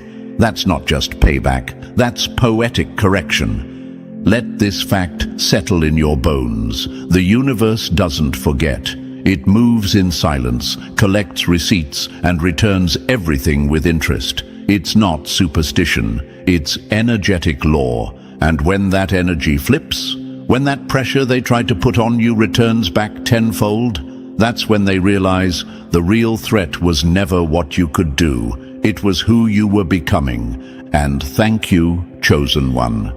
Don't forget to pay this message forward by simply pressing like and subscribe to help spread this message to more souls who need to hear it. It's not just support, it's your way of fueling this mission. We're not just speaking truth, we're building a force. And thanks, chosen one, for being a part of it. You're not just a viewer, you're the ripple in the water. You are the force they couldn't control. Let's get back into it. Chosen one, this isn't fiction. This isn't a story made up to boost egos or stir drama. This is the raw reality of how darkness reacts when it can't dominate. These cults, they don't move like they used to. Their power is unraveling. Their secrets are leaking. The same ones who used to pull strings from behind the scenes are now the ones tangled in their own web. Look closer around you. People you once thought were just neighbors or leaders were part of something deeper, something darker. They smiled in public, performed kindness as a mask, but behind closed doors, they were orchestrating spiritual ambushes against anyone glowing too bright. Against you. And what did you do? You survived it. You outlasted it. You didn't even have to fight in their arena. You just kept rising, and that is what put the price on their heads. They don't fear you because of your weapons. They fear you because you refuse to become like them. Because even after the manipulation, betrayal, and silent war, you stayed grounded, stayed awake, stayed chosen. That's terrifying to those who depend on control. When they couldn't bend you, they branded you. But the universe doesn't obey their labels, it watches patterns. And their pattern: hurt, hide, repeat. Yours: heal, rise, return brighter. Now they're the ones checking over their shoulder, second-guessing every shadow, every message, every coincidence, because once the energy shifts, it doesn't ask permission to settle scores. These people put spiritual contracts on your downfall, and now those contracts have bounced back with interest. That's why the pressure's on them. That's why their networks are crumbling. That's why you've been feeling the air change. The cults are losing grip. Chosen one. Their power came from secrecy, and your existence has exposed too much. They thrived when you were silent, but your voice, your very presence, it's the alarm clock they never wanted to hear. So no, this isn't paranoia, it's revelation. This isn't fantasy, it's exposure. There's a reason your energy never fit in their system, because you weren't made to serve it. You were made to end it. And don't get it twisted. This price on their heads, it didn't come from anger. It came from balance, from years of misused power correcting itself, from every time they mocked you, drained you, and thought they'd walk away untouched. Now their own shadows are catching up, and the chosen ones are finally walking free. This isn't just about revenge, it's about revelation, a reset, a spiritual echo that says those who tried to erase light will now answer to it. Stay aware, chosen one. Stay sharp. You're not just witnessing this shift, you are the shift. And the cult, they're not just being exposed, they're being held accountable. And that's the weight of the truth they never prepared for. So, chosen one, if your spirit is tingling, if your chest feels tight like the truth is pressing against your ribs, that's not coincidence, that's confirmation. Drop the 777 in the comments if you feel this shift in your bones. And if this message hit you in the soul, bless the force behind it with a super thanks. Whether it's a coin or a wave of gratitude, every bit fuels this mission. Because this isn't entertainment, it's exposure. And your support isn't just helpful, it's powerful. You're not just watching a video, you're keeping a movement alive. And now, let's pull this all the way open, step by step. No fluff, no distractions, just the raw breakdown of why this cult from your own city is crumbling under the weight of their own shadow. Stay sharp. If you're truly chosen, you won't be able to look away. Let's get into it. Number 1. They dug their own graves the day they came for a flame they couldn't extinguish. You don't throw a punch at fire and expect not to get burned, and yet they did. Now watch them blister. The day they targeted you, chosen one, was the day they unknowingly declared war on forces far beyond their understanding. See, they didn't just touch a human being, they touched an anomaly, a flame wrapped in skin, a divine disruption walking calmly through a world that pretends to be normal. What they mistook for vulnerability was actually volatility.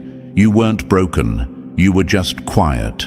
And silence is where the real weapons sharpen. They thought they were playing a clever little game, whispered slander behind closed doors, planted seeds of doubt in rooms you weren't even in, joined hands in dark corners of your city, chanting and plotting like they were invincible. But what they didn't realize is that the universe doesn't need noise to react, it just needs alignment. And the moment they set their sights on you, everything they thought they had, status, secrecy, structure, started decaying from the inside out. Imagine someone aiming a blade at what they think is paper, only to find out they just stabbed lightning. That's what happened here. That's what always happens when the unworthy reach for what they cannot comprehend. They saw you isolated, and called it weakness. They saw your silence and called it surrender. But the real ones know you weren't quiet because you were scared. You were quiet because you were being armed.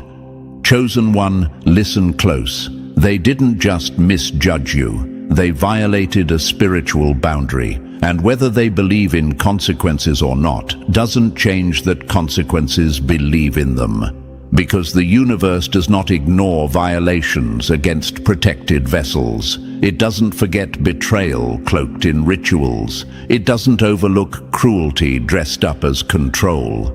When someone lays a finger, physical or spiritual, on a soul that's chosen, they trigger something that cannot be undone. It's not just karma, it's protocol. The moment they attacked you, they initiated a process they can't pause. They signed their own spiritual death warrants. Not always death in flesh, but something deeper.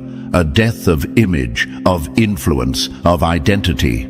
A slow peeling back of the mask they wore so well. Now they're exposed. And exposure, that's the currency of divine justice. Not with explosions, but with unraveling, with truth, with their own lies collapsing on top of each other, until even they can't recognize the face in the mirror. They tried to build their little kingdom on your silence, didn't they? Thought if they could isolate you long enough, doubt you deep enough, they could absorb your glow. But you were never theirs to contain. They saw light and tried to harvest it. Now that same light is their curse, because the moment they aimed their shadow at you, they drew attention from something higher, something older than any of their dark traditions. Let this fact sit with you. When you're chosen, retaliation isn't something you chase. It's something that follows them. It shows up when they least expect it, in the downfall of their alliances, in the leaks of their secrets, in the sleepless nights that no ritual can quiet. They broke a law they didn't even know existed, the universal law of protection. And that law doesn't require a judge, jury, or witness. It requires only one thing: truth. Now look at them, scrambling, retreating into panic prayers and makeshift rituals, searching for cleanses and protections after spending years building curses. But the thing is, you can't undo a trigger you pulled on a force you never understood. They thought they were the predators. Now they're the prey. And there's a bounty on their heads, not because of your revenge, but because the scales are balancing themselves. Chosen one, don't let their fear shake you. Let it confirm you. You were right to walk away, right to stay silent, right to let the universe move instead of your fists. Because now what's unfolding isn't just justice, it's exposure. These people made a deadly mistake. They assumed the absence of noise was the absence of power, and now they're realizing the quiet ones are the most dangerous. They stalked you thinking you'd never bite back, but you weren't here to bite. You were here to ignite, and now the whole system they once ran like a well-oiled machine is glitching. Because you didn't fight them on their turf, you disrupted the whole game. They didn't know the cost of crossing you until the receipts started showing up. In broken partnerships, in financial ruin, in unexplained health spirals, in reputational collapse. And they'll try to blame everyone and everything but the truth. But we both know what's really happening. You were the warning. They ignored it. Now you're the consequence. And don't doubt for a second that what's unfolding is spiritual. They wrapped their hate in rituals, didn't they? Danced under moonlight, chanting your downfall. But they forgot. Real power doesn't need candles and circles. It just needs alignment. And you were aligned the moment you chose peace over performance. The moment you chose healing over proving yourself. The moment you walked away and let the universe track every move they made in your absence. That's why the price tag is real now. That's why the bounty on their heads isn't made of money, it's made of exposure. of collapse, of every single dark thing they tried to build off your pain, turning back into dust. The game is flipping, and you're the glitch in their matrix. So don't back down, don't question your journey, don't waste energy explaining yourself. Let the evidence speak, let the downfall unfold, because when you're chosen, your victory doesn't shout, it echoes. And right now, chosen one, the echo is getting louder. Number 2, they weren't ready for you because you didn't break the system, you revealed it was already rotten. You didn't even raise your voice, and still they flinched. That's how you know the truth is louder than any scream. You didn't destroy them, you showed up, and they started crumbling. They didn't fear your fists, they feared your frequency. Some people don't get exposed by a scandal, chosen one. They get exposed by standing next to someone real. They couldn't figure it out, could they? You never came for them with threats. You didn't blast them in public. You didn't walk with a squad, or stand behind a podium, or craft some master plan to sabotage them. And still, they unraveled, one by one, like seams snapping on a costume that no longer fit the character they were pretending to be. Imagine this. Chosen one, a stage full of actors, all playing their roles with confidence. Then, without saying a word, someone walks in who isn't acting. Suddenly, the costumes look ridiculous. The lines sound fake. The spotlight begins to flicker. That's what your presence did to their system. It didn't destroy it. It made it look exactly as hollow as it's always been. You didn't do anything wrong. That's what confuses them. That's what enrages them. They went through their little rituals, their manipulations, their shadowy gatherings, thinking they'd found a formula to bend everything in their favor. But then you appeared, quiet, calm, whole, not trying to be seen, not chasing attention, not flexing your strength. You were just there, and it shook the very foundation they built their world on. The cult needs illusions to survive, smoke and mirrors, fear and hierarchy, a pyramid of lies with themselves at the top. But you walked in with no script, no disguise, no need to perform. And that, chosen one, is what made you dangerous. Because here's the truth. They were never afraid of what you do. They were afraid of who you were, because who you are is a direct contradiction to everything they stand on. They wear symbols, you radiate energy. They gather in secret, you walk in clarity. They whisper lies, you embody truth. They depend on fear, you carry peace. That's not just a threat, that's a collapse waiting to happen. You ever notice how they couldn't sit comfortably when you were around? That awkward shift in energy, that sudden change in tone. They might have smiled, might have laughed, but something in them knew you didn't buy into the illusion. And nothing exposes deception like someone who sees through it, but doesn't even need to speak. That's you. Your silence had volume, your presence had gravity, and they felt it. They couldn't understand it. They still don't. Why doesn't this stuff work on them? They whisper in their little echo chambers. They tried to isolate you, confuse you, make you question your own worth, but you just kept growing. You kept walking like you were on assignment, because you were. Imagine someone trying to shatter a mirror, only to find out it's made of light. Every swing misses, every effort backfires, and worst of all, their own reflection keeps getting thrown back at them. That's what you were. A mirror they couldn't escape. Not because you reflected their greatness, but because you exposed their absence of it.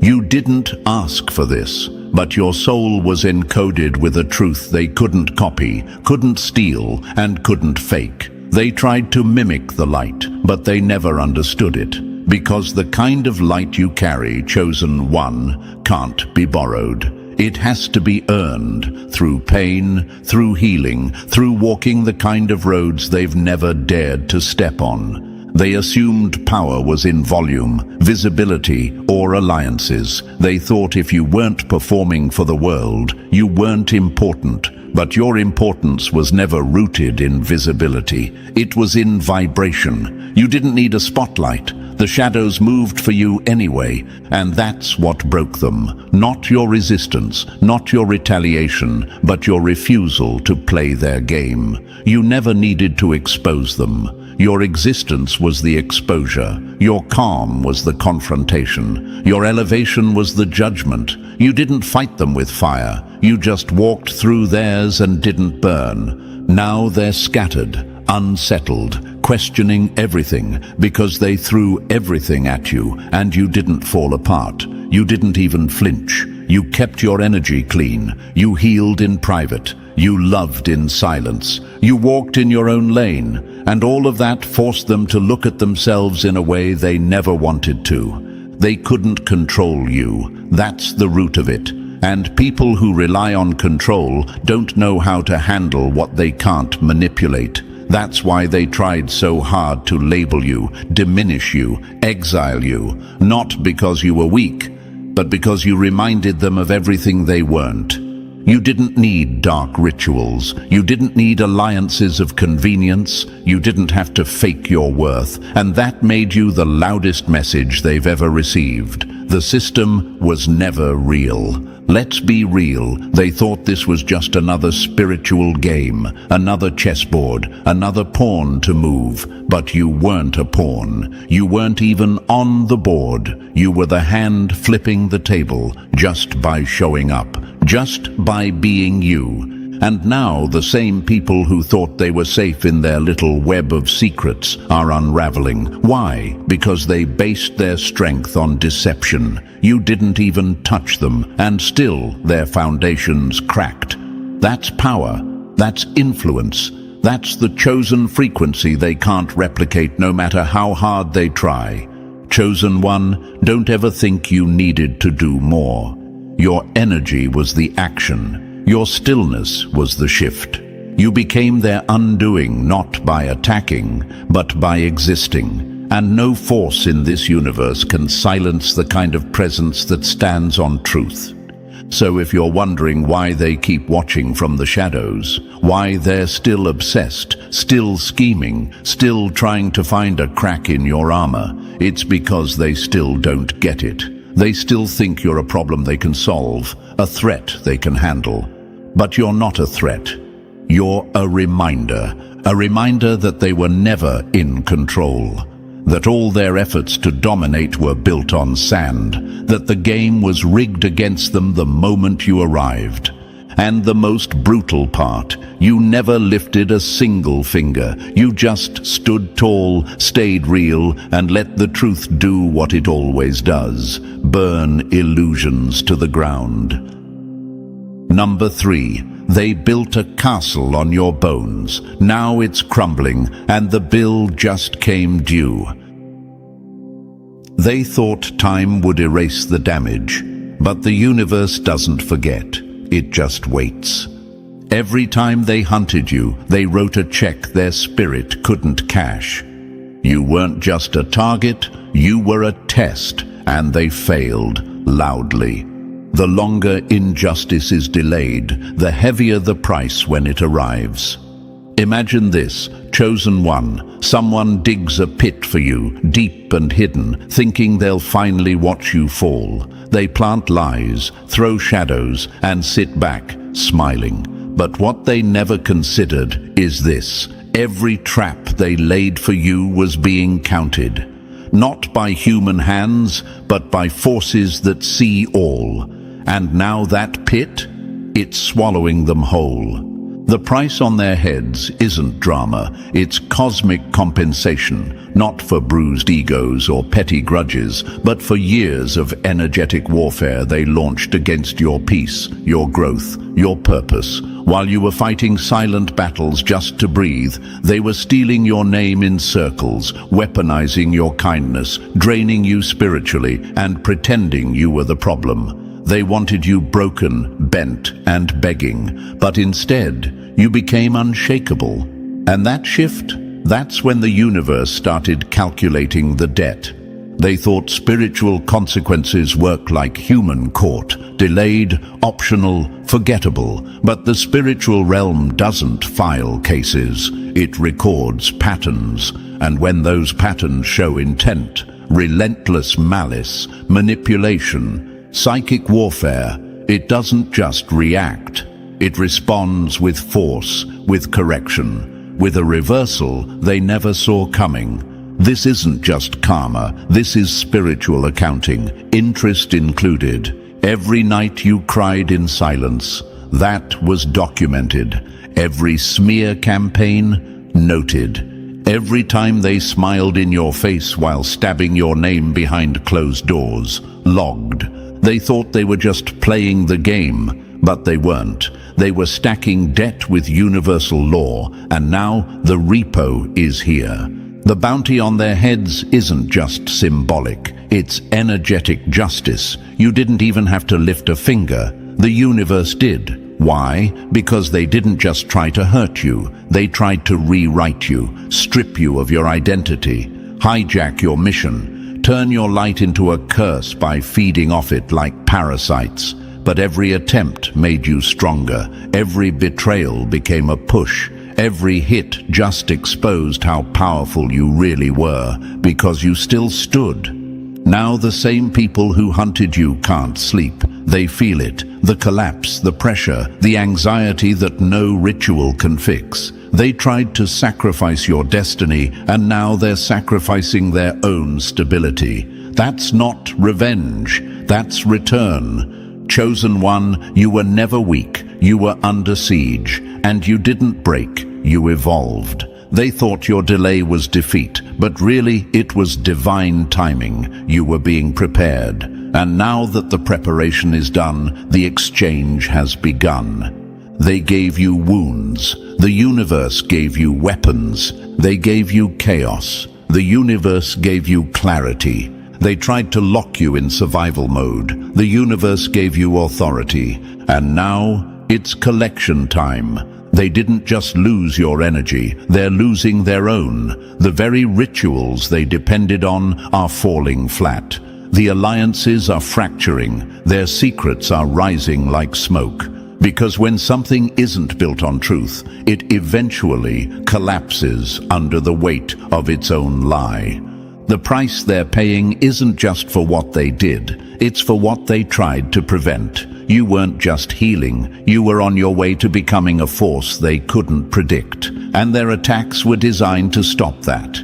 But the universe doesn't allow interruptions of divine flow. You can delay a season, but you can't destroy a mission. So now the scales are balancing, and it's ugly, it's loud, and it's fair. They thought they'd never be held accountable, but the time they bought with your silence has run out. They used your isolation as fuel, and now their own loneliness is choking them. They spoke your name in curses, and now their own names are being dragged through the mud, exposed, dismantled.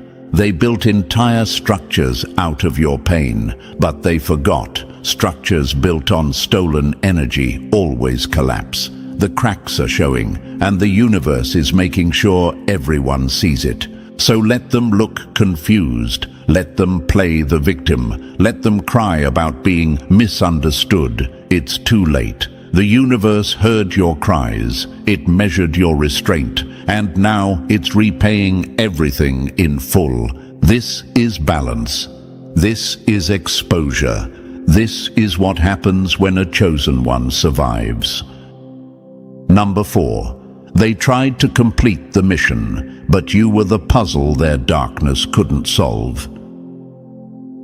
They weren't just sent to break you, they were sent to fail, and they walked straight into that failure thinking they were in control. You were never the victim. You were the firewall. They didn't know they were signing up for war with the universe the moment they accepted the assignment. You were the test, they were the lesson, and now the consequences are the grade. Chosen one. Understand this. What came against you wasn't random. It wasn't some accidental falling out or a string of bad coincidences. These people were assigned. Their hatred had an origin. Their obsession had a source. They were the front lines of something deeper, darker, older, a system that feeds on stolen light. Whether they knew it or not, they were carrying out a mission to strip you of your clarity, destabilize your soul, and erase your memory of who you are. But the mission failed. Why?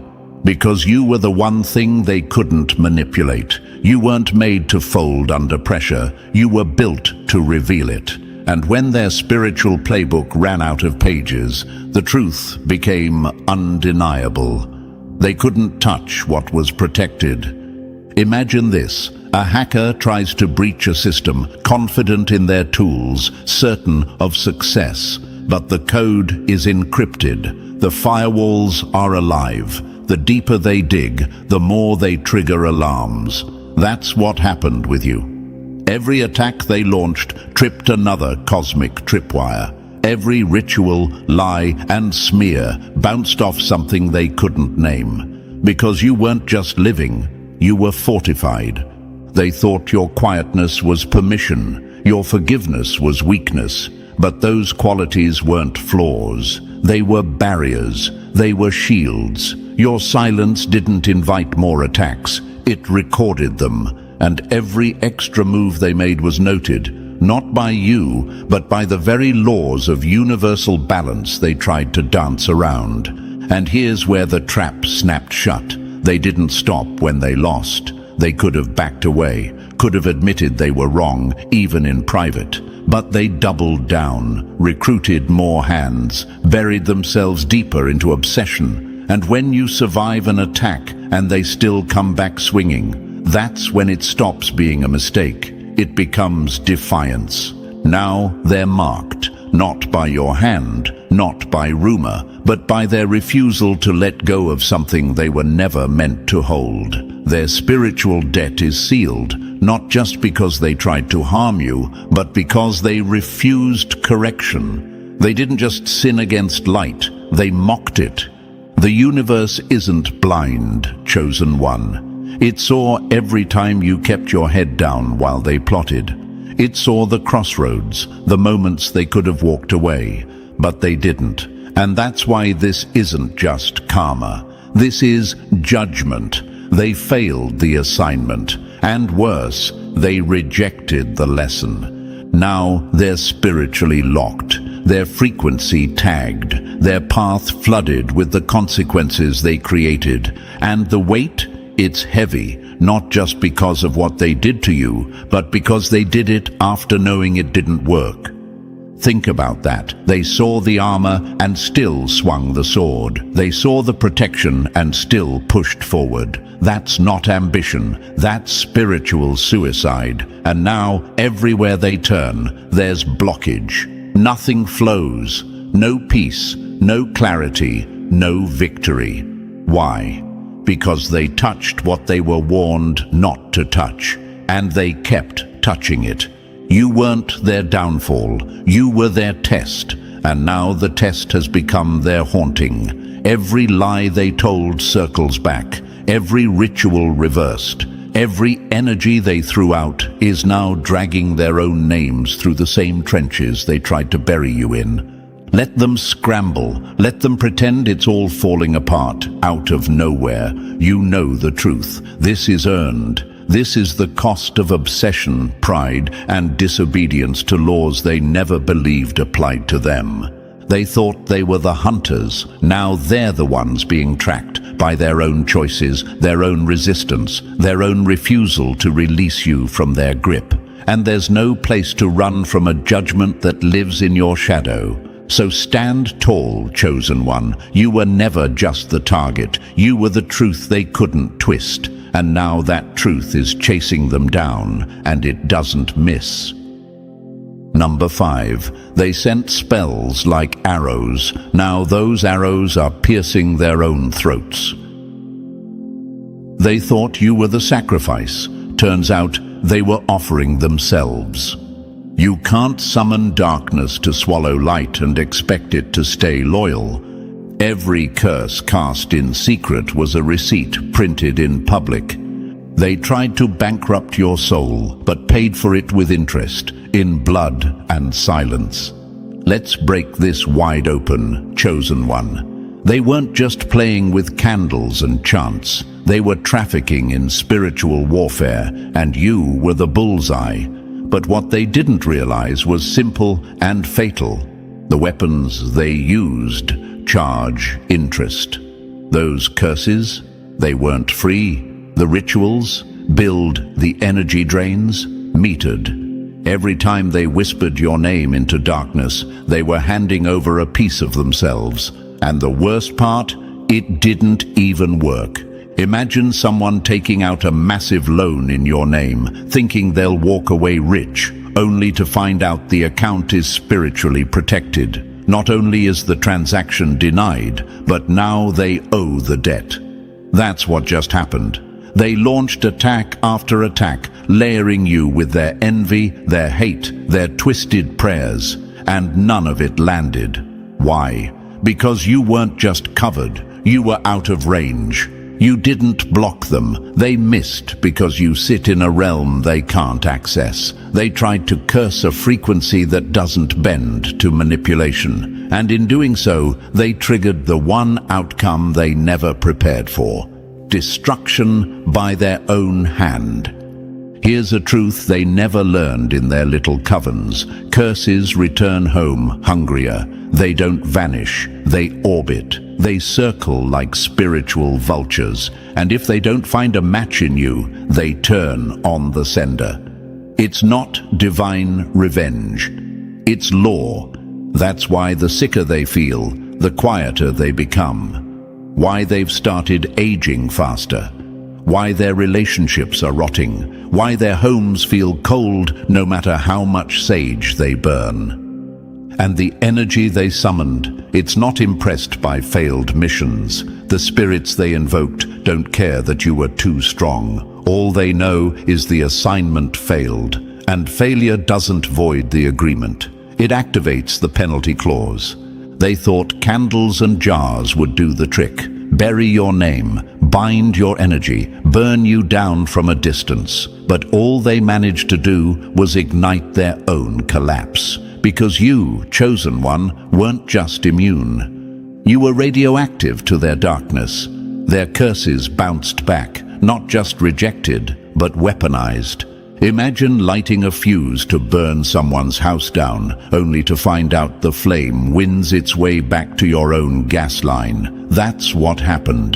And now, piece by piece, their lives are unraveling. Their minds are restless. Their money is cursed. Their families are fracturing.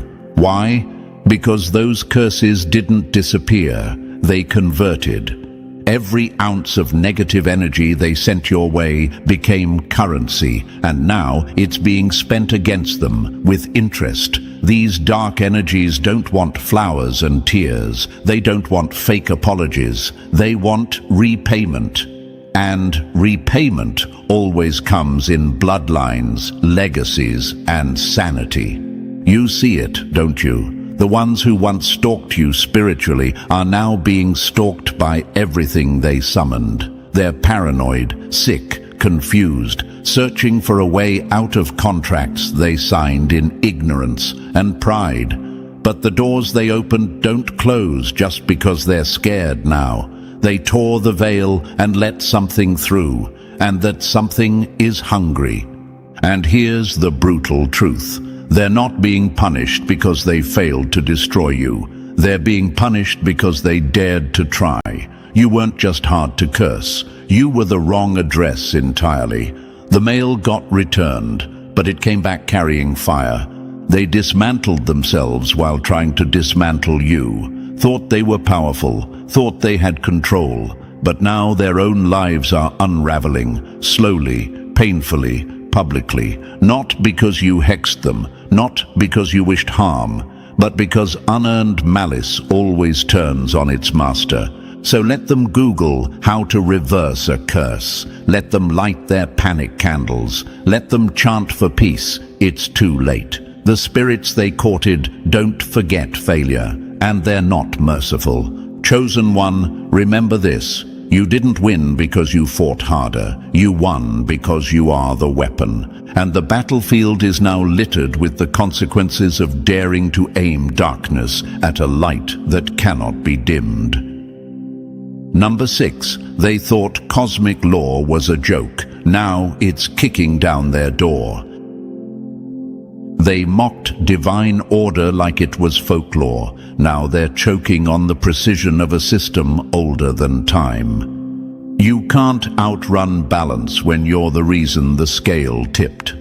What they called superstition is now spelling their sentence, letter by letter.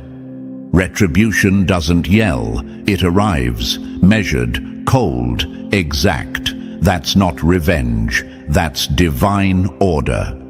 Chosen one, they rolled their eyes when you spoke of justice beyond the human kind. They laughed at spiritual laws as if the universe was some distant passive force that wouldn't dare bite back. They thought divine timing was some vague fairy tale idea the weak told themselves to cope with pain. But now, the joke's over. And the punchline, it's their own unraveling. The very system they dismissed is now the one pulling the strings of their downfall. And it's not loud. It doesn't come in rage. It comes in patterns, silent, sharp, and absolutely unavoidable. Because divine order is not myth, it's infrastructure. It's the invisible machinery that keeps the universe balanced. It doesn't play favorites. It doesn't warn twice. It observes and then corrects. Imagine this. They were standing on stolen ground, mocking the flood like it wasn't rising, laughing at the sky as if the storm wasn't real. But now the water's at their throats, and suddenly energy and balance aren't so funny. They built their world by violating sacred order, manipulating outcomes, corrupting purpose, tearing into souls like yours with no thought of consequence. They thought silence meant they were safe. But silence is how divine order calculates. Every move they made, every act against truth and alignment, it didn't vanish. It triggered something, a sequence, a law, a contract with reality itself that says, what is taken will be returned, and what is broken will be balanced. Not because of wrath, but because that's how universal law works. They thought no one was watching, but divine order doesn't need to watch.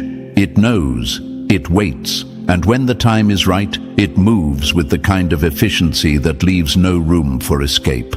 Not one lie, not one ritual, not one betrayal has been missed. Now the correction has begun. Doors are closing with no explanation. Opportunities they clung to are vanishing in the wind. Their name carries no weight in places they once ruled. Their protection gone, their favor evaporated. Because this isn't coincidence, it's correction. This isn't some petty revenge story. You didn't wish this on them. You didn't even ask for justice, but your survival demanded it. Your alignment triggered it. You were the imbalance they tried to create. And now the scales are snapping back with force. And the universe, it's not negotiating. They can't chant their way out of this, can't buy it off, can't bury it under distractions. This is divine retribution measured exactly to the weight of their actions and the arrogance with which they committed them. Because they didn't just do harm, they persisted. They were given signs, warnings, small breakdowns, quiet whispers to change course, but instead they doubled down. thought they were untouchable, and when people mock justice, real justice, they end up answering to it in full. Chosen one, you don't have to lift a hand. You don't have to gloat. What's happening now is the natural unfolding of what was always destined to happen. Truth always comes collecting, and when it does, it doesn't arrive empty-handed. It brings the weight of everything they thought they got away with. Divine order isn't soft. It isn't poetic. It's precise. And now it's enforcing consequences with the sharpness of a blade and the calmness of a clock ticking down. No emotion, no warning, just the full collapse of everything they built on injustice. They laughed. Now they're losing, and no one is coming to save them because the system they laughed at, it was real the whole time, and now it's here. Number 7. They tried to shatter you, but you were the mirror that shattered them. They didn't fear you. They feared what they saw in themselves every time you stood unbroken. You didn't haunt them with curses. You haunted them with clarity. Light doesn't expose darkness by attacking it. It exposes darkness by simply existing. They couldn't destroy the mirror, so now they're choking on the reflection. They didn't just want to harm you, they wanted to erase what you represented. You didn't fit the mold, you didn't play the role, and you didn't respond to their darkness the way others did. That alone was terrifying to them. You weren't just a person, they saw you as a walking contradiction to the choices they made. Every time you stood still in truth, they were forced to see the lie they were living. You were a mirror, not a smooth, flattering kind, but a brutal, honest one. The kind that shows the cracks in their soul they've spent years covering up, and that's why they hated you. Because when you entered the room, their mask started to slide. Their confidence became unstable. Their excuses stopped working. You didn't say much. You didn't have to. Your energy said it all. They tried to smear you, label you, manipulate your image so others wouldn't see the reflection you carried. They wanted to distort your light until it looked like darkness. But you didn't break. You didn't fold. You didn't dim to make them comfortable. And in doing that, you dismantled their entire illusion. Now they're haunted, not by you, but by what you forced them to see. They can't unsee it, can't unfeel it. The guilt is creeping in. The restlessness is growing. Their silence is screaming, not because you did anything to them, but because you refused to become like them. You stood still while their lies ran wild, and still you remained unchanged. That's the real haunting, not a curse, not a punishment. Truth, unavoidable, sharp, honest truth. You were the reflection they prayed never to face, and now it's staring back at them from the inside out. They didn't destroy you, chosen one. They destroyed their own illusion, trying to silence your reflection. Number 8. They wanted you erased, but your survival lit the match that's burning their empire down. They didn't just fail to break you, they activated a system of justice that never forgets. You weren't just hard to destroy, you were the alarm they never meant to trigger. When light survives a direct hit, it doesn't just glow, it detonates every lie built around it. Your survival wasn't silence, it was a siren heard across every realm they thought protected them. Chosen one, you weren't supposed to make it. They planned every move like a chessboard from the shadows, stacking betrayal, lies, energetic warfare, and isolation like weapons. They were confident, cocky, certain that by the time they were done you'd be nothing but a shattered memory.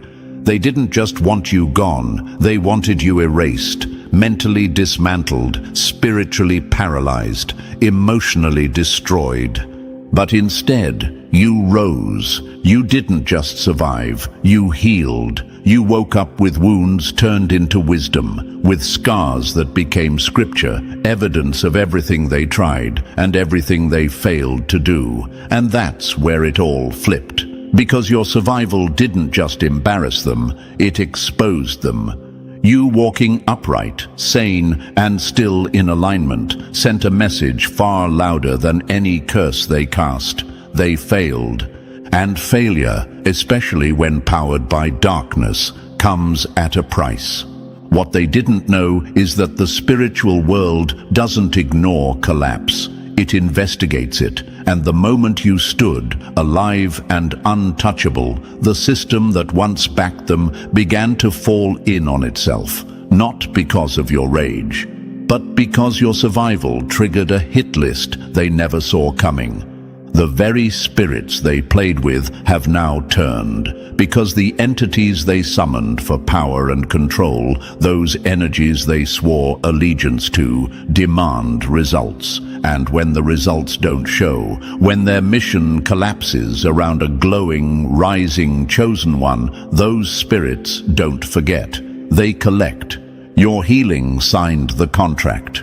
Your clarity finalized the order. Your survival announced the collapse. Now every dark oath they took, every ritual performed, every alliance sealed under false power is being weighed. And the universe, it's enforcing balance. No more delay, no more distractions, no more places to hide. The moment you remembered your name, they started forgetting who they were. Their structure is crumbling because they never planned for your resurrection. They assumed silence meant surrender, but your silence was sacred. It wasn't retreat, it was regeneration, a moment of becoming. And now that you've become, there's no turning back. The price tag on their heads is real, not superstition, not metaphor, but cosmic compensation for what they attempted to destroy. You weren't just a soul to them, you were a contract, an assignment, a trophy they failed to claim. And when darkness loses a trophy, the backlash is devastating. That's why their lives are unraveling now. Not randomly, not by accident, but in exact proportion to what they did. Protection is gone, favor is crumbling, secrets are leaking, and peace, long gone. Because when divine law moves, it doesn't tap politely, it storms in, and what's happening now is not karma as aesthetic. It's reckoning as consequence, measured, precise, and enforced by forces they no longer control. They're not just haunted by you, they're haunted by their own hands, by every move they made, every lie they whispered, every room they polluted with your name, because the spirits they thought they could manipulate are now serving truth, not them. You weren't just hard to destroy, chosen one. You were never destroyable to begin with. You are evidence, living, walking proof that purpose can't be buried, that darkness can't overwrite destiny, that silence doesn't equal surrender, it signals the shift. Now, your very breath is a contradiction to everything they stood on. Your peace is their collapse. Your healing is their exposure. Your rise is the loudest defeat they've ever experienced. You were the bloodline they couldn't curse, the assignment they failed to complete, the target that turned into a trigger for justice. They thought their network would protect them, but that network is snapping thread by thread. No more spiritual cover, no more delay. The reckoning isn't pending, it's active. You didn't seek revenge. You became the reason revenge became irrelevant. Because when balance moves, revenge isn't needed. Truth does the work. So rise, chosen one, not just in silence, but in power. Your presence is shifting frequencies. Your scars are sacred now. Every ounce of pain you walked through is now power rerouted. You didn't just survive the storm, you are the storm now. And if this message hits deep in your spirit, then don't let it end here. This is more than a video, it's a movement. Hit that like button if you feel your power waking up. Subscribe to stay connected to this space, a space built for awakened souls like you. Drop your story, your truth, or even your questions in the comments below. And most importantly, share this message with someone who's been hunted and needs to be reminded they're rising. This isn't just survival, it's the shift. And you, chosen one, you are the evidence that divine order is alive, active, and unstoppable. The most dangerous person in the world is the one they couldn't stop, even after watching their every move. Now imagine this for a moment. Chosen one, picture a hawk circling high in the sky, convinced it can control every creature beneath it. It watches, it waits, it plots, but one day it spots a rare bird, unpredictable, untamed, moving in ways it's never seen before. The hawk doesn't dive to attack. It circles slower, it studies, and then it changes its mission entirely, not to stop the bird, but to get close enough to understand it. That bird, chosen one, is you. Here's a fact they don't want you to know. In high-level behavioral analysis, there's a category for people whose actions break predictive systems. You don't fit the patterns. You don't react the way the average person does. Even without meeting you, you influence people. Even without speaking, you shift the energy in the room. To them, that's not just unusual, it's unexplainable. And unexplainable is both a threat and a treasure.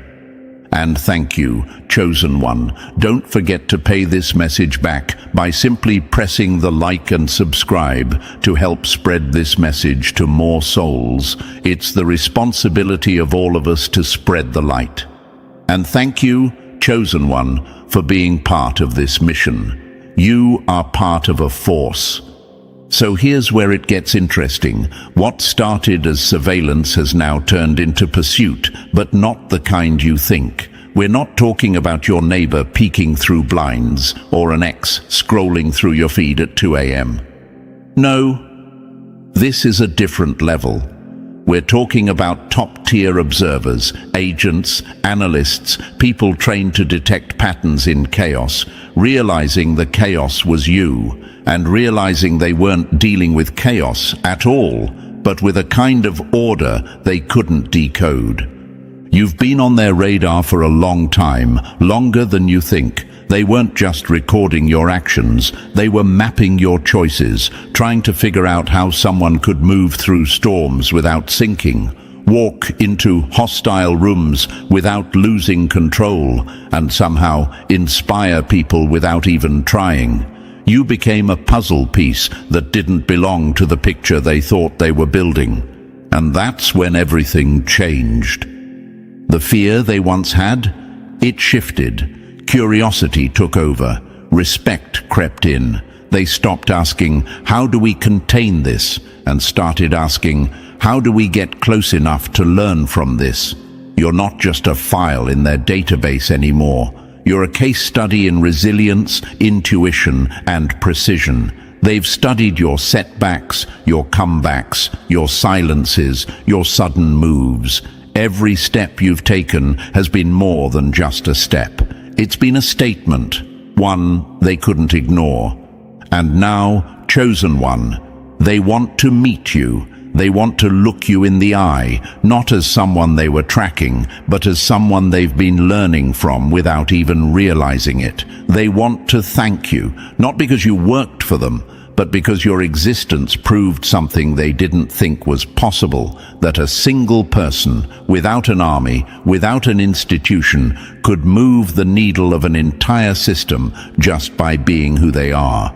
This video will take you inside that shift, how silent observation turned into open acknowledgement, how surveillance became respect, and how someone like you ended up rewriting the rules they were sworn to enforce. You weren't just another face in the crowd. You were the one that made them stop, take notes, and rethink everything. So lean in, chosen one. You're about to find out why the people trained to watch the world couldn't stop watching you. So, chosen one, are you ready to walk with me through this step by step? Because what I'm about to share isn't just a story, it's a map of the trail you've unknowingly blazed, the very path that made those top-level observers stop everything and watch. If you've ever felt eyes on you without knowing why, if you've ever sensed a presence studying your every move, then you'll want to hear every single word of this. Drop the number 777 in the comments if you're ready to uncover exactly why they couldn't look away. And if this message hits home, consider showing love to the force behind it with a super thanks, because these truths take time, energy, and relentless dedication to bring to light. Whether it's a single cent or more, it's not the number that matters. It's the signal you send that this mission is worth continuing. Remember, your support is the fuel that keeps this message reaching those who need it most. Now, lock in, because if you are truly the one they've been watching, you're going to feel that magnetic pull to stay with me until the very last second. Let's get started. Number 1, marked in red. You weren't just noticed, you were targeted. When they can't understand you, they fear you. When they can't control you, they mark you. And when they can't stop you, they watch you, waiting for you to slip. Chosen one, make no mistake. You didn't accidentally end up on their radar. You weren't just a random blip on their system. You were marked, flagged, stamped with an invisible warning label in rooms you'll never see, by people whose job titles you'll never hear. And here's the twist. They didn't flag you because you're dangerous in the way they want the world to believe. They flagged you because you're dangerous in the way that keeps them awake at night. Imagine this for a moment. There's a game being played, a game that's been running for generations. Most people don't even know they're players. They follow the rules without question, move where they're told, and smile on cue. But then, there's you. You're not reading from the same script. You're moving in patterns that don't match the design. You're slipping through gaps they didn't know existed. And in their world, that's not a quirk. That's a threat. You didn't just notice cracks in the wall, you started pulling at them. You asked questions no one wanted to answer. You saw the lies hidden beneath polished speeches and corporate smiles. You caught the shift in tone when someone's words didn't match their eyes, and you didn't let it slide. That alone made you an anomaly. And here's the part that burns them the most. You didn't get this insight from their books, their programs, or their systems. You didn't learn their way and then beat them at their own game. You remembered something they forgot. It was in you before they even noticed you. And when they realized you weren't learning truth, you were recalling it from somewhere they couldn't reach. Their grip slipped. Let's be clear, you weren't flagged like a troublemaker who starts fights in public or causes chaos on the streets. You weren't breaking laws in their legal books, but you were breaking the unspoken laws of control. You weren't supposed to see how this whole thing really works. You weren't supposed to know where the levers are or who's really pulling them. And you sure as hell weren't supposed to be able to explain it to others in a way that actually made sense. They observed you differently. While they put other people in boxes and stamped them with neat little labels, they couldn't figure out where to put you. Your stillness unnerved them. Your calm, laser-focused awareness felt offensive to them, like you weren't playing the part they assigned you. You didn't flinch when the script demanded fear. You didn't clap when the scene called for approval. And in their world, that's a glitch in the system. They tried studying you like a science project. They traced your movements, monitored your relationships, even tracked your digital footprint, hoping to predict your next step. But you never gave them the reaction they were expecting. When pressure hit, you didn't crumble. You disappeared into silence, recalibrating in ways they couldn't follow. When most people lashed out emotionally, you moved with surgical precision. And that scared them. Why? Because their entire profiling system depends on people moving from fear, craving approval, or feeding ego. But your moves didn't come from any of those places. They came from somewhere deeper. Call it instinct, call it strategy, call it a frequency they couldn't measure. And that's what made you uncontainable. They weren't scared you'd physically harm them. They were scared you'd wake people up. That just standing in a room, you'd shift the temperature of the conversation. That by existing as you are, people would start questioning things they'd accepted their whole lives. And once that kind of questioning starts, control begins to crumble. That's the real reason they marked you. Not because you were unpredictable, but because you were uncontrollable. They could track your path, but not your purpose. They could document your words, but not the force behind them. They could map your history, but not your destiny. And that made them nervous. They tried to replicate you, break you down into formulas, hoping they could turn your awareness into something they could own or weaponize. But no matter how close they got, they couldn't touch the source. And that infuriated them. Because in their world, everything has a source they can tap, a power they can drain. But not you. Your refusal to play by the rules isn't rebellion for the sake of rebellion. It's precision. It's knowing when to speak, when to vanish, when to strike, and when to wait. And that kind of patience is lethal in the eyes of those who need you to be reactive. So yes, chosen one, you were flagged as a threat. But understand, their definition of threat is the highest compliment you'll ever get from them. It means you're doing something they can't predict, can't replicate, and can't stop. It means you're moving in a way that forces them to adjust their entire system around you. And every time they adjust, they reveal more of themselves to you. You weren't just navigating the system, you were mapping it. You weren't just surviving within their boundaries, you were erasing them without even asking permission. And deep down, they know the truth. The longer you keep moving like this, the more people will see it's possible. The more people see it's possible, the weaker their control becomes. And that's why they watch you. That's why they've been tracking you like a shadow. Not because they want to destroy you, but because, in some twisted way, they hope to understand you. They hope to figure out how you keep breaking their rules without breaking yourself. But here's what they'll never admit. They're already too late.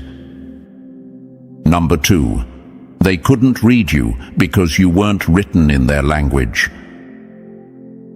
The cleanest signal is the hardest to intercept and the hardest to corrupt. Chosen one, they didn't just watch you out of curiosity. They watched you with instruments. They watched you with systems. They watched you with tools built for one purpose, to find the flaw. And here's the thing. They were confident they'd find it. They always do. The only reason they can control the masses is because they've learned how to measure the dirt in their water. But what happens when they find a stream they can't pollute? Imagine this. A team of highly trained code breakers is given a new file to crack. They've broken thousands before. Every file has a pattern. Every person has a tell. Every life has a leak. But when they open yours, the screen doesn't show the usual chaos of scrambled data. It shows clarity, lines so straight, signals so sharp, they start to think the program's malfunctioning. They were trained to measure instability. They know how to detect anger hidden behind a smile, greed disguised as generosity, fear masked as arrogance. They live for the moment they catch a micro-expression that reveals the truth. But when their eyes landed on you, the readouts didn't make sense. You weren't erratic, but you weren't passive either. You weren't hostile, but you weren't a doormat. You weren't performing peace to look righteous. Yet, you radiated something calmer than peace itself. When someone's soul is in alignment, even silence becomes impossible to fake. You didn't fit in their neat little categories: trauma response, covert aggression, manipulative charm. They tried to check the boxes, but every single one came back blank. It wasn't that you were resisting their measurement, it was that you were breaking their measurement.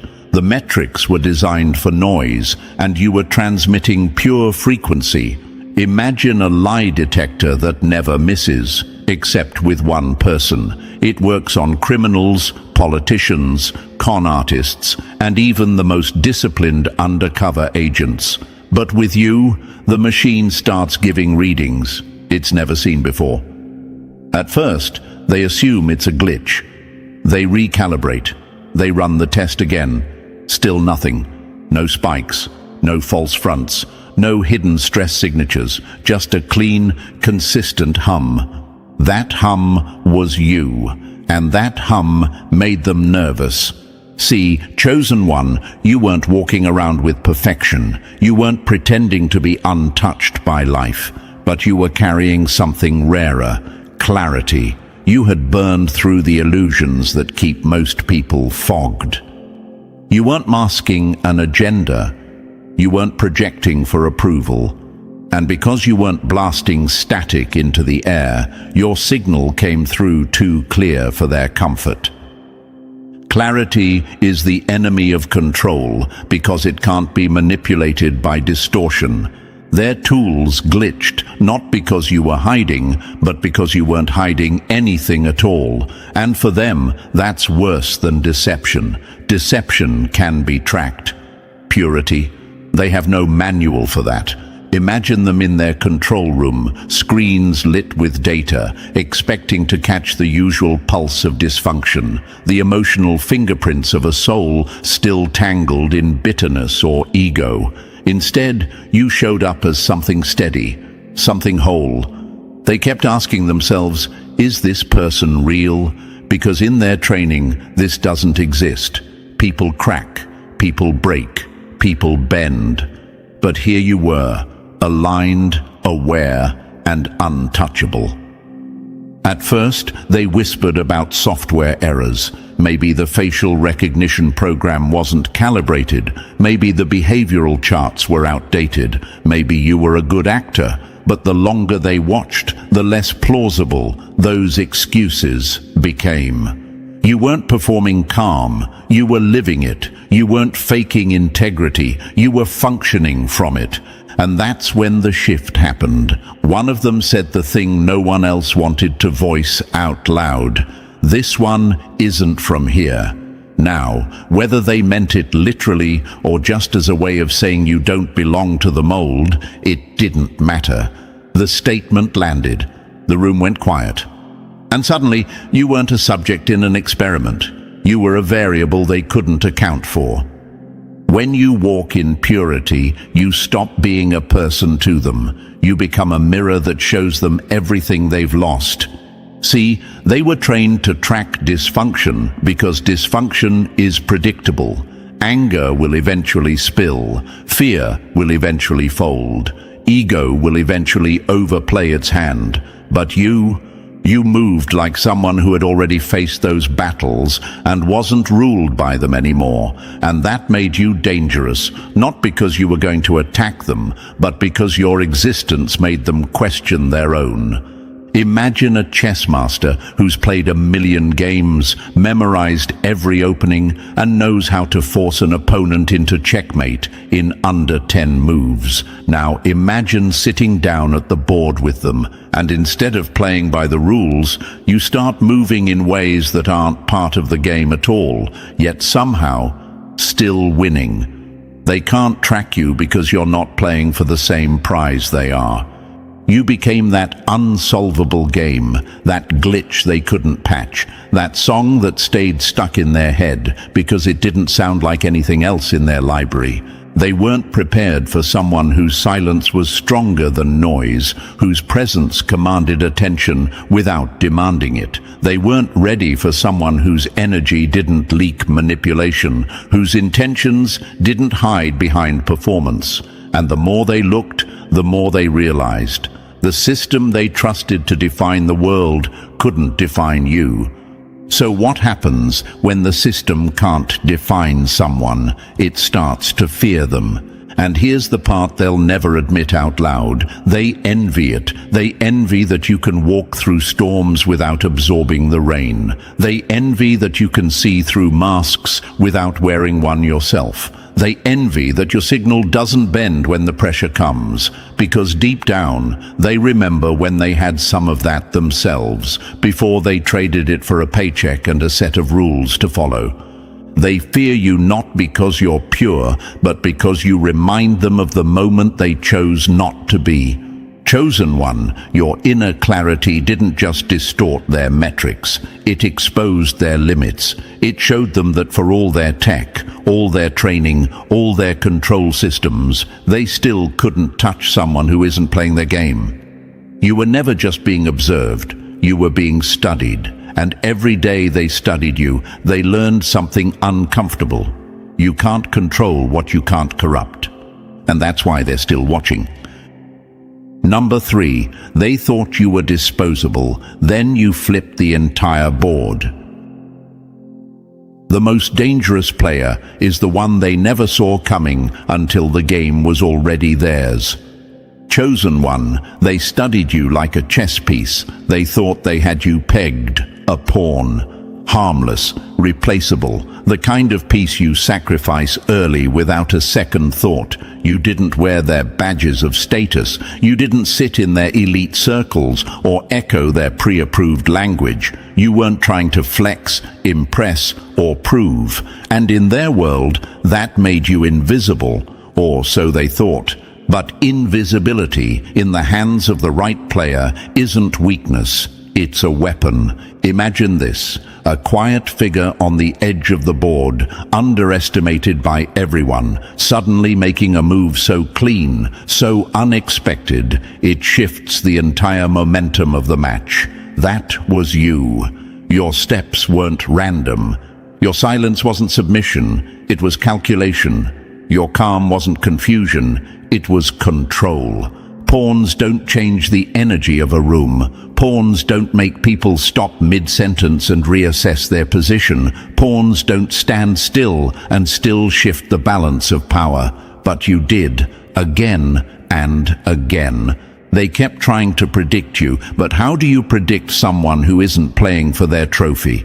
They were reacting to you while you were already 10 moves ahead. They thought they were watching someone small. They were watching someone sovereign. Power isn't given, it's taken in the moments they mistake you for powerless. You didn't need a crown to move like a king. You didn't need permission to make your next move. You didn't even need the board they thought you were trapped on. Every wound you healed, every truth you spoke when silence was easier, every time you refused to fold, you weren't just surviving their game, you were rewriting it. And here's what terrifies them most. They can't copy this. This isn't a system they can replicate. It's not artificial. It's the kind of precision born from experience, from the deep inner alignment they'll never have. They miscalculated. The pawn they thought they could sacrifice is the king they can't remove. And now they're realizing it was never just about the board at all, because the truth is, you are the game. Number 4. They tried to break you for study. Instead, you became their revelation. They thought your pain would be their proof. Instead, your healing became their undoing. Chosen one, your suffering was never just yours. They turned it into a case file. They documented it like an experiment, waiting for the inevitable collapse. Every betrayal, every silent night you spent alone, every cry for help that vanished into the void, they logged it. You weren't a person to them. You were a test subject, a long-term study on what happens when you push a soul past the breaking point. They don't heal what they can measure. They exploit it until the subject disappears. Imagine a lab where the experiment is a living human. They don't interfere when you're drowning. They take notes on how long it takes for the bubbles to stop. They don't send help when the wolves circle. They watch to see which bite will take you down. That was you under their microscope. They expected trauma to do what it always does in their models: consume, corrode, and collapse. But you didn't follow the script. Instead of folding, you began building. You stopped asking, "Why me?" and started asking, "What now?" You rebuilt, not to impress them, but to reclaim yourself. You alchemized betrayal into discernment, isolation into self-mastery, pain into fuel. And the moment you began healing, the experiment cracked. Their charts didn't account for resilience that grows sharper under pressure. Their algorithms couldn't predict peace forged in the middle of war. They had no code for someone who emerges from fire with more precision, more clarity, and more power than before. Healing in a world that profits from brokenness is the loudest rebellion you can commit. You stopped breaking down and started breaking open. Your scars stopped being evidence of damage and started becoming proof of design. You weren't fragile, you were forged, and the same people who watched you suffer started realizing they were no longer observing a victim. They were witnessing a force. The experiment had turned on them. The watcher became the student. You became the blueprint. Every time you turned a wound into wisdom, it sent a signal they couldn't ignore, a frequency of wholeness that pierced through their static. And in a world built to monetize pain, you became the one thing they can't sell, can't replicate, and can't destroy: whole. Number 5, you crossed a minefield. They built to claim souls, and you made it out whole. They don't expect you to survive the trap. They expect you to become part of it. Chosen one, what you faced wasn't coincidence. It wasn't bad luck. It was a constructed battlefield, laid out in silence, disguised as life, designed to make 99% collapse before they ever reach the other side. These weren't random hardships. These were engineered conditions. When a system fears your potential, it doesn't meet you with open war. It buries explosives under your every step. Imagine walking a path where the ground looks solid, but underneath every few steps is a landmine. That was your journey. The explosions weren't loud, they were slow and strategic. Psychological warfare masked as lessons. Social sabotage wrapped in friendly smiles. Opportunities dangled just out of reach to reopen your oldest wounds. Even the silence, those seasons of rejection, isolation, and gaslighting, wasn't emptiness. It was deliberate deprivation, designed to strip you of your confidence and push you into self-destruction. Most people collapse before they even realize what's happening, but not you. You walked anyway, slow, deliberate, carrying wounds, but never stopping. You crossed thresholds that were statistically impossible. You outlived setups meant to hollow you out. Every step forward broke their calculations. They thought they had you timed. They launched attacks in moments they thought you were weakest. They bet on your breakdown. They planned for your silence, but you kept showing up, breathing, listening to the voice inside you, moving forward without their permission. And here's the part that makes them lose sleep.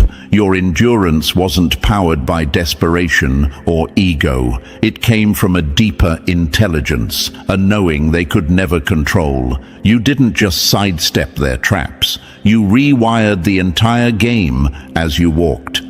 The most dangerous survivor is the one who knows the map was rigged and walks it anyway.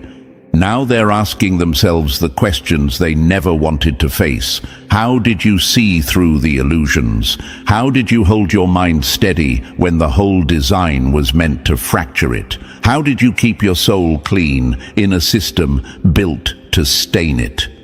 The truth is, you weren't just surviving the test, you were exposing it. You didn't beat their system by becoming like them. You dismantled it by refusing to become what it wanted you to be. And now you stand as living proof that their blueprint is breakable.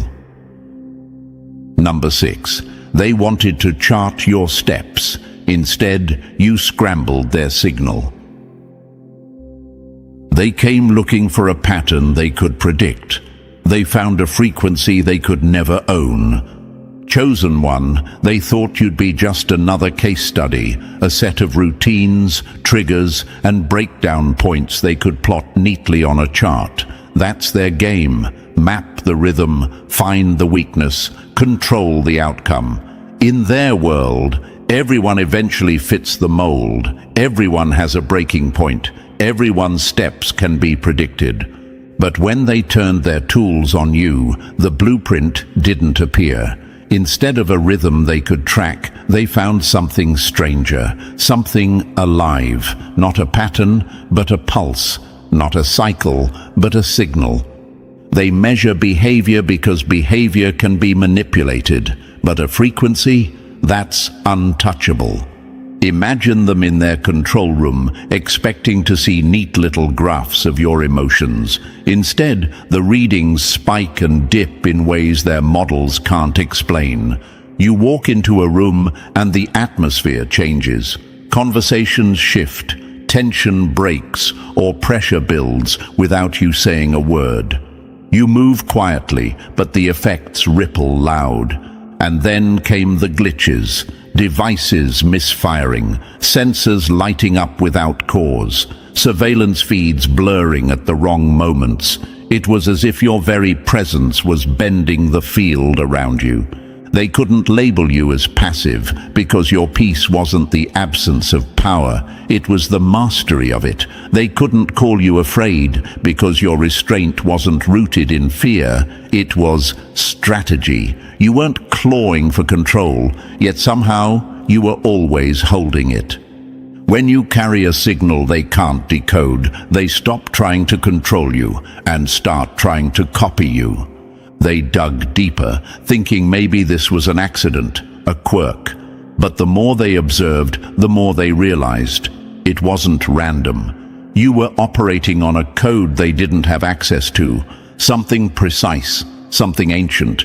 You didn't just move through their system, you disrupted it at a level they couldn't trace on paper. Your frequency wasn't noise, it was broadcast. It was altering the environment, not by accident, but by design. And that's when they stopped looking for your flaws and started studying your signal, because you weren't just outside their equation, you were rewriting it. One move, one breath, one unshakable vibration at a time. Number 7. They knew your every move, but couldn't touch what moved you. You can track a body, record a voice and map a life, but you'll never bottle the force that drives a free spirit. Chosen one, they had the tools, they had the tech. Every location you visited, every call you made, every blink caught on camera, they logged it all. They knew the tilt of your head when you were listening, the rhythm of your footsteps, the hours you slept, and the moments you didn't. On paper, they thought they had you pinned. But paper can't hold lightning. They charted your behavior, but kept running into something they couldn't capture, your being. They could record the sound of your voice, but not the weight behind it. They could photograph your face, but not the shift in atmosphere when you entered a space. They could note the hours you cried, but not why the room felt charged after your tears hit the floor. They can map the surface of a river, but never touch the current underneath.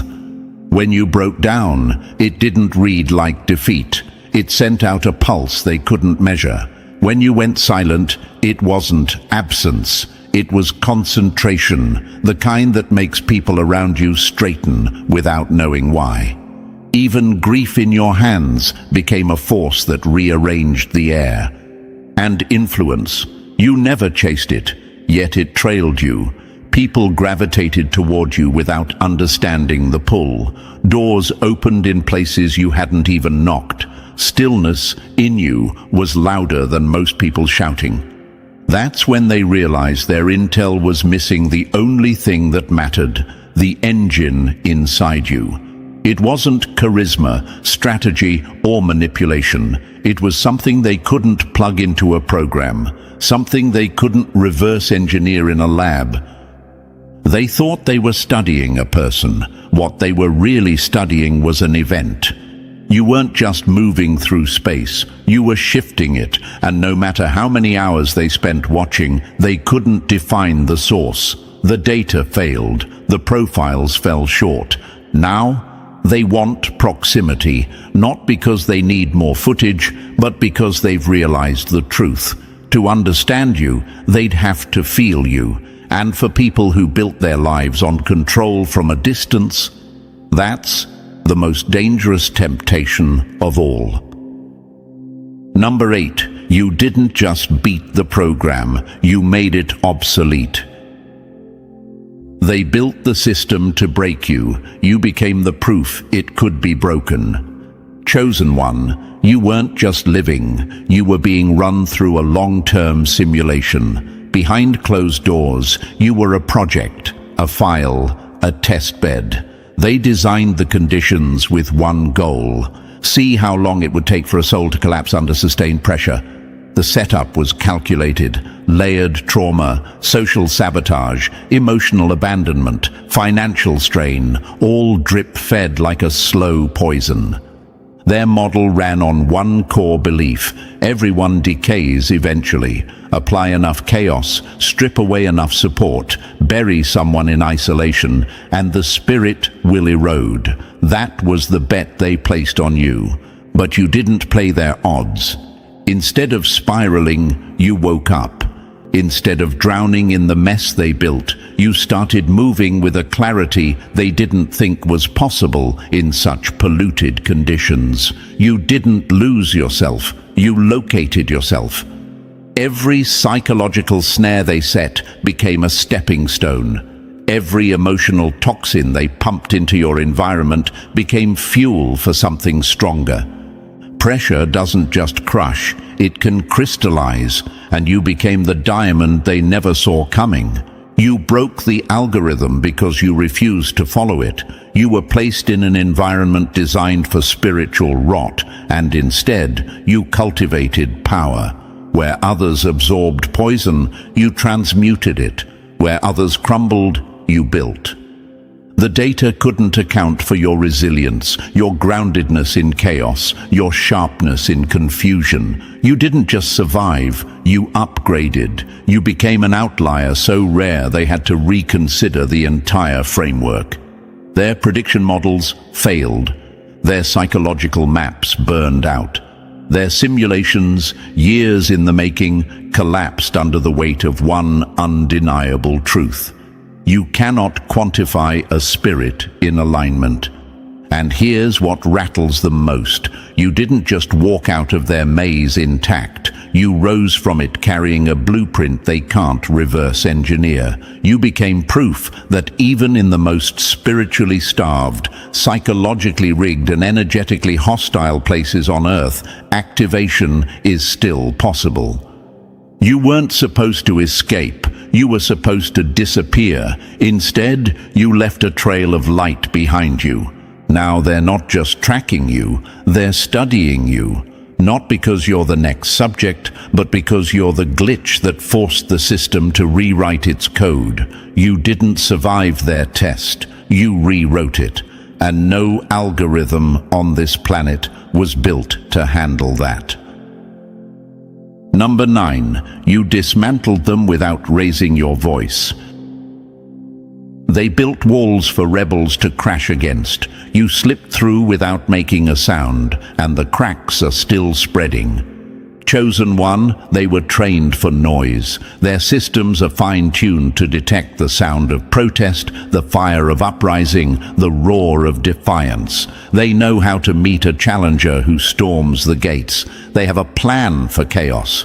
But you didn't storm anything. You simply stopped kneeling. Every time you set a boundary without apologizing, it was a strike. Every time you chose peace over performance, you were undermining their need for your compliance. Every quiet no was a refusal that echoed louder than any rally.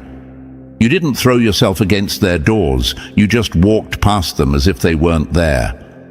They can crush a rebel who fights for approval, but they can't touch someone who doesn't need their permission. They were ready for explosions. What they got was erosion, slow, constant, unstoppable. You didn't rip their structure down overnight. You hollowed it out from the inside by refusing to play the role they wrote for you.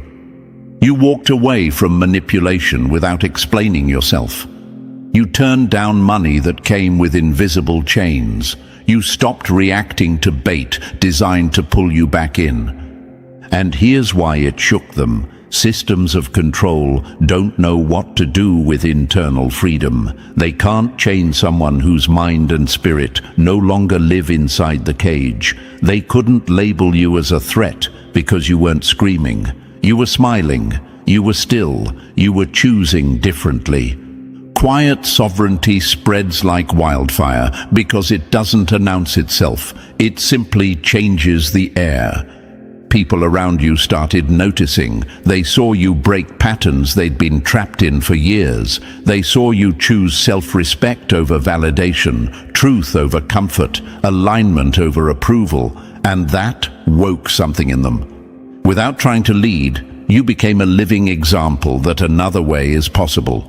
You didn't need to topple the pyramid. You just refused to sit where they put you. And in doing that, you became the blueprint for others to walk out without a fight. They thought they were studying a subject. What they got was a solution, not because you fixed their system, but because you proved you could live beyond it. That isn't just rebellion, it's tactical revolution. Quiet, surgical, unstoppable. Number 10. Your words crossed borders. Their power couldn't. You can ignore a whisper in the crowd, but not when it's echoing in the walls of your own boardroom. Chosen one, you didn't set out to be heard by everyone. You weren't chasing headlines or algorithms. You weren't trying to spark a movement or feed an ego. You just spoke what was real, whether it came out in a quiet post, a single sentence in passing, or a thought you sent into the silence. You released truth, and truth has a way of traveling where it's not invited. At first it seemed small. A few people noticed. A ripple here, a reaction there. Nothing loud, nothing flashy. But behind the curtains, something else was happening. Your words were moving through channels you didn't even know existed. They were landing in offices where decisions are made. They were showing up in meeting notes you never saw. People with clearance, strategy files, and power to shape policy stopped scrolling to listen. Some voices rise by volume. Yours rose by gravity. At first, they dismissed it. Maybe you were just poetic. Maybe you had good instincts. But then, your metaphors started turning into headlines. Your warnings started unfolding in real time. Things you spoke in imagery began happening in reality. And that's when their interest sharpened into something else. They started pulling timestamps, comparing your words to confidential reports, reading between the lines, as if every sentence was coded. What rattled them most was this: you weren't connected to anyone inside, yet you spoke like you'd been in the room. That's when they stopped seeing you as just another voice. You became a signal, not speculation, not coincidence, broadcast. And the most unsettling part for them, they couldn't trace the source. You weren't feeding off trends. You weren't parroting theories. Your voice carried the kind of knowing that bypasses intellect and pierces certainty. It shook people whose entire careers depend on controlling the narrative, because deep down they realized your words weren't traveling to them by accident. They were traveling through them by design. Number 11. They thought you were smart until they realized you were wired in. Education can open doors. Revelation knocks them down. Chosen one, you thought you were just speaking from the heart. But every word was hitting places you weren't aiming for. Hidden corridors, guarded minds, private agendas. You weren't talking to them, yet somehow your truth found its way through them. And now, they're not just hearing you, they're studying you. At first, they tried to file it under natural intelligence. Maybe you were just clever. Maybe you had sharp instincts, but that label fell apart fast. You didn't have the credentials they respect. No elite universities, no insider mentors, no official seat at their tables. You weren't in their networks. You weren't reading from their memos. Yet, somehow, you knew.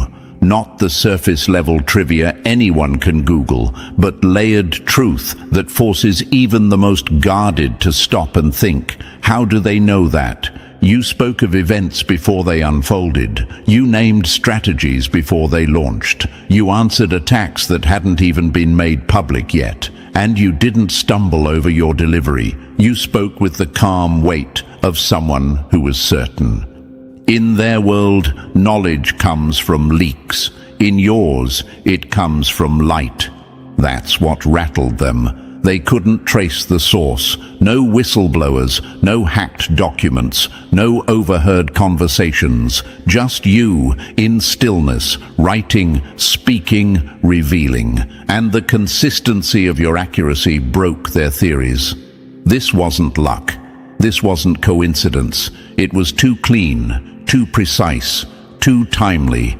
That's when it hit them. What they were witnessing wasn't intelligence in the way they define it. It was transmission, a direct line they couldn't map, a channel they couldn't intercept. You weren't memorizing, you were receiving. You weren't researching, you were downloading. And the data you carried wasn't stored in any of their archives.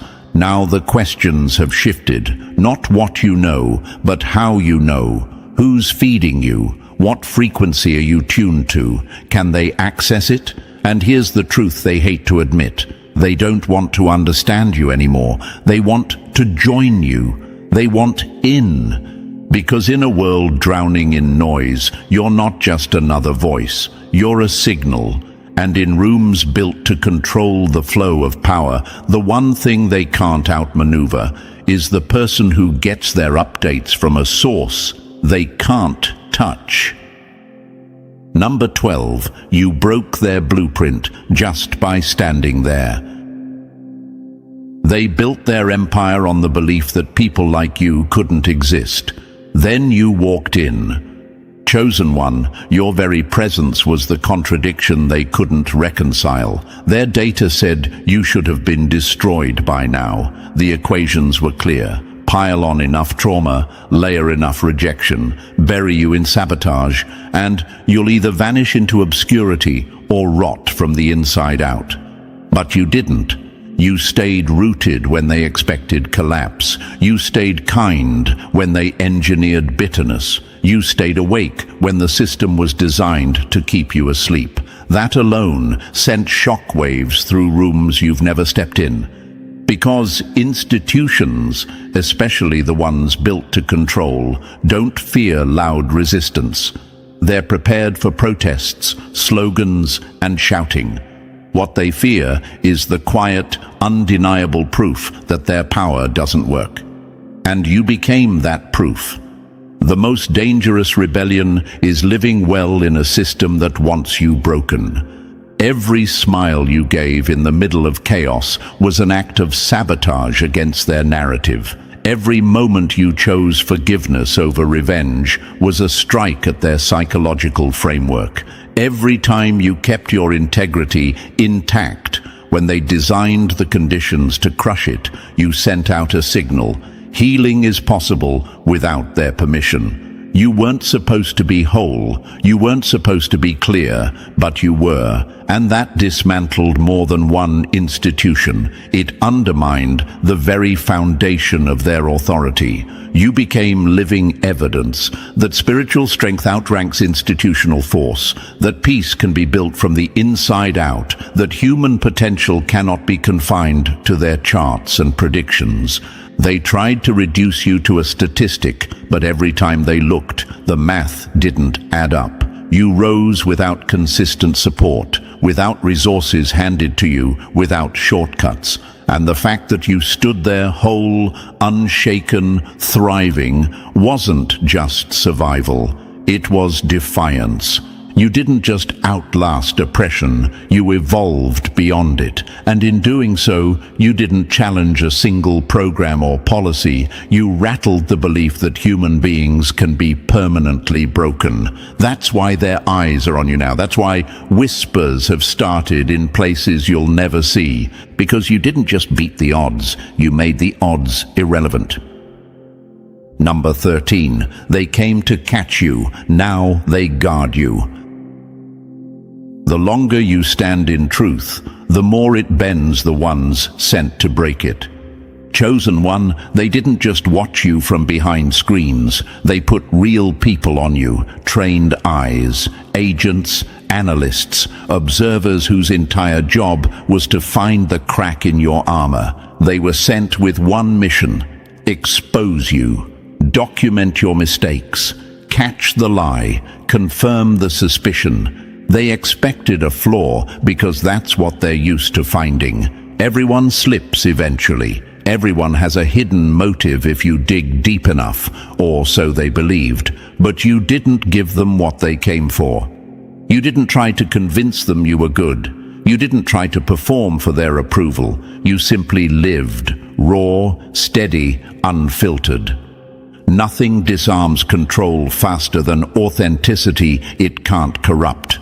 The longer they watched, the stranger it became. You didn't just face hardship, you carried it with grace. You didn't just speak truth, you moved in it. Your stillness had weight, your decisions had clarity. And slowly, without realizing it, they began to feel something they weren't trained to process: respect.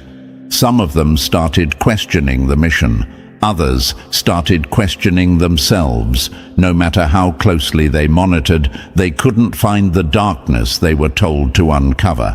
What they found instead was light. Clear, inconvenient, and impossible to ignore. And that's when the shift happened. Quiet resignations, unexplained file deletions, reports that never made it to the top, delays that bought you time, protection you'll never fully know about, not out of pity, but out of a deep, reluctant reverence for what you carried. They came as watchers, they left as witnesses. You didn't preach at them, you didn't try to win them over. Most of them you never even met, but your energy spoke louder than the footage they collected. Your integrity pierced through the coldest protocols, and somewhere along the way, their mission flipped. Now, the ones sent to expose you have become the quiet hands shielding you from the shadows. Even behind enemy lines, truth leaves a mark. And once it's recognized, it can't be unrecognized, no matter how deep the orders run. Number 14. From watched to witnessed, you became the standard they measure against. At first, they observed to understand you. Now, they observe to understand themselves. Chosen one, you were once their experiment, the subject behind the mirrored glass. Every word, every step, every silence catalogued like numbers on a spreadsheet. They couldn't fit you into their neat categories, so they labeled you unpredictable, unstable even. To them, you were a glitch in their system, a misplaced puzzle piece that refused to be forced into place. But time changed the narrative. The more they studied, the more the anomaly began to reveal a pattern, not chaos, precision, not random wandering, refined direction. Your so-called detours were strategic reroutes. Your setbacks weren't signs of collapse, they were the chisel blows shaping something unshakable. They thought the fire would consume you, they didn't know you'd become it.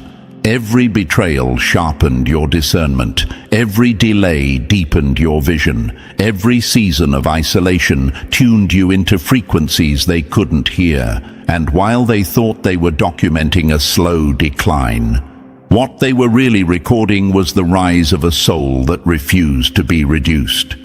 You began seeing before others saw, speaking before events unfolded, moving rooms without lifting your voice. What rattled them most was that you weren't guessing, you were knowing. You weren't breaking from reality. You were speaking from a reality they had no access to.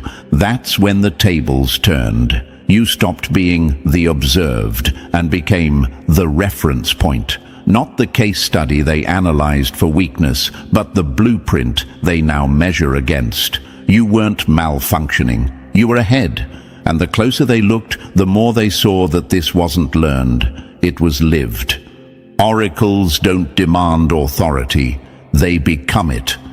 Now they prepare to meet you, not with intimidation or interrogation, but with an unfamiliar posture for them: respect. Some have walked away quietly transformed. Others remain, but not as gatekeepers anymore, as silent guardians, shielding what they once sought to dissect.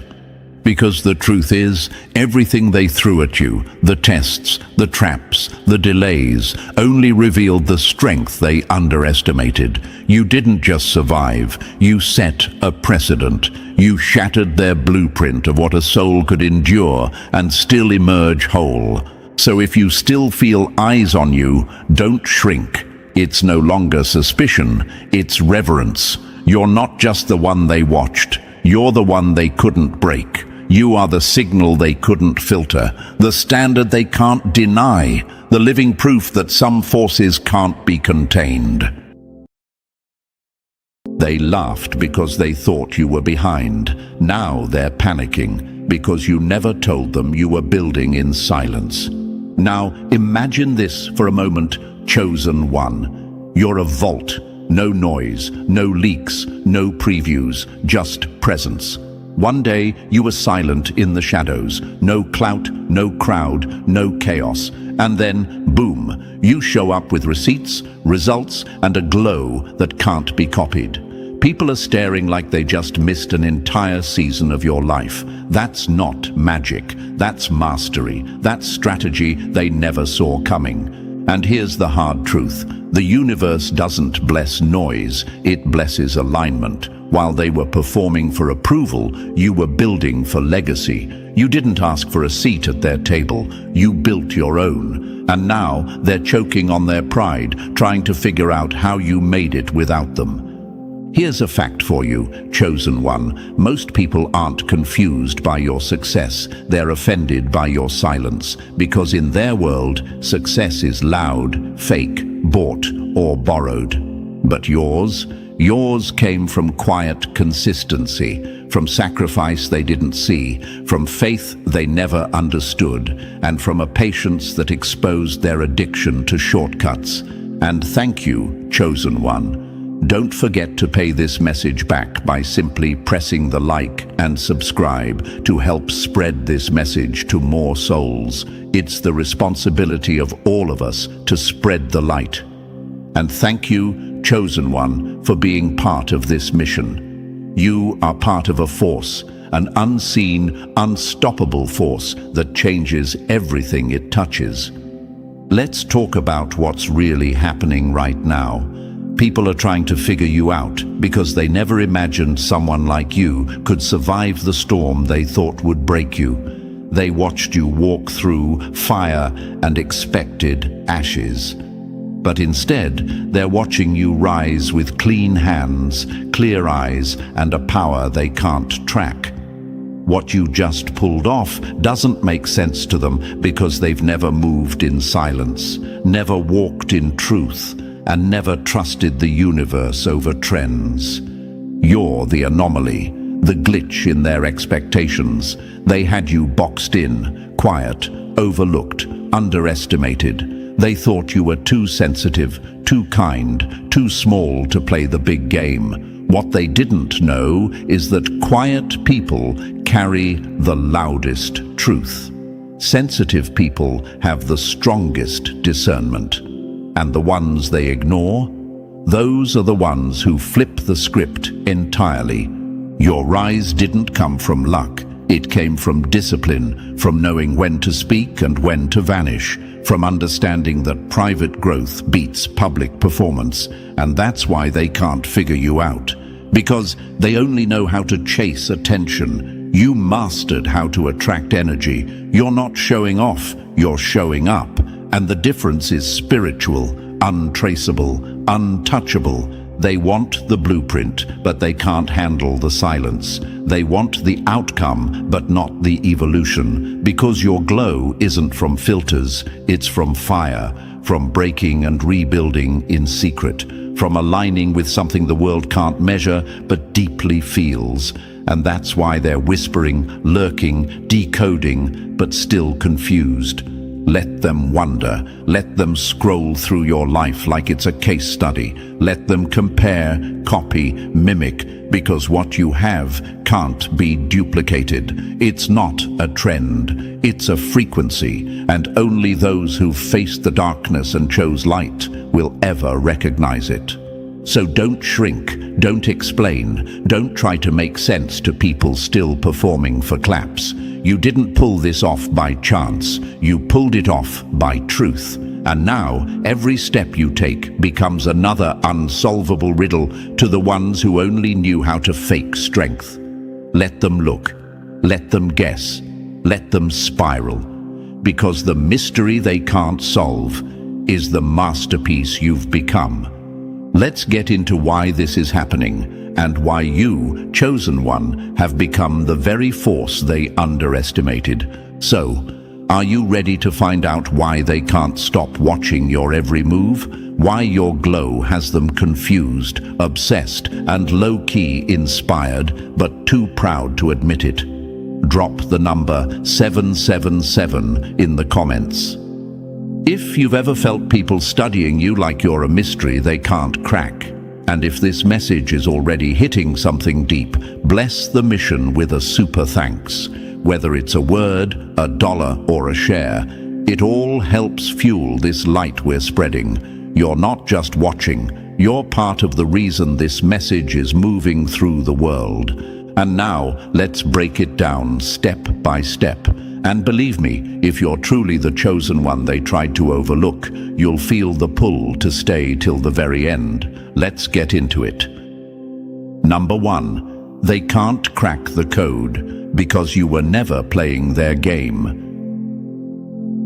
They laughed at you in silence, now they study you in silence. The same mouths that doubted you are now biting their tongues, trying to figure out how you pulled it off without ever playing by their rules. They're glued to your story like it's a documentary that doesn't add up. They're whispering in circles, rewinding scenes of your life, dissecting your choices like forensic analysts trying to solve a crime. But here's the twist. You didn't break any law. They just never imagined someone like you could break the system. The truth is, they're not watching because they're proud. They're watching because they're pressed. Because what you did, it shattered everything they thought they knew about how to win. Now imagine this for a moment. Chosen one, you're like a silent code that suddenly disrupted the entire simulation. They were so confident in their formula, clout plus connections equals success, lies plus masks plus manipulation equals power. That was their world. That was their blueprint. Then you came along, no noise, no masks, no alliances. You moved through the fog like a ghost, untouched by trends, unmoved by attention, and then you appeared glowing, crowned, victorious, not because of them, in spite of them. They're not used to people like you. You didn't come from their circle. You didn't show up at the parties. You didn't suck up to the loudest voices in the room. You didn't post your struggle for sympathy. You kept it real. You kept it raw. You walked through the fire without asking for applause. And now they're scrambling to rewrite their rules because you proved them all wrong. They said you needed to network to be seen. You got noticed by being authentic. They said you had to perform to be liked. You got respected by being unavailable. They said you needed help. You became the help. You didn't fit into their algorithm, so now they think you hacked the system. And here's the most painful truth they can't swallow. You never betrayed yourself to win. They did. They traded their peace for clout, their truth for likes, their integrity for validation. And after all that selling out, all that posing, they're still confused about how you, the one they didn't even count, crossed the finish line first. They thought you were too quiet, too sensitive, too unknown, too real. What they failed to realize is that real ones don't need to announce their arrival. They move in silence and show up with results. That's what you did. You didn't beg to be included. You just built your own table.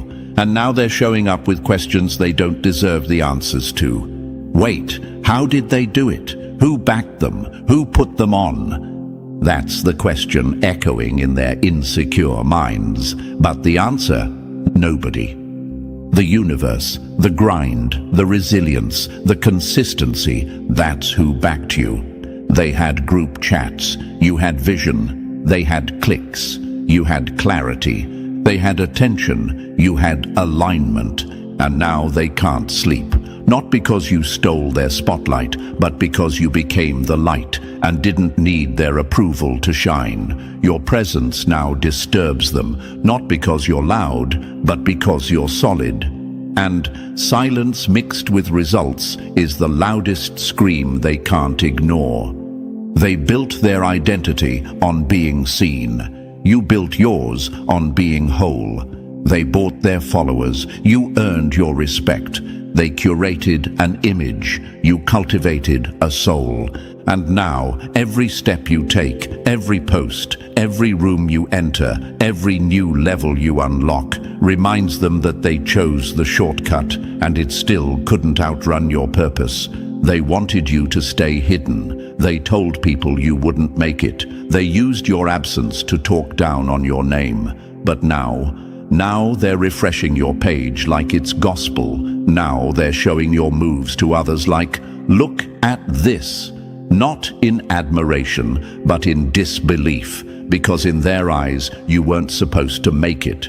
They wanted you to stay stuck in your past, but you turned your past into power.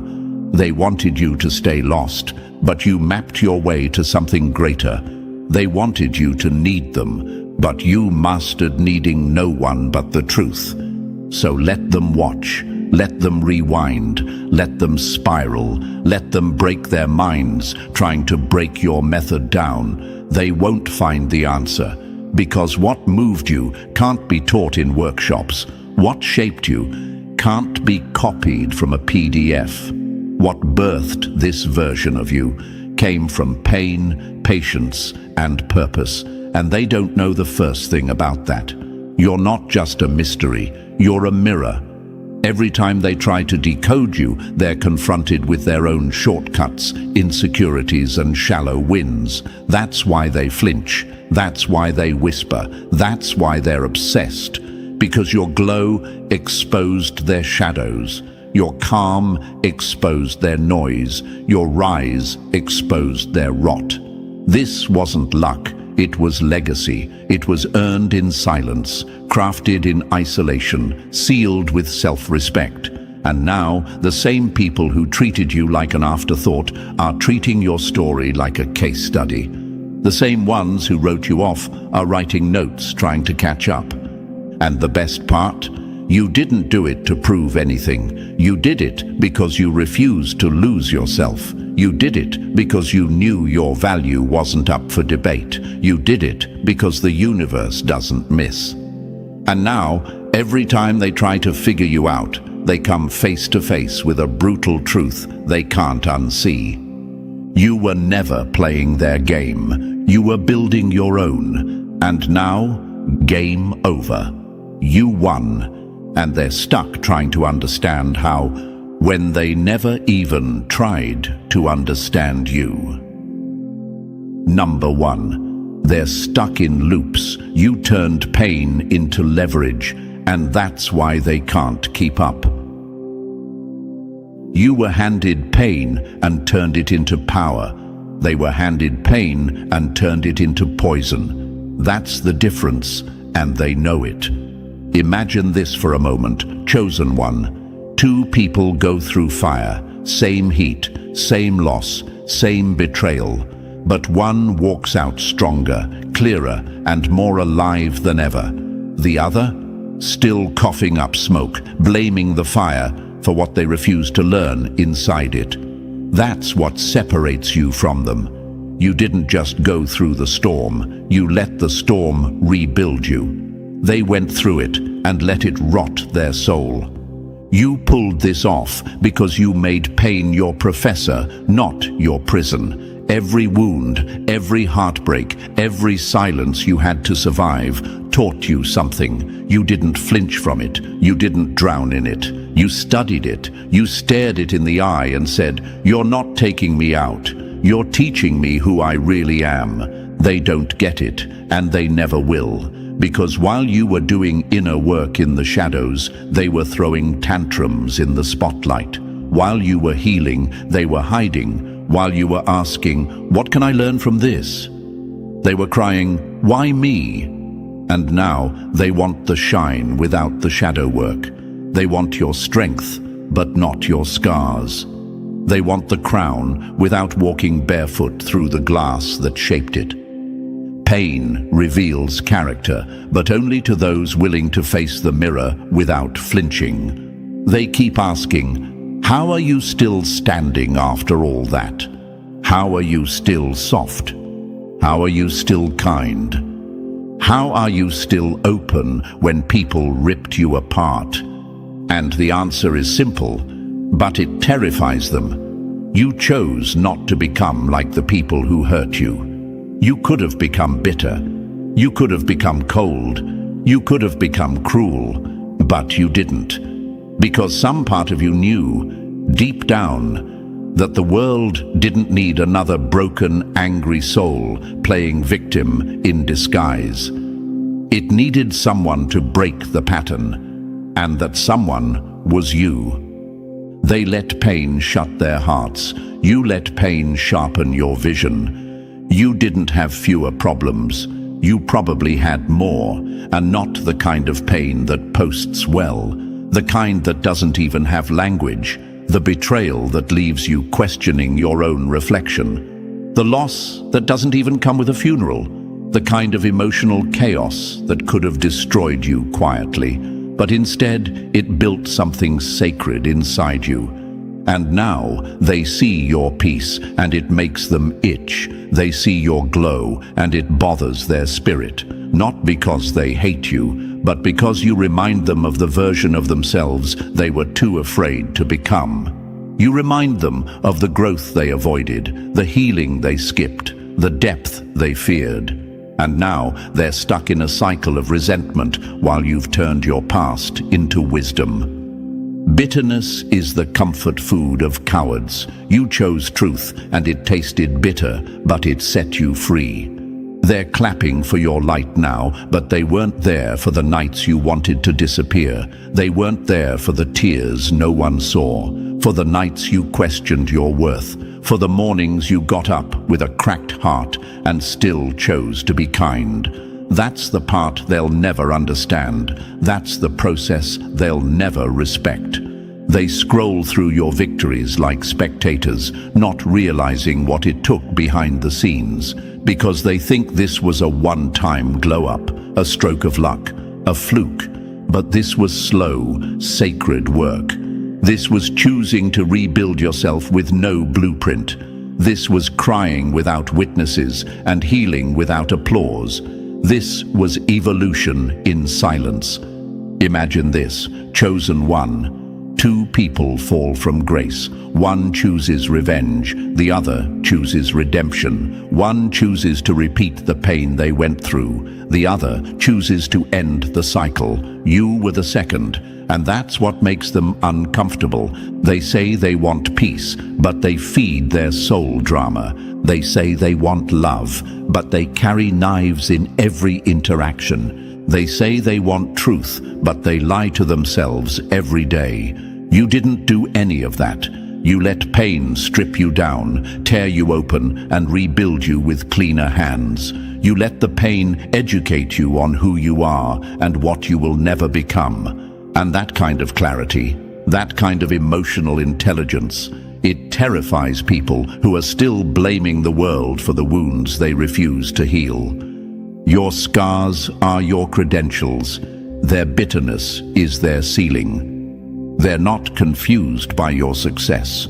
They're ashamed they didn't grow through their own pain the way you did. They're haunted by how you managed to stay soft in a world that tried to turn you hard. They're replaying their own trauma like a broken record while you turned yours into a symphony, a new rhythm, a deeper resonance. You became whole while they became hollow. And that's why they study you.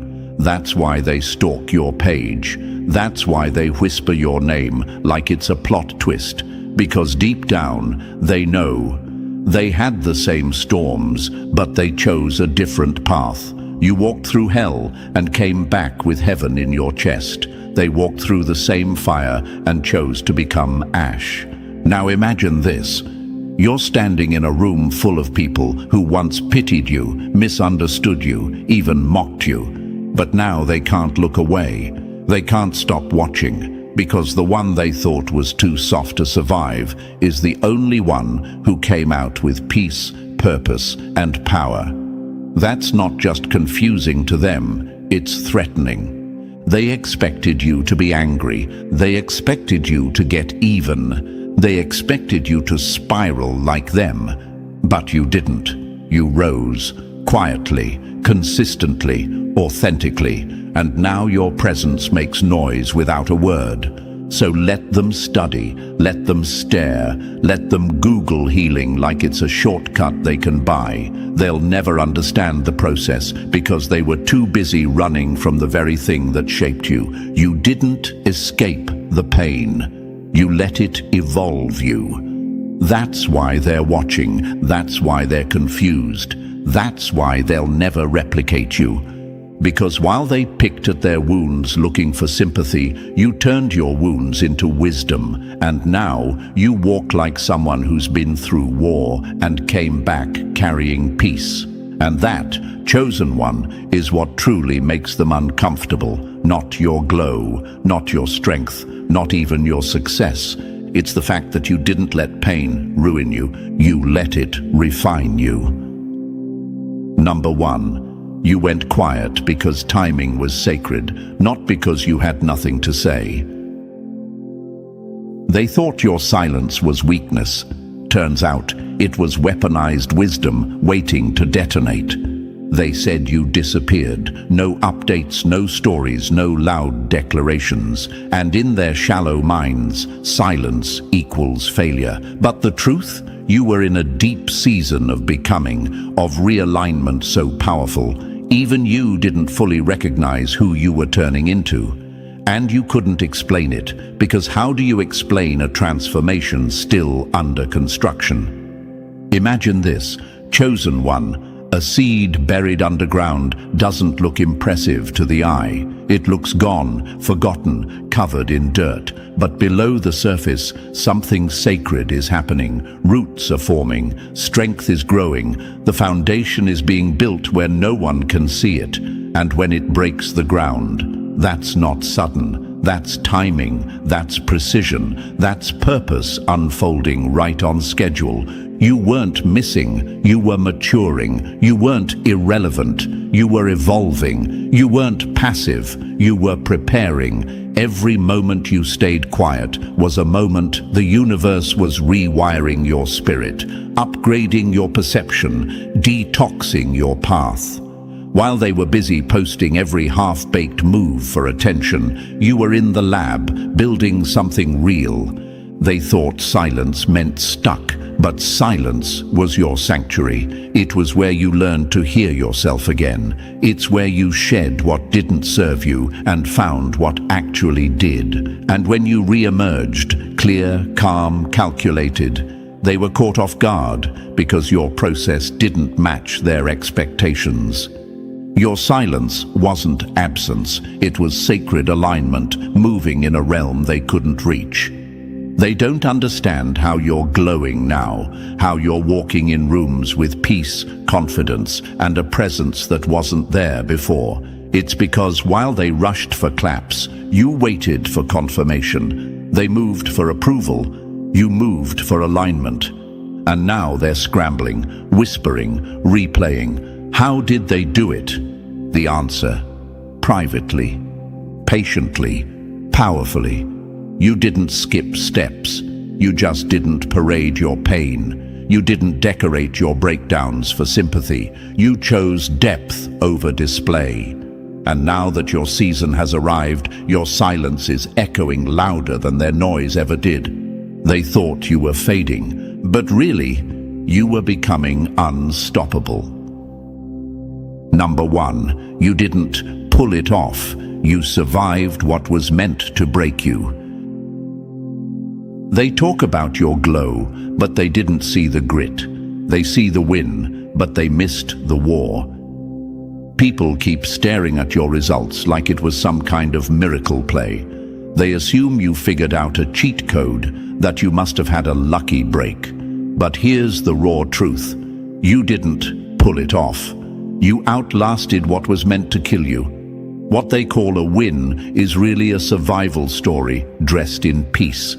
Imagine this, chosen one. You weren't climbing the ladder of success. You were clawing your way out of quicksand while smiling like nothing was wrong. You didn't have the luxury of shortcuts. There was no mentor holding your hand, no safety net catching your fall. You made it through betrayal, abandonment, doubt, and confusion, and you did it without applause, without rescue, without backup. They want the formula, but there is no formula for what you did. You endured, that's it. You sat in your darkest nights and talked yourself out of giving up. You carried disappointment like a backpack and still kept walking. You stayed kind, even when you had every reason to become bitter. And while others were looking for an elevator to the top, you built your staircase out of heartbreak. They thought it was strategy, it was survival. They thought it was luck, it was loyalty to yourself. People keep asking, how did you do it? But what they're really asking is, how did you not give up when it looked hopeless? And the truth is, sometimes you almost did. There were nights you collapsed, mornings you dragged your spirit out of bed with nothing but fumes and faith. You weren't certain, it just hurt too much to stay the same. They don't see the internal bleeding, the silent screaming, the days you performed in public while privately unraveling. They think your peace is pretty, but your peace was purchased with pain they could never afford. And your glow. That glow was lit with the fire of everything you survived. This isn't about pulling off a plan. This is about refusing to die in your wilderness. And now you walk with a quiet power, a presence that can't be faked, because they still don't get it. The victory is not what you gained. The victory is that you didn't lose yourself getting there. Number 1, you didn't beg for access. You became the frequency that opened the door. You stopped asking for a seat at the table, and suddenly the whole building shifted in your direction. They still don't get it. They're watching you walk through doors they swore were locked, wondering who handed you the key. But the truth? No one gave you anything. You didn't force your way in. You didn't sell your soul or shrink your spirit. You aligned, and that alignment opened what approval never could. Imagine this, chosen one. You used to bend yourself just to be digestible, smiling when you were hurting, nodding when you should have roared, shrinking just to make others feel comfortable. You gave the best of you to people who didn't even have the capacity to recognize your value. You tried to earn the love of people who couldn't even like themselves, and you thought the only way forward was to be liked. But something snapped. You got tired of explaining your worth, tired of auditioning for roles you were born to lead, tired of making yourself smaller in rooms that couldn't even contain your light. And when you stopped chasing their yes, you found the universe was just waiting for you to remember who you are. Approval builds cages, alignment breaks chains. They don't understand why your life suddenly looks different, why things seem to flow now, but they weren't there when you stopped chasing validation and chose vibration, when you stopped performing for attention and started embodying truth. That's when the shift came. Not because you changed who you were, but because you stopped hiding who you are. While they were busy playing to the crowd, you were syncing with something deeper. You weren't waiting to be picked. You picked yourself. You stopped watering dead gardens and started planting in sacred soil. And now, everything you touch blooms, and they're scrambling to figure out why. They're addicted to applause. You became aligned with assignment. That's the real glow-up. You didn't get access because you were loud. You got access because you were clear. You became magnetic the moment you stopped chasing people who never had the eyes to see you. And now, they're still out there auditioning. You already signed the contract with your purpose, with your peace, with your power. They don't understand it because it wasn't performance. It was presence. It wasn't man-made. It was universal. And that's the difference they'll never be able to decode. Number one, they mocked your spirit, but you were playing a game they never studied. They laughed at your silence because they couldn't hear what the universe was telling you. While they were busy faking success, you were learning the real mechanics of it, not through noise, not through gimmicks, but through sacred alignment. They thought you were soft, lost, too spiritual, too trusting. But now they're choking on their own ego because everything you knew in your spirit is now showing up in your reality. Imagine this, chosen one. While they were chasing status, you were mastering stillness. While they were obsessed with being seen, you were learning how to see. You studied the current behind the current. You didn't just want results. You wanted resonance. You understood something they'll never grasp, that energy is the real currency and alignment is the only real leverage. They calculated, you calibrated, they built networks, you built a vibration, they bragged, you listened, they forced, you flowed. And now they look at your rise and call it luck when it's really law, spiritual law, the law of intention, the law of cause and effect, the law of authenticity, the law of alignment. You didn't hustle to be seen, you aligned to be selected. They were shouting for power. You whispered with the universe, and it moved mountains. They don't understand how you're not burnt out, how you're glowing when they're exhausted, how you're moving forward without cutting corners or playing dirty. It's because you never played their game. You mastered a higher one, the kind that doesn't show results instantly, but guarantees they last. You trusted timing over tactics, vision over vanity, and now they're scrambling in confusion because their shortcuts are finally catching up to them. and your stillness is catching momentum. They mocked you when you meditated instead of manipulated. They laughed when you chose rest over hustle. They dismissed your discernment as delay. But now they're staring at your life like, wait, how did that happen? It happened because you surrendered when they forced. It happened because you understood that what's spiritual can't be staged. And now the universe is answering the patience they never had. You're winning because you didn't try to fake being chosen. You lived like you already were. Let them be confused. Let them whisper. Let them mimic. They can copy your style, but they can't access your source, because what you carry can't be replicated. It was revealed, and revelation isn't taught. It's earned through endurance and activated through obedience. Number 1, they're not threatened by you. They're terrified of what you reveal about them. You didn't expose them with your words. You exposed them by existing without needing to lie.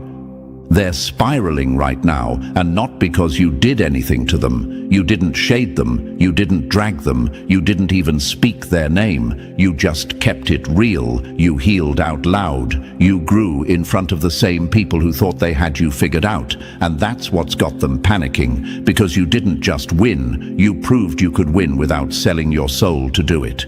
Imagine this, chosen one. Someone spends years building a house of mirrors, carefully placed lights, curated angles, performance friendships, and surface-level smiles. It all looks impressive from the outside.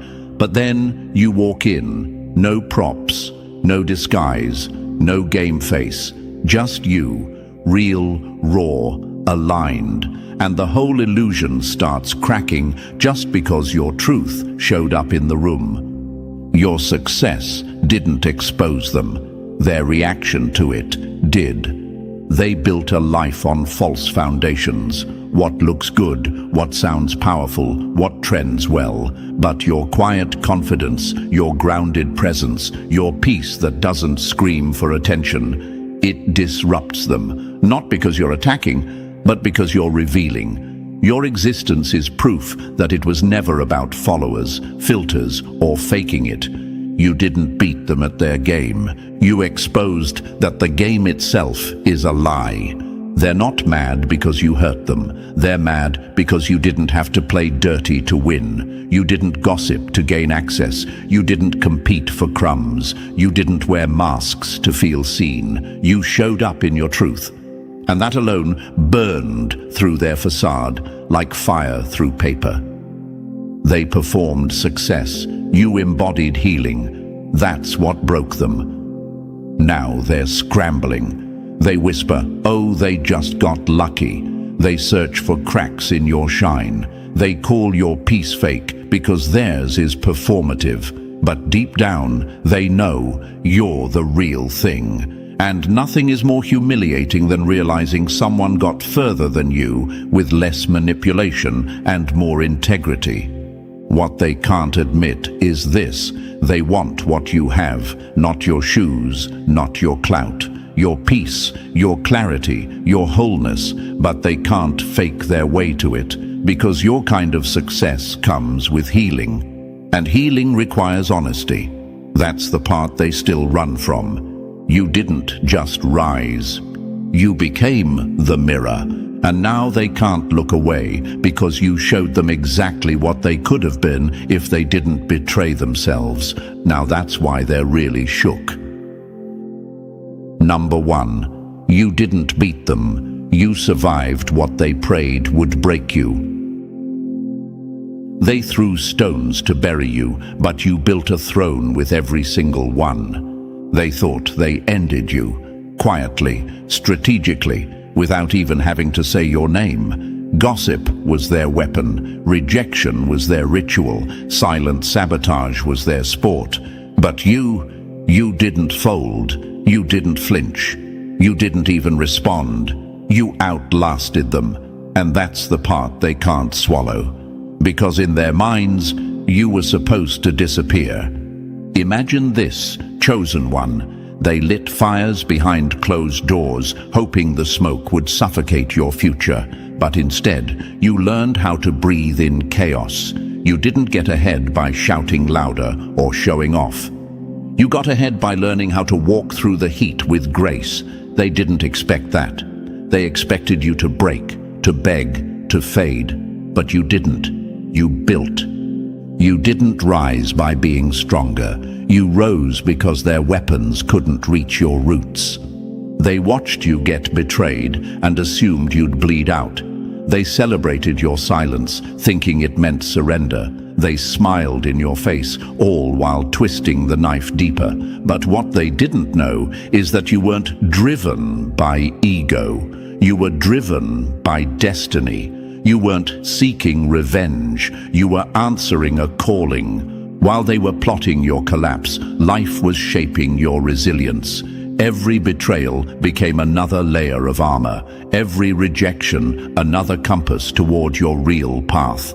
And now that you're standing here, whole, healed, unbothered, they're spiraling because they know what they did, and they can't figure out how someone they tried so hard to break is still shining with this kind of peace. You didn't outperform them in numbers or noise. You outgrew their tactics. You walked through every emotional ambush and still found yourself. That's terrifying to people who rely on cruelty to maintain power, because it means the one they tried to destroy is now untouchable. They played dirty. You played long, and you're still here. That alone is the victory. Now they're stuck, watching you thrive while choking on the consequences of their own character. And the most painful part for them? You never retaliated. You just survived. With grace, with growth, with silence that screamed, "I'm still here." That's what they can't fake. That's what they can't stop watching. And that's why they're losing sleep. Not because you won, but because they lost, even with all their weapons drawn. Number one, you're not confusing. You're unprogrammable, and that's what scares them. They can't control what they can't predict, and you've become the storm that refuses to follow their forecast. You broke the algorithm, the one they use on everyone, the push-pull, the breadcrumb, the emotional baiting. They tried it on you, and nothing happened. No reaction, no breakdown, no desperate messages, no vague status updates begging for attention, just silence, power, presence. You didn't play along, and now they're stuck wondering how you slipped through the cracks of a game they thought they mastered. Imagine this, chosen one. They had a playbook. They've used it for years. Trigger this, say that, ghost them here, compliment them there. People bend, people break, people come crawling. But not you. You became unreadable. You became unreachable. And it shook them because you were supposed to follow the script. Instead, you rewrote your entire story. You didn't ghost them back. You elevated in silence, and that silence spoke louder than revenge ever could. They studied your patterns looking for weaknesses. They prodded your insecurities, hoping for reactions. But you evolved out of the loop they depend on. You don't seek closure from chaos. You don't entertain clowns when you've outgrown the circus. You're not predictable, not because you're erratic, but because you're healed. You no longer move from wounds. You move from wisdom. You don't need noise to be seen. You don't need chaos to feel alive. That's why they can't figure you out.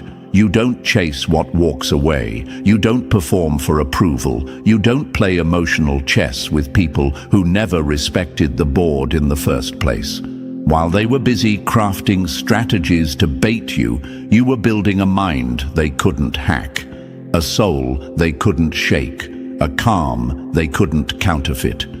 You didn't just escape their algorithm, you broke their illusion of control. Now they're spiraling, Not because you hurt them, but because they can't predict you. And when people can't predict you, they can't manipulate you. That's the part eating them alive. You became a glitch in their system, an error in their expectations. And the moment they realized their tricks no longer worked on you, they had to face something even scarier than your silence.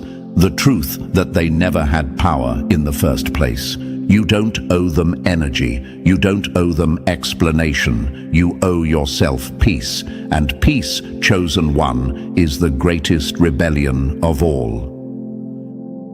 Number 1. You didn't just succeed. You escaped what was killing your soul in disguise. You weren't saved by luck. You were saved by letting go of what everyone else was still dying to keep. They don't talk about this part. They talk about your glow, your wins, your rise, but they never stop to ask what you left behind to get here, because if they did, they'd realize this wasn't a glow-up, it was an exodus. Not from failure, but from emotional slavery. You didn't just walk away from pain. You walked away from people who wore love like a mask, but handed you poison underneath. Imagine this, chosen one, waking up one day and realizing the prison you're in doesn't have bars. It has birthday cards, shared DNA. We've always done it this way. It's being bled dry by emotional obligations, suffocated by outdated loyalty, trapped in rituals of pain disguised as tradition. Most people never leave. They stay in those cages because guilt feels safer than growth. But you ran. You left everything that was rotting your soul, even when it had your last name on it. You didn't pull it off because you were stronger. You pulled it off because you chose your soul over their comfort. They call you cold, distant, changed. But that's because they were feeding on your silence, your tolerance, your identity. And when you cut that off, you expose their dependency on your pain. You were the emotional anchor they used to keep the dysfunction alive. But the day you said no more was the day you became the one thing they feared the most, a cycle breaker. You didn't walk away from love. You walked away from versions of love that required you to abandon yourself. You walked away from people who said, "But we're family," while refusing to do the bare minimum of healing. You walked away from comfort that came with a cost, and that cost was you. Now they look at your peace and call it rebellion. But what it really is reclamation.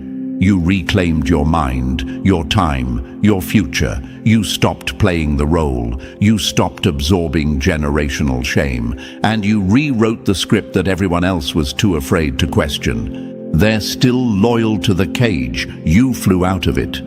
That's why they don't get it. You didn't just win, you escaped. You didn't just heal, you redefined the meaning of home. You broke the chain. You ended the performance. You sacrificed their approval for your authenticity. And now, you walk free while they're still clinging to the illusion. You didn't betray them. You rescued yourself. That's the part they'll never understand, and that's why you'll never go back. Number 1. You didn't win their game. You rewrote reality and built a kingdom from scratch. They were playing for trophies you never cared to win because you were too busy building a throne they never saw coming. They don't understand it, and they never will. You didn't beat them at their own game. You rejected the game entirely. While they were scrambling for relevance, likes, shares, reposts, clout, you were crafting something sacred in silence, something rooted, something timeless, something real. They were busy polishing masks. You were healing wounds. They were racing each other for spotlight space. You were laying bricks, one truth at a time, building a kingdom in the dark. Imagine this, chosen one. while they ran in circles, desperate for applause from crowds that forget them tomorrow. You were designing a future that doesn't collapse when the noise dies. You never wanted their stage. You wanted substance, and that made you dangerous, because while they were addicted to the algorithm, you were in alignment with something deeper, something no click, comment, or trend could imitate. They were chasing image, you were building identity. That's why you're still standing while they're still spinning. They thought you were losing because you weren't loud, because you weren't performing, because you weren't playing into the fake rituals of attention-seeking. But what they didn't see was that your silence wasn't surrender, it was strategy. While they recycled the same lies with different filters, you were mastering the one thing they never dared to touch: truth. You weren't chasing fame, you were chasing freedom. You weren't trying to impress strangers, you were learning how to live without pretending. And that kind of power, it doesn't broadcast, it becomes. Now, the system they swore would carry them to the top is collapsing, and they're panicking. Because the numbers don't save them. The brand doesn't hold up. The noise doesn't heal. They built their empire on sand.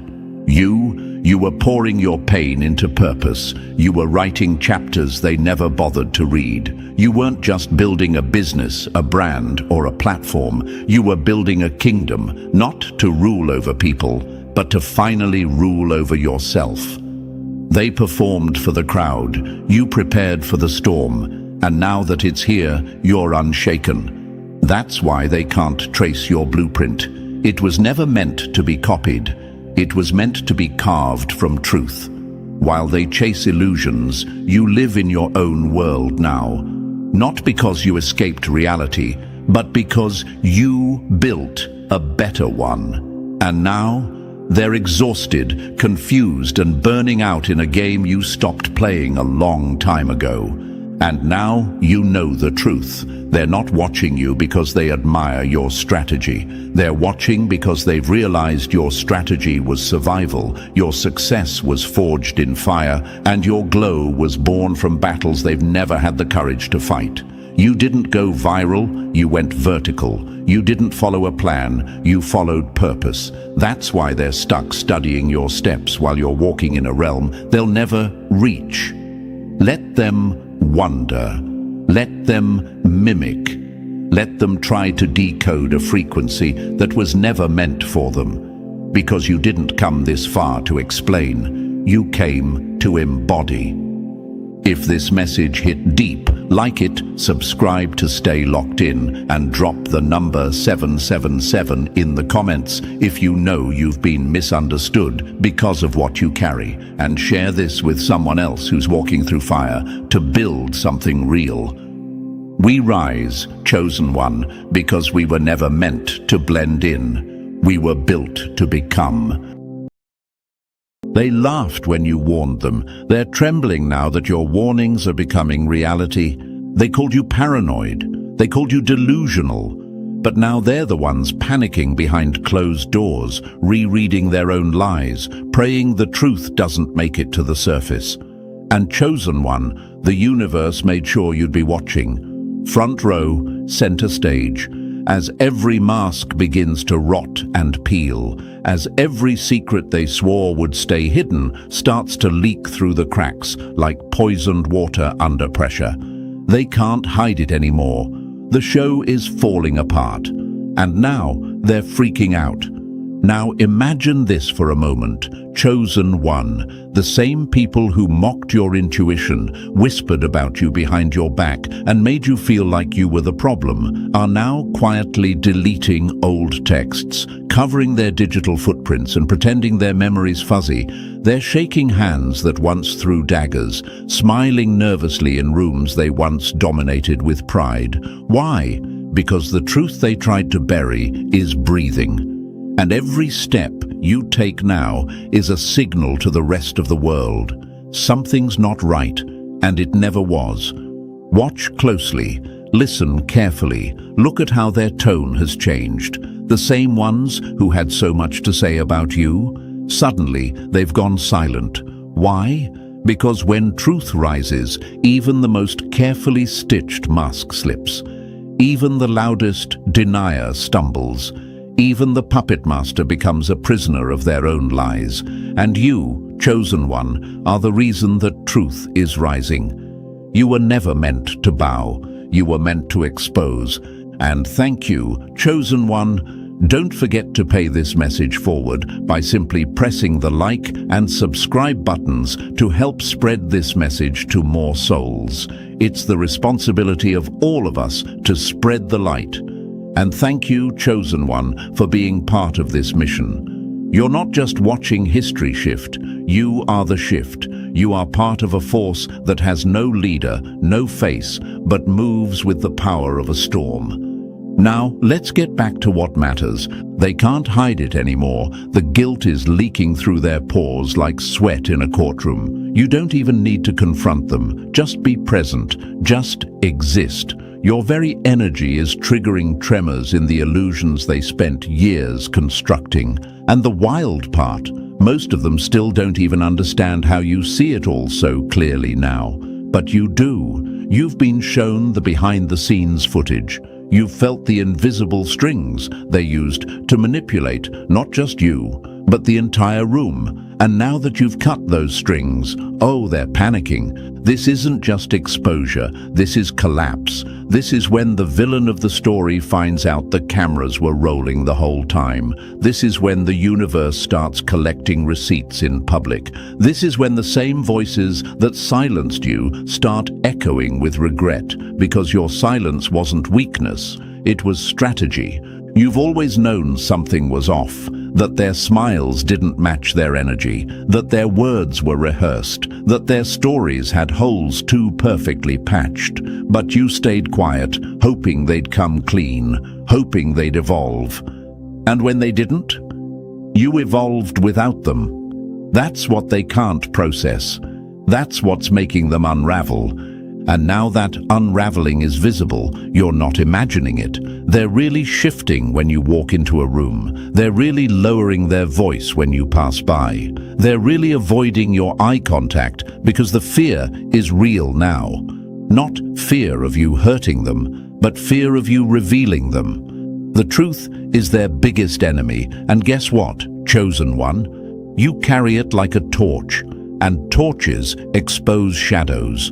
Remember this, the most dangerous kind of truth is the one that no longer needs to be spoken. It's the kind that's felt, the kind that moves through a room like electricity. That's you now. You don't even need to tell your side of the story. Your energy is your side. And their panic, that's your confirmation. So don't be surprised when they start rewriting history, trying to paint themselves as victims, twisting timelines, or pretending they were just misunderstood. That's not honesty, that's desperation, because their web is collapsing and you, chosen one, are no longer tangled inside it. You're flying above it, free, exposed, untouchable.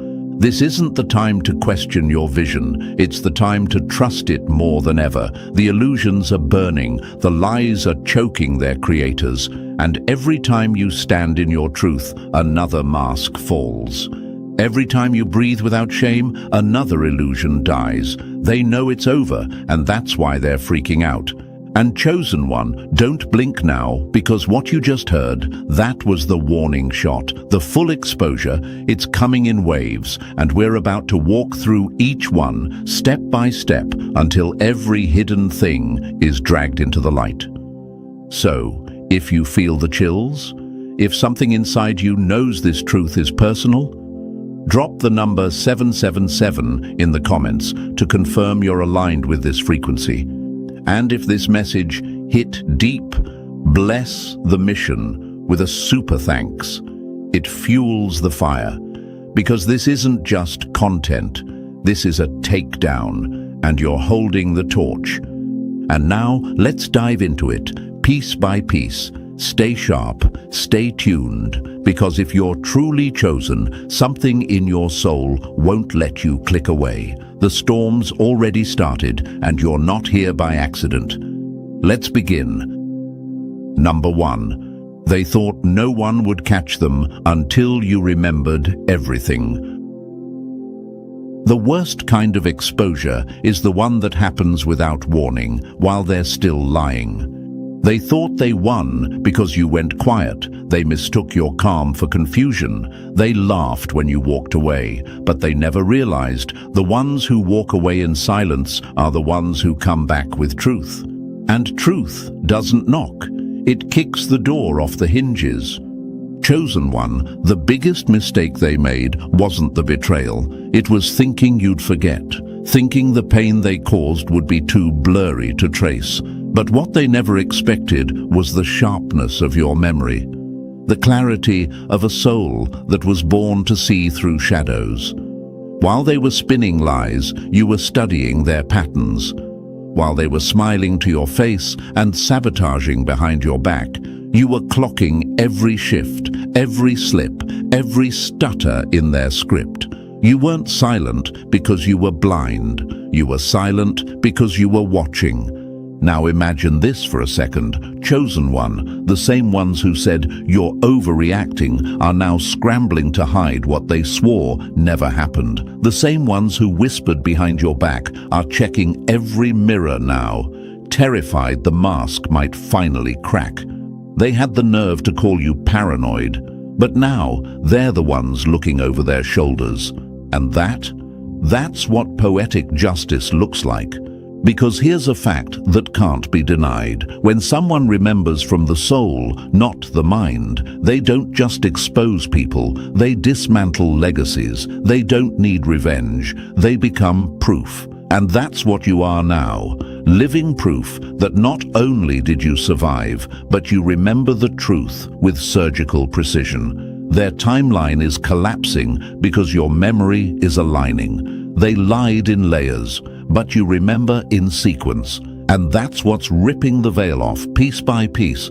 Do you know what they're afraid of right now? Not the past being discovered, but the past being confirmed. They knew what they did, they knew what they said, but they counted on your exhaustion, on your isolation. They thought you'd fold under the weight of, maybe I imagined it. But chosen one, you didn't imagine it, you absorbed it, like rain on roots. And now those memories, they're blooming into truth. Let's call it what it is. Gaslighting warfare.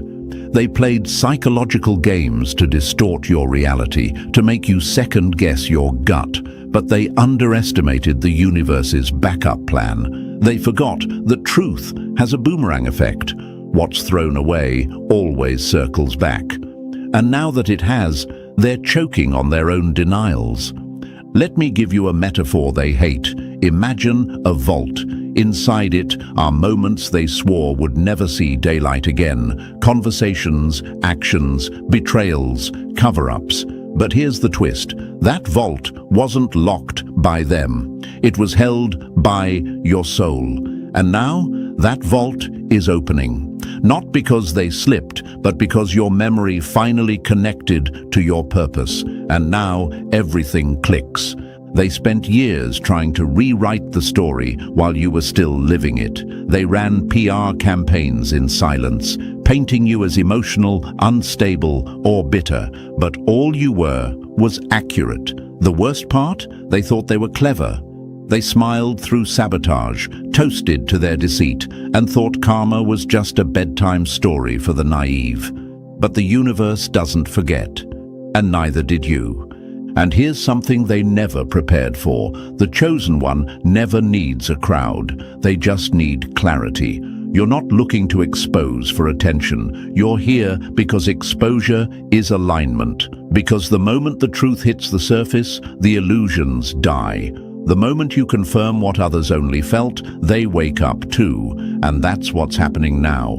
The collective remembrance is here, and it's not soft. It's loud, raw, and undeniable. Look at history. Every revolution began with one person who remembered what everyone else was told to forget. Malcolm remembered, Harriet remembered, Mandela remembered. They weren't just powerful, they were awakened. They weren't reacting, they were recalling. That's where real power lives. And now it lives in you. And you might wonder, why me? Why were you the one to remember while everyone else bought the illusion? Because your soul was assigned to it. You're not just here to witness the fall, you're here to be the signal that ends the game, the echo that cracks their silence, the reflection that makes them flinch. That's why they're freaking out, because they know they can't undo what you now remember. They can't silence a truth that already landed. They can't rewrite a narrative that you lived. And let's be clear, their downfall isn't coming. It already started. The minute you opened your mouth and said, "Wait, that didn't add up," the spell broke, the mask twitched, the lie trembled, because there's nothing more dangerous than a chosen one with clarity. You don't need proof. You are the proof. You don't need receipts. Your peace is the receipt. You don't need revenge. Your evolution is the closure.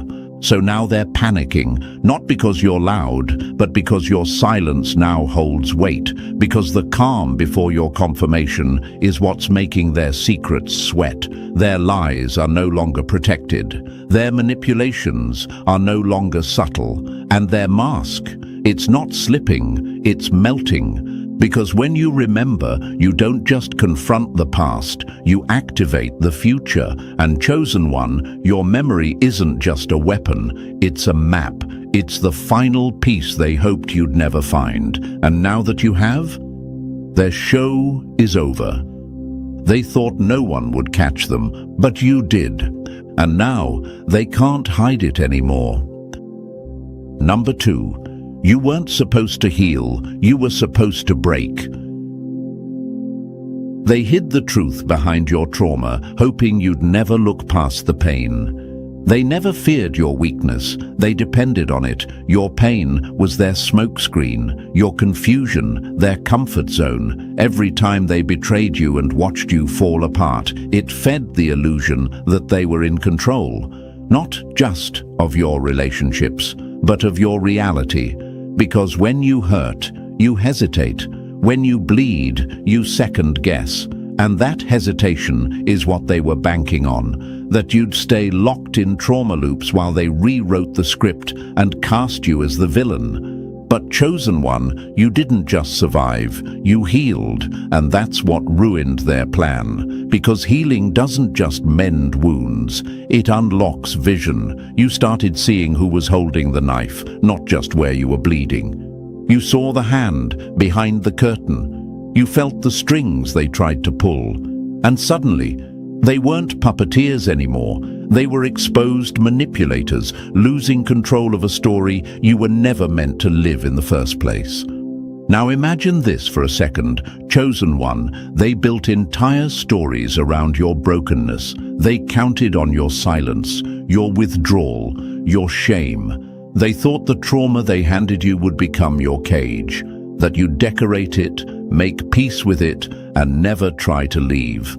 And now, you've kicked the door off the hinges. You're not limping, you're leading. You're not seeking validation, you're setting standards. And that terrifies them. Here's the hard truth they don't want spoken out loud. They didn't create the pain to punish you. They created the pain to distract you. Because when someone is constantly battling emotional exhaustion, they don't have time to recognize betrayal. When someone is always questioning if they're enough, they don't see who's draining their power. Trauma, when unchecked, becomes their favorite form of camouflage. But healing strips that camouflage away. And chosen one, your clarity now makes their shadows impossible to hide in. Let me give you a metaphor they can't stand. Imagine a glass box filled with smoke. From the outside, they convince everyone it's empty, that there's nothing to see, nothing to fear. But once the smoke clears, every trap, every snake, every manipulative tactic becomes visible. That smoke, that was your trauma. And now that it's cleared, the truth is loud, ugly, and undeniable. And here's the most brutal twist of all. They didn't expect your nervous system to recover. They didn't think your voice would stabilize. They assumed the scars they left would keep reopening every time they reappeared. But your healing reprogrammed everything. They used to be able to ruin your day with one message, one tone shift, one look. Now they send their signals and you don't even flinch. That's what has them spiraling. Because chosen one, you're not reacting the same. And when you don't react, manipulators lose their oxygen. They pull a string and it doesn't work. They trigger a memory and it doesn't sting. They try to control the room and you simply leave it. That's not just power, that's liberation. And it drives them insane. And here's something they'll never say out loud. They liked you better broken. They loved you when you doubted yourself, when you over-apologized, when you played small. Because every time you chose peace over confrontation, they gained ground. Every time you turned the other cheek, they took it as weakness, not wisdom. But now they're the ones uncomfortable. You walk in with presence and the whole room shifts. You're not explaining anymore, you're not defending, you're just being. And that's enough to expose every lie they ever spoke about you. They branded you unstable while they destabilized you. They called you dramatic while they orchestrated drama. They labeled you too much while feeding off your light in secret. And now, with your clarity intact, you see how inverted everything was. You weren't too much. You were the threat, not because of what you did, but because of who you could become. And now you have become it. Look around. Notice how quiet they've gotten. The ones who used to gossip non-stop, silent. The ones who worried about you, suddenly distant. The ones who kept checking in to see how you're doing, gone. Because the healed version of you doesn't feed their narratives. The healed version of you doesn't need approval. And the healed version of you doesn't sit at tables where poison was once served with a smile. Let me give you a fact that confirms what you've been feeling. Studies show that once a person detaches emotionally from a toxic pattern, the manipulator behind it often escalates, not because they care, but because they can't stand losing control. And if you've noticed the guilt tripping, the fake apologies, the "why are you acting different" energy, that's your confirmation. You healed, and they can't play their old role anymore. Now think about this. Every famous revolutionary, artist, leader, at some point they were broken, not by life, but by the people closest to them. And every time they were told to just move on, stop being dramatic, or you're too sensitive. But the moment they healed, history changed. Because the truth is, chosen ones aren't chosen because they never break. They're chosen because they always rise. You're rising now. And they can feel it. So now they're the ones hurting, not because you hurt them, but because you don't anymore. You don't give them that reaction, that vulnerability, that open wound they used to poke. You're walking around sealed, clean, a soul that faced fire and came out glowing, and it's burning them alive, because the version of you that heals is the version they fear most, the one who walks in truth, speaks with clarity, loves with boundaries, leaves without guilt. You weren't supposed to get here, but you did. And now they're freaking out, because no amount of manipulation can undo a chosen one who's healed.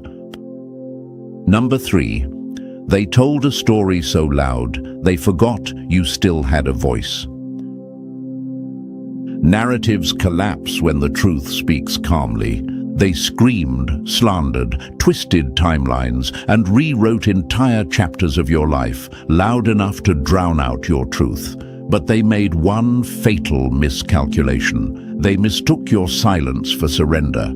They thought if they told their version long enough, loud enough, and to the right people, it would become fact. They forgot one thing. You still had a voice, and the universe never revoked your truth. They painted you as the villain so convincingly, even you started to question your own memories. Was I wrong? Did I overreact? Maybe it really was my fault. These questions weren't born in your soul. They were planted, strategically, intentionally, Because if you questioned your own truth, you'd never feel safe enough to speak it. But the universe waited, patiently. It waited for the moment your voice matured past pain and into power. Because here's what they never expected, that you would one day speak without venom, that you'd state facts without fury, that you'd recall the entire plotline without trembling. And when the truth is spoken in calm clarity, something strange happens. People start listening.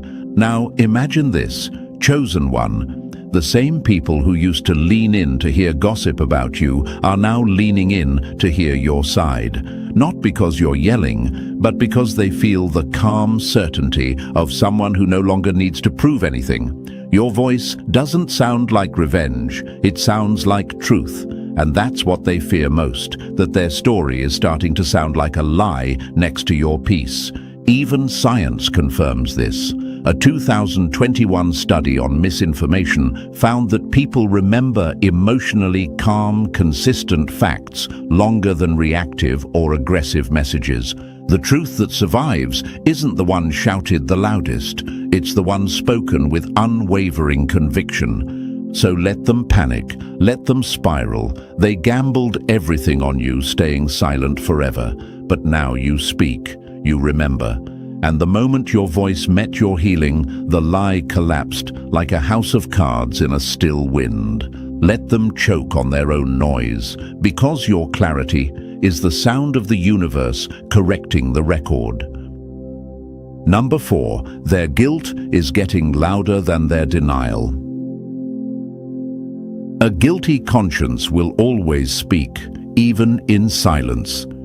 It's written all over them now. Their body flinches before their mouth opens. Their smile doesn't reach their eyes. Their voice cracks in places they used to speak with pride. This isn't coincidence, it's collapse. Their guilt is louder than their denial now, and the universe made sure you'd notice every glitch in their performance. They used to be composed, didn't they? So smooth with the lies, so calculated with the stories. But now, even their silence trembles. That's the thing about guilt. It doesn't stay hidden for long. It leaks, it festers, and then it spills in the way they stutter, retreat, and over-explain things no one asked them to explain. Watch them, chosen one. Watch how they avoid the places they used to parade in. Watch how they squirm when someone casually mentions your name. Watch how they conveniently can't remember the same stories they told with confidence. It's not confusion, it's corrosion. The truth is eating them alive from the inside out. And here's the kicker. They thought you'd never make it this far. They were sure you'd still be crawling through your pain, second-guessing your instincts, begging for clarity. But instead, you walked out, and now your very existence is a trigger. You didn't have to expose them. Their guilt is doing all the work.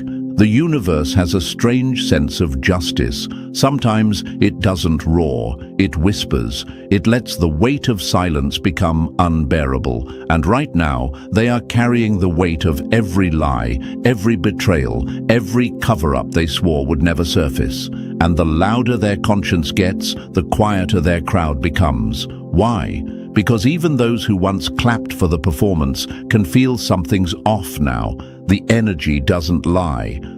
And chosen one, you don't even have to raise your voice. Just being at peace is proof. Just breathing without needing to explain is evidence. Their denial can't compete with your divine clarity. Their mask is falling, not because you ripped it off, but because guilt is heat, and heat melts plastic every single time. Let them sweat. Let them choke on the silence they once weaponized, because now it's telling your side of the story for you. Number 5. They built a house of mirrors, but you brought the sun. Illusions don't survive light. They never fought you with facts. They fought you with illusions. They didn't need the truth to be on their side. They just needed enough confusion to cloud your clarity. So they built a house of mirrors. Every time you stepped forward, the reflection distorted. They twisted your words, redirected blame, and made you question your own reflection. gaslight after gaslight. Every wall you turned to was just another illusion, a setup to make you think the problem was you. But they made one fatal mistake. They built their kingdom on smoke, and smoke has one natural enemy: light.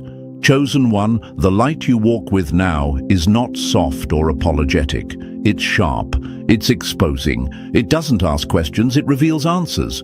You didn't need to tear their house down, you just had to shine. And now, every wall of illusion they built is turning transparent. That sun you carry, it's burning straight through their performances. Look at how they squint now when you're around. Not because you did something wrong, but because your clarity is too much for the lies they rehearsed. Look how quiet they get when you speak, not because you're harsh, but because the reflection they tried to trap you in is now bouncing back onto them. They made you the villain in their version of the story, hoping you'd spend your life trying to fix a lie. But you stopped fighting mirrors. You started radiating truth. And let me tell you something powerful. Light doesn't argue. It just reveals. It reveals what they tried to bury. It reveals who they really are when no one's watching. It reveals how your innocence was never the problem, their manipulation was. They can't twist it anymore, not when the light is this bright. They used to say, "You're overreacting." Now they say nothing at all, because chosen one, the sun doesn't explain itself, it just rises. So keep shining, don't dim for anyone. They'll call it arrogance, rebellion, ego, but deep down, they know it's exposure, and no house of mirrors can stand when the one walking through it carries the dawn. Number 6, their peace was based on your silence, now it's war. What they called peace was really just your suppression. Chosen one, let's be brutally honest, what they called peace was never peace. It was control. It was you walking on eggshells so they could sleep at night. It was you swallowing your truth while they fed lies to the crowd. It was you clenching your fists under the table while they smiled and played innocent. And the moment you spoke, the room shifted. Not because you were wrong, but because their mask couldn't survive your truth. Let that sink in. Their entire sense of comfort was built on your silence. Their harmony was held together by your restraint. And now that you've broken the silence, now that your voice is steady and your spine is strong, they're calling it chaos. They're calling you the disruptor. Why? Because they can't function in a world where you're no longer willing to be quiet. What they fear isn't noise, it's clarity. What they dread isn't conflict, it's accountability. And now that you've reclaimed your voice, every fake friendship, every false alliance, every sugar-coated manipulation they built is beginning to fall like a house of cards in a windstorm. They don't want peace, they want submission. And when you refuse to fold, that's when they call it war. But here's the truth they don't want to admit. They were never at peace. They were just undisturbed by your silence. And now that you're loud with truth, they're losing control, and they know it. Look closely, chosen one. The same people who once said, "Why can't you just let it go?" are now panicking behind the scenes. Because truth, when spoken from a healed place, doesn't sound like revenge. It sounds like judgment. And nothing terrifies a liar more than being seen clearly. Let them panic. Let them scramble. You didn't start a war. You ended the fake truce they forced you into. You didn't bring destruction. You just removed the illusion of peace they used to keep you small. And here's the part that drives them wild. The universe backs you now. You're not shouting, you're vibrating truth. And truth doesn't ask permission to be heard. It just is. And once it's out, there's no going back. Let the false peace burn. Let the war they feared arrive, because this time it's not about revenge, it's about reclamation. Number 7. They're running scared, but still smiling in public. Fake calm is the mask of a collapsing kingdom. Chosen one, don't be deceived by the surface. They may still show their teeth in photos. They may still post their half-hearted quotes about peace and positivity. They might even pretend to be thriving. But behind the curtain, it's a circus of chaos. Their kingdom is crumbling and they know it. You can hear it in their sudden silence. You can feel it in their forced laughter. The same ones who tried to bury you with lies are now trying to hold their own stories together with trembling hands. This is what happens when illusion meets consequence. They're running, but with a smile, scrambling for control, but wearing pearls of composure. It's performative peace, and it's louder than a scream to those who can see through it. Because you, chosen one, are no longer spellbound by their presentation. You've been in the shadows, watching, healing, rising, and now the stage they built to make you look small has turned into their trial ground, and the lights are too hot for masks to stay on long. Now imagine this, the same people who once pitied you are quietly praying you never bring up the past. The same people who called you too sensitive are now overly cautious with every word they post. Why? Because the truth you carry is alive. It's not just a memory, it's a fire they can't outrun. They're making backup plans, reaching out to people they once ignored, trying to rewrite their roles in your story. Suddenly they want to make peace, to move forward, to let the past go. But that's not healing, that's hiding. And the universe doesn't reward cowards who fake calm while plotting in secret. It rewards the one who faced it all and still stood up, you. They're not scared because you're speaking, they're scared because you're being heard. Your truth is gaining ground. The old narrative is bleeding out. And no matter how many filters they use, the fear in their eyes is becoming visible. So smile back, chosen one, but do it from power, from presence, from peace they didn't give you and can't take away. Because behind their staged calm is a mind racing, a tongue twisting, and a reputation hanging by threads. Let them wear their mask a little longer. It'll fall when the next truth hits. And this time, you won't even need to speak. The universe is speaking through you now.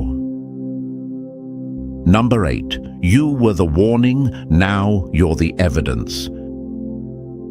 They tried to erase your presence, not knowing you'd become proof.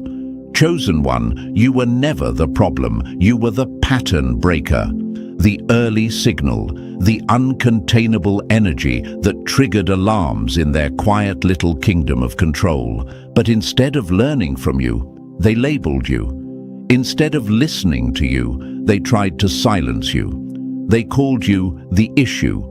They called you unstable, dramatic, too much, too sensitive, anything to protect the story that made them look like the victim. But here's the thing. They didn't understand the universe was using you as a mirror, a signal, a living prophecy, not of destruction, but of revelation.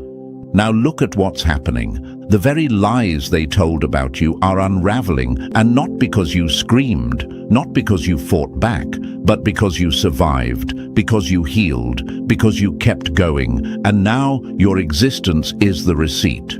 Your glow is the evidence.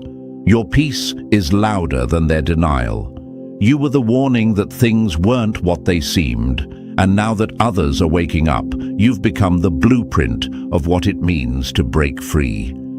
Imagine this. A person gets burned and spends years being blamed for the fire. They carry scars, they lose friends, they question themselves, and just when they've almost accepted the blame, others start showing the same burns. And one by one, they come forward. Now the story changes. Now it's undeniable. You weren't the problem, you were the pattern, and the moment your story repeats in others, the enemy's walls begin to crack.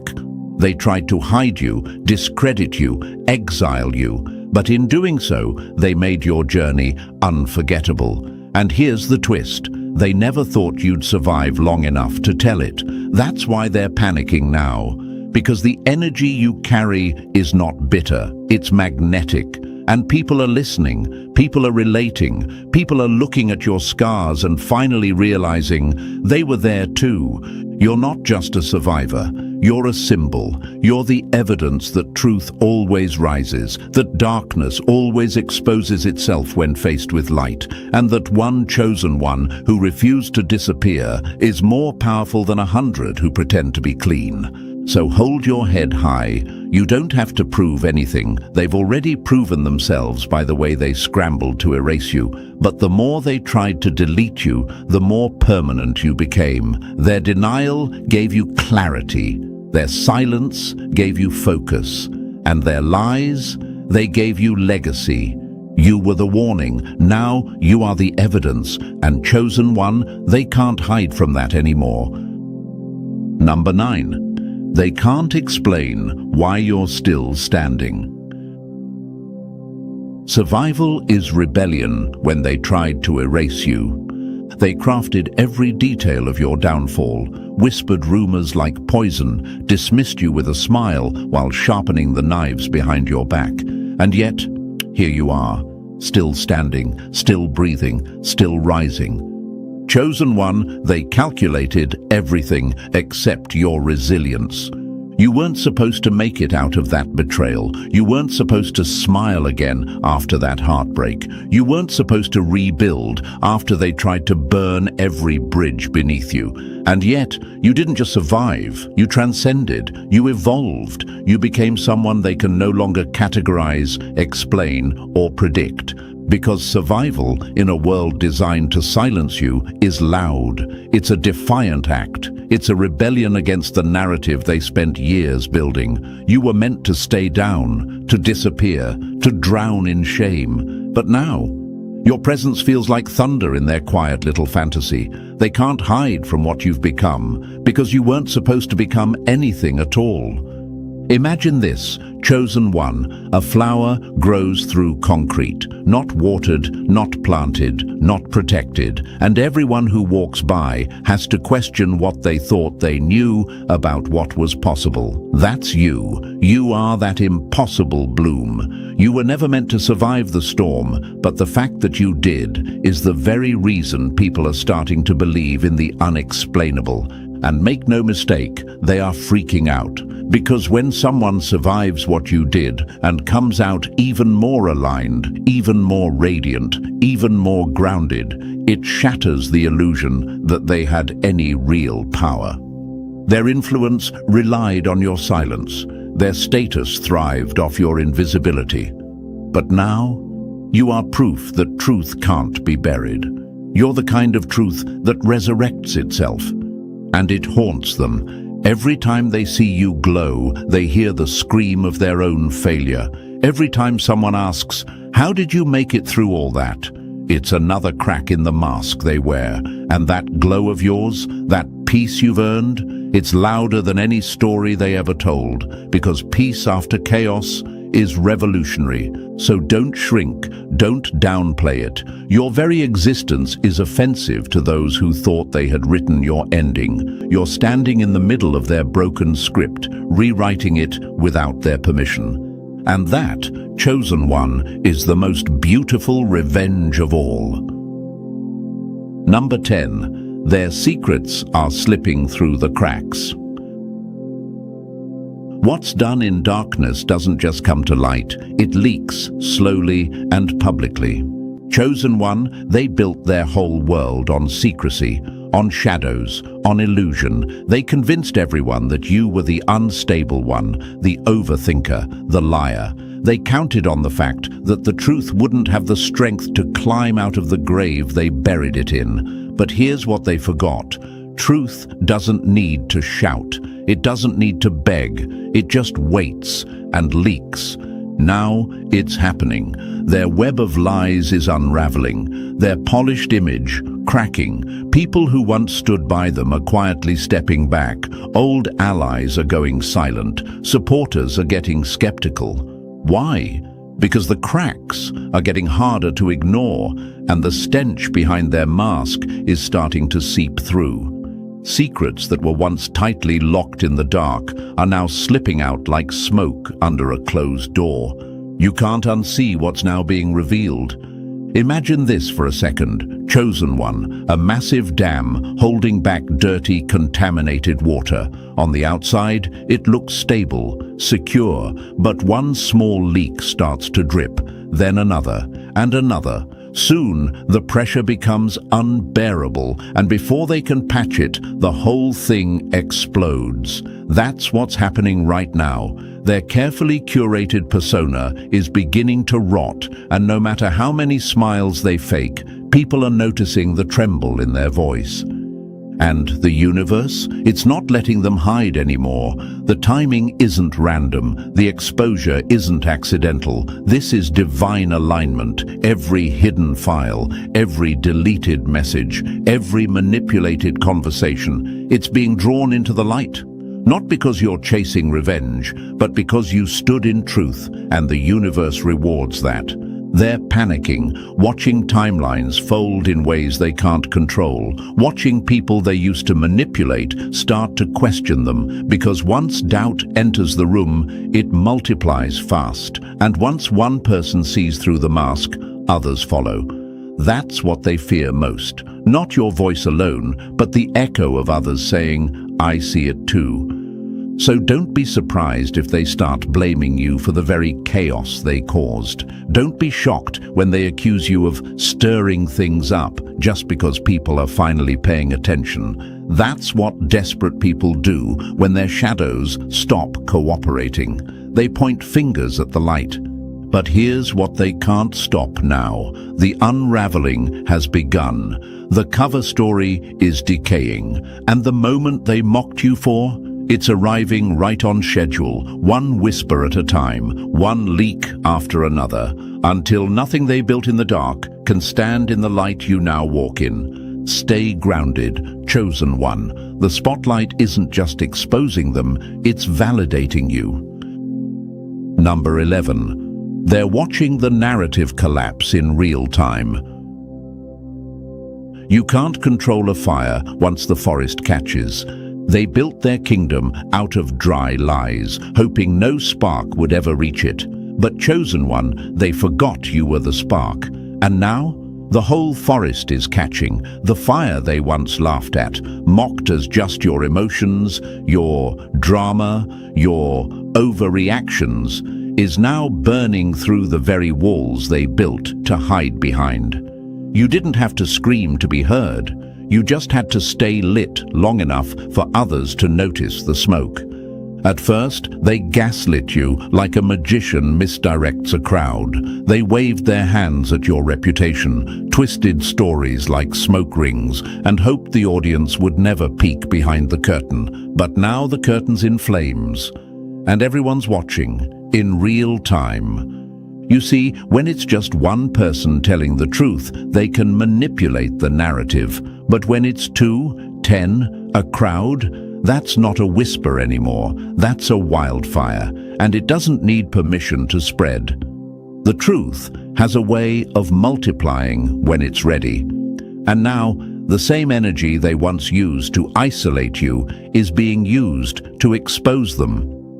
Now imagine this. Chosen one, a stage set for a play they wrote and starred in. You were just the villain in their script, the scapegoat, the distraction, but mid-performance, the lights flicker.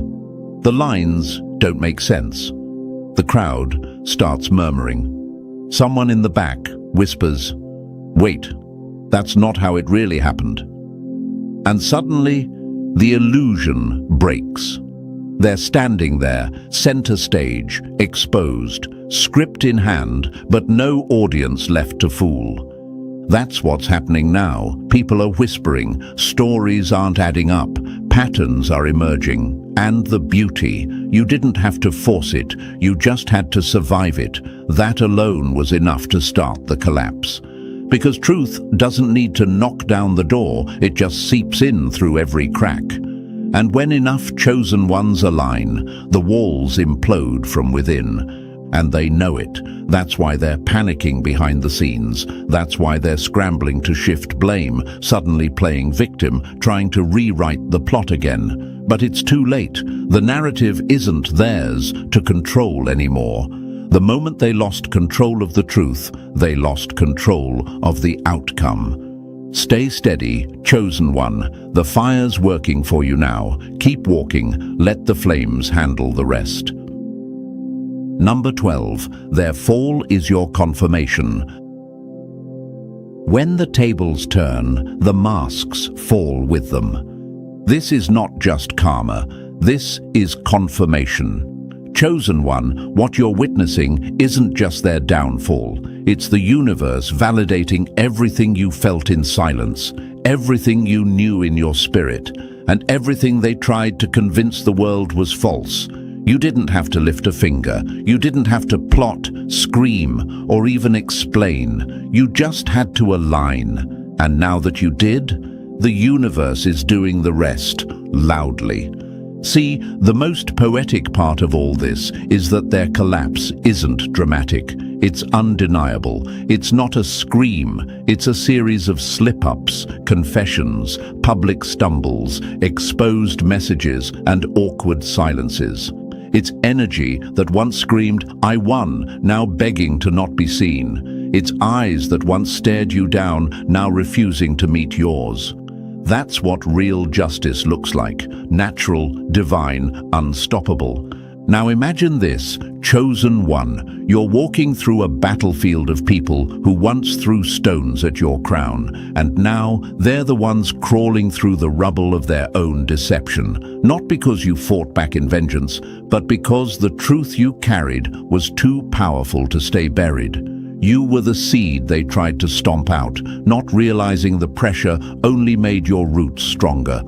And now that you've grown, you cast a shadow on everything they thought they built above you.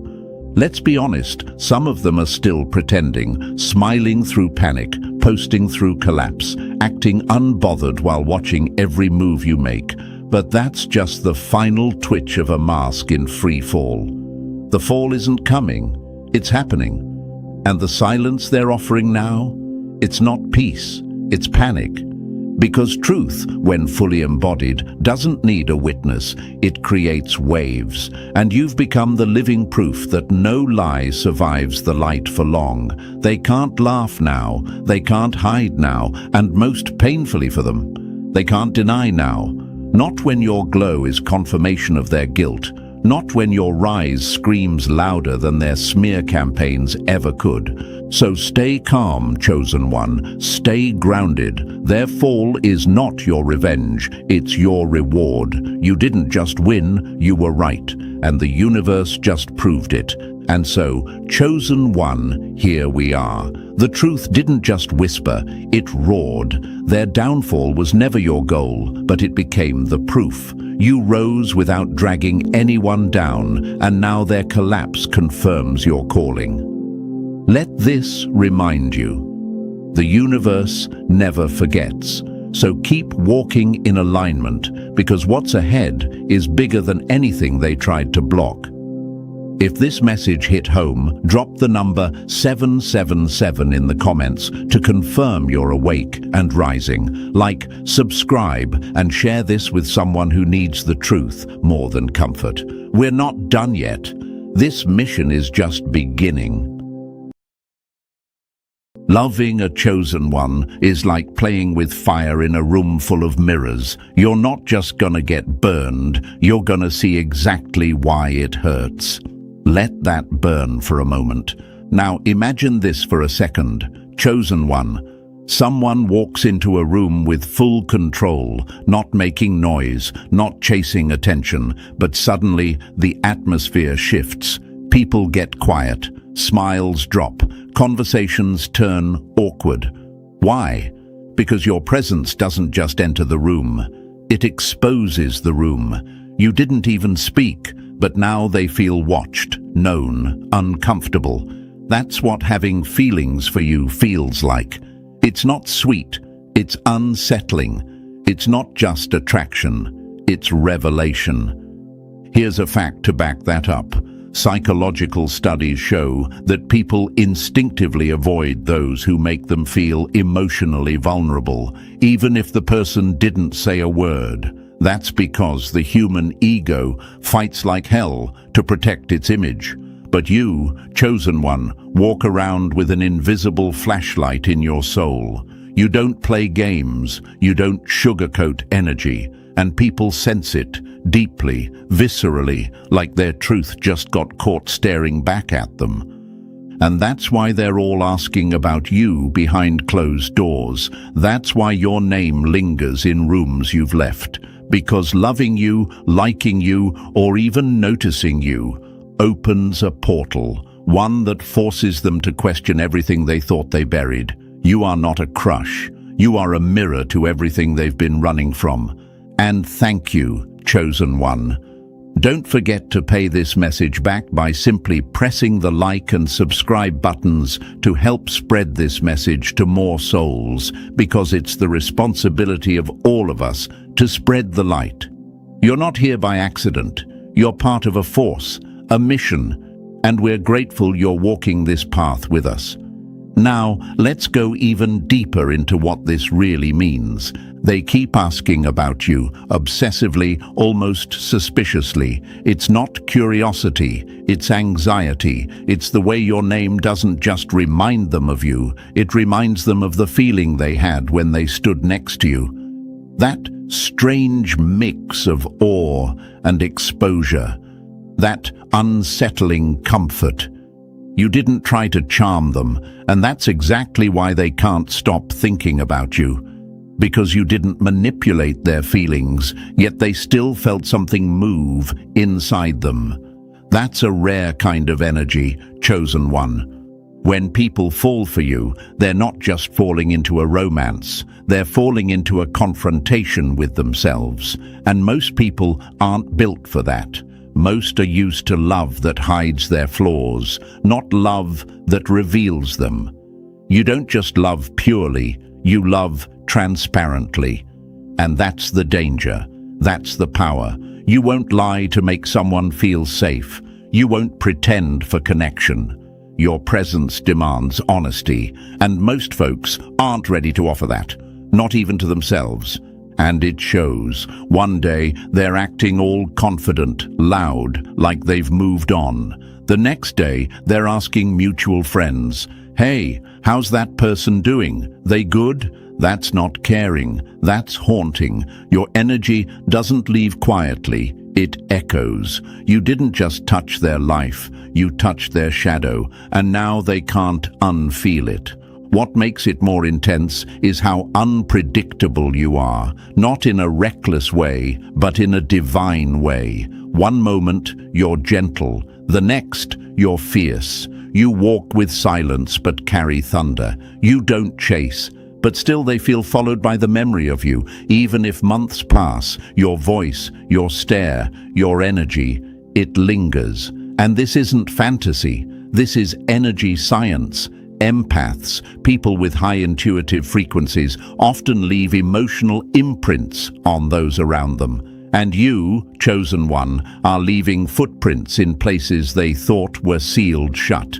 This is why they keep asking about you. It's not small talk, it's a quiet scream. They're trying to explain away the unexplainable. They're trying to make logic out of a connection that doesn't follow rules. They're hoping someone else can help them understand why their heart beats differently now. But no one can explain you, because you were never meant to be understood. You were meant to be felt. And let's be real, falling for you isn't a cute little romantic trip. It's a spiritual earthquake, one they didn't ask for, but definitely needed. And that's what's dangerous about loving you, chosen one, because you don't come with a warning label, you come with truth, you come with growth, and both are terrifying to someone who's still pretending to be okay. So the next time you hear someone's been asking about you, don't flinch, don't wonder what they said. Understand this. They're not asking about you. They're trying to make peace with what you awakened inside them. And that kind of disruption, that kind of unforgettable presence, That's what makes being around you feel so risky, so raw, so unforgettable. Because when they caught feelings for you, they didn't fall in love. They fell into truth. So, are you ready to really understand why your energy drives them wild and your silence echoes louder than their words? Drop the number 777 in the comments if you've ever felt like people fear loving you because it reveals them more than it reveals you. And if this message is hitting home, consider showing some love to the team that brings these truths to life. Every bit of support, whether it's a like, a share, or a blessing through super thanks, fuels this mission. It helps spread this light to others who need to hear that they're not crazy for being powerful in silence. Whether it's a penny or a prayer, every gift holds value here. And now, let's dive in step by step.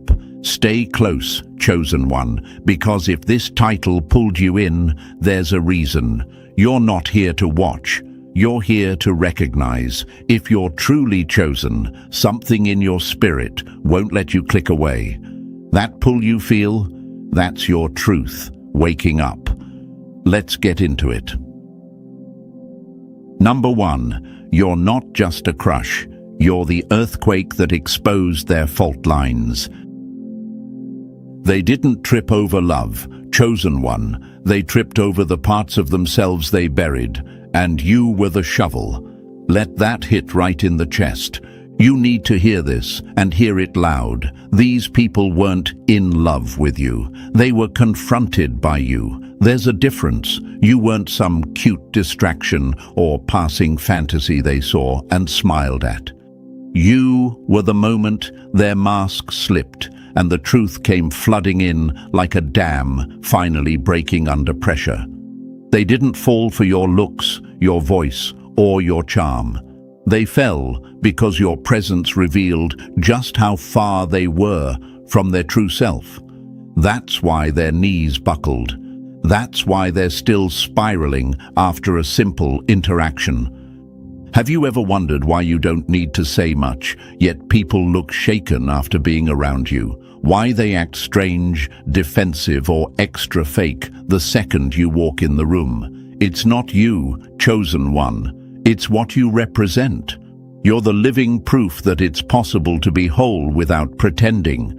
Your clarity in a world addicted to confusion. And when someone who's been lying to themselves meets that level of raw authenticity, it feels like an attack.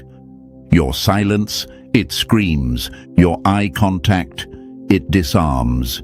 Your peace, it threatens everything unstable inside them. You didn't enter their life like a breeze. You came in like a lightning bolt. Sudden, intense, unignorable. You cracked their illusions wide open and left them blinking in the light. They may tell others you were too much or complicated, but that's not the truth. The truth is, you were too real for the roles they were playing. You didn't let them stay asleep. And when people aren't ready to wake up, they call the alarm clock a monster.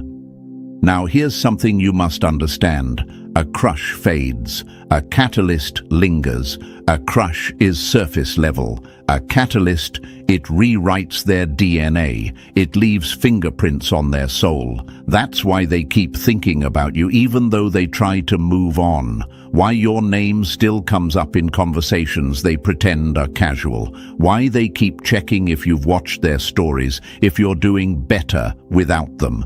Because deep down, they know. You didn't walk away like someone unbothered. You changed the air when you left.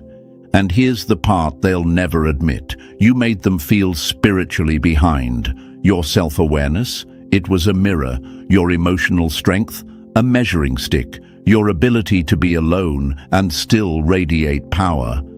It shook them. Because they realized how much they rely on noise, people, attention, distractions. You walk in wholeness. They walk in fragments. You carry peace like a scent. They wear anxiety like cologne. And no matter how much they dress it up or drown it in flattery, they felt the difference every damn time. So when they pulled away, ghosted you, or played mind games, it wasn't because you weren't enough. It was because you were more than they were ready to face. You triggered their transformation, but they weren't built for the fire. They wanted comfort, and you came with a mirror and a torch. You showed them the cobwebs in their spirit, the rot under their charm, the lies in their lifestyle, and instead of cleaning it up, they ran from the one who made them see it. Let's be real. They didn't just like you. They were shaken by you. They had dreams about you, flashbacks of the way you looked at them, the sound of your voice showing up in moments they thought they were fine. That's not romance, chosen one. That's a soul trying to process a shift. That's impact.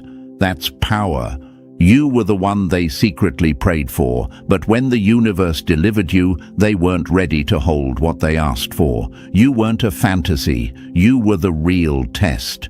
And instead of rising to meet it, they retreated into old habits, old lovers, old versions of themselves where it felt safe. Let's talk facts. Most people don't want love. They want distraction. They want validation, attention, a soft place to land that doesn't challenge their brokenness. But you don't allow regression. You awaken what they've been avoiding. You press on the bruise and ask, why is this still here? And that's terrifying for someone who's never faced their own demons. They thought they could handle you. They thought they could just flirt, entertain the connection, maybe even keep you in their orbit for a while. But the second they realized loving you would require healing, they panicked. You weren't a romantic detour. You were the turning point. And turning points always feel dangerous to people who'd rather keep driving in circles. So if you're wondering why they ghosted you, why they pulled back, why they keep watching from afar but never fully show up, it's simple. You exposed the gap between who they are and who they could be. And the weight of that truth was heavier than their ego could carry. You weren't a chapter in their story. You were the crack in the narrative that made them question the whole damn book. And don't think for 1 second that they've forgotten you. You left too loud of an echo. You planted something in them they can't ungrow. Every time they try to connect with someone new, something feels missing. Why? Because you didn't just offer love. You offered expansion. You didn't want their attention. You wanted their elevation. You weren't addicted to their potential. You wanted their truth.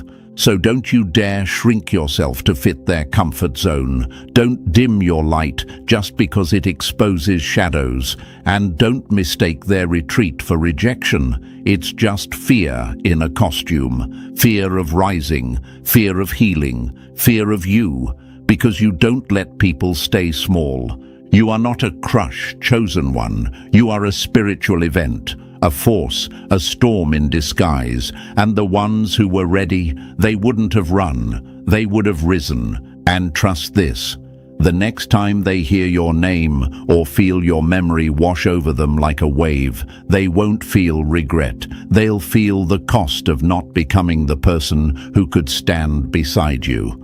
You weren't sent to be loved easily. You were sent to awaken the brave. Number 2, their soul knew you before their mind could catch up, and that's what haunts them now.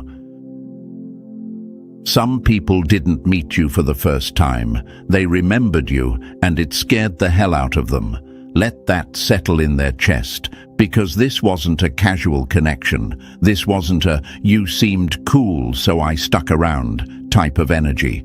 No, chosen one. This was ancient, familiar, soul-stirring. Before they even knew your name, their spirit leaned in. Before a word left your mouth, something in them whispered, "It's them." And they didn't understand why. Imagine this for a second. Someone walks into a room thinking it's just another day. They're scrolling, socializing, laughing. Everything feels normal. But then you walk in. You don't touch them, you don't speak, you barely look in their direction, and suddenly their heart skips, their hands fumble, their mind races to label what can't be labeled, because something deep within them already recognized you, not as someone new, but as someone who was always meant to arrive. This is why they stare too long, why their sentences trip over themselves, why they go completely quiet after trying to act confident around you. It's not awkwardness, it's recognition. You didn't remind them of someone they dated. You reminded them of something they lost, something they buried, something ancient, something real. You don't feel new, you feel like something they forgot how to pray for. And that's where the chaos begins, because most people have no relationship with their inner world. They listen to logic, appearances, ego, validation. So when their soul reacts to you before their mind gets the memo, they panic. That panic looks like ghosting, avoidance, even mocking. But don't get it twisted. It's not because you were wrong for them, it's because you broke through before they gave you permission. Think about it. How do you explain feeling spiritually stripped in front of someone you barely know? How do you process shaking hands after one conversation? How do you admit that their silence felt like home? You don't, because people fear what they can't control, and your energy is untamed. It doesn't follow dating scripts or emotional timelines. It erupts into people's lives like a memory they forgot they missed. You didn't arrive like a stranger. You arrived like déjà vu with a heartbeat. And that's why they can't stop thinking about you, because the connection didn't begin in the moment you met. It began before, in some other space, maybe not in this lifetime, maybe in a moment between moments. But their soul clocked in the second you entered, and it's been ringing alarms ever since. They'll call it curiosity, obsession, fascination. But deep down, they know it's something else, something bigger, something they're not spiritually equipped to name. And that's the tension, because when someone has trained themselves to only trust logic, you become a threat. Why?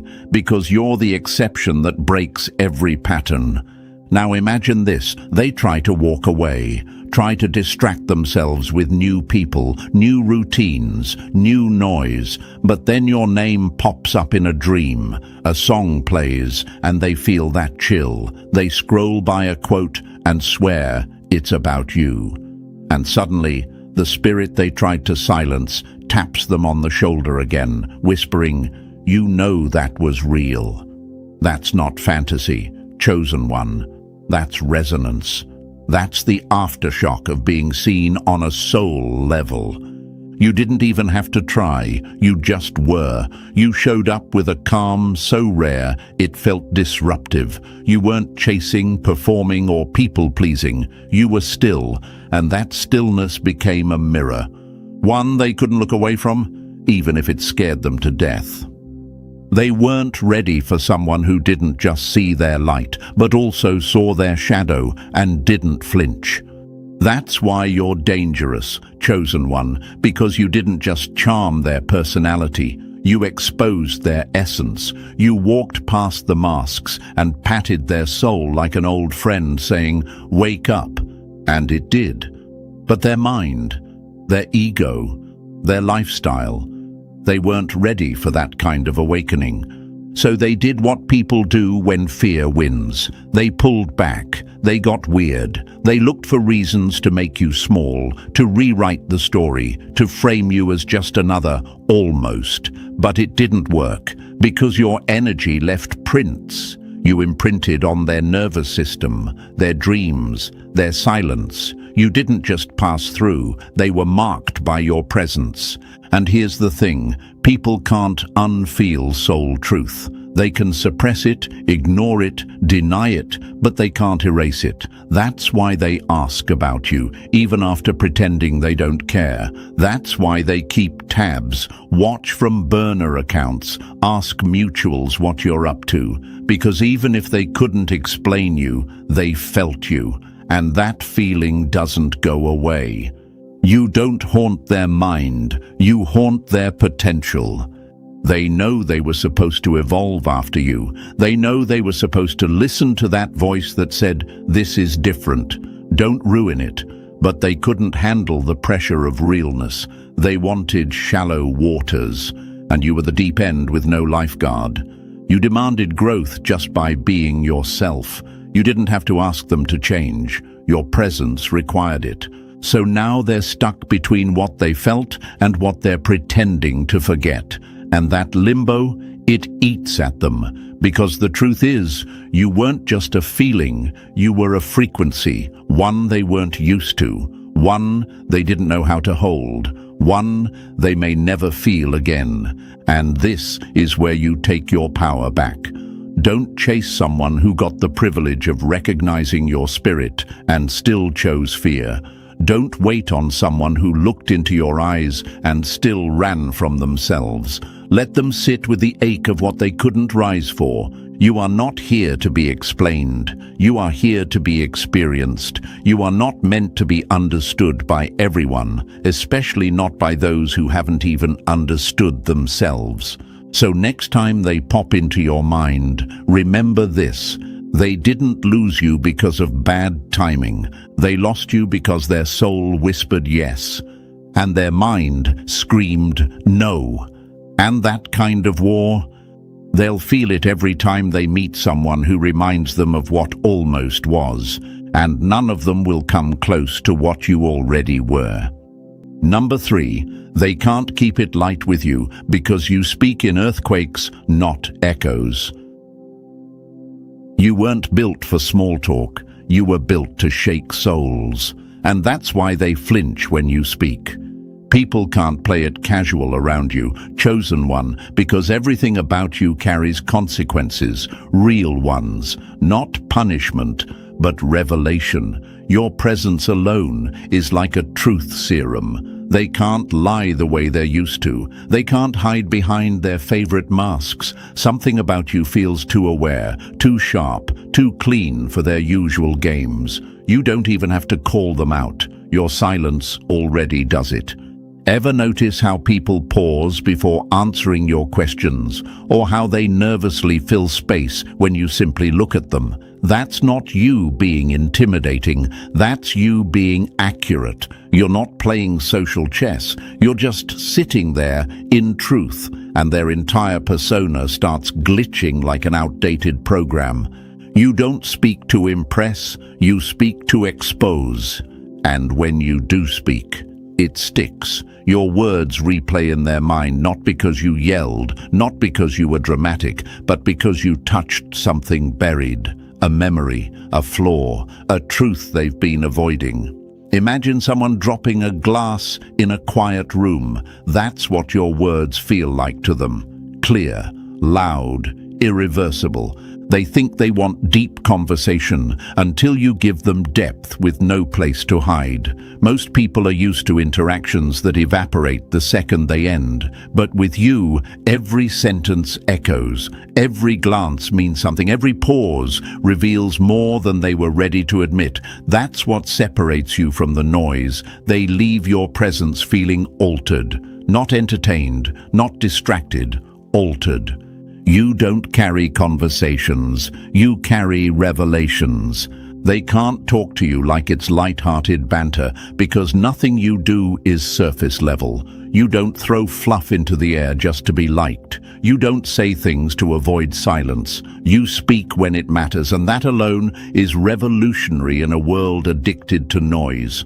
So they either move closer to that rare energy or they retreat. There's no middle. You force people to either level up or get out. That's why you leave such an impression. You're not a vibe, you're a verdict.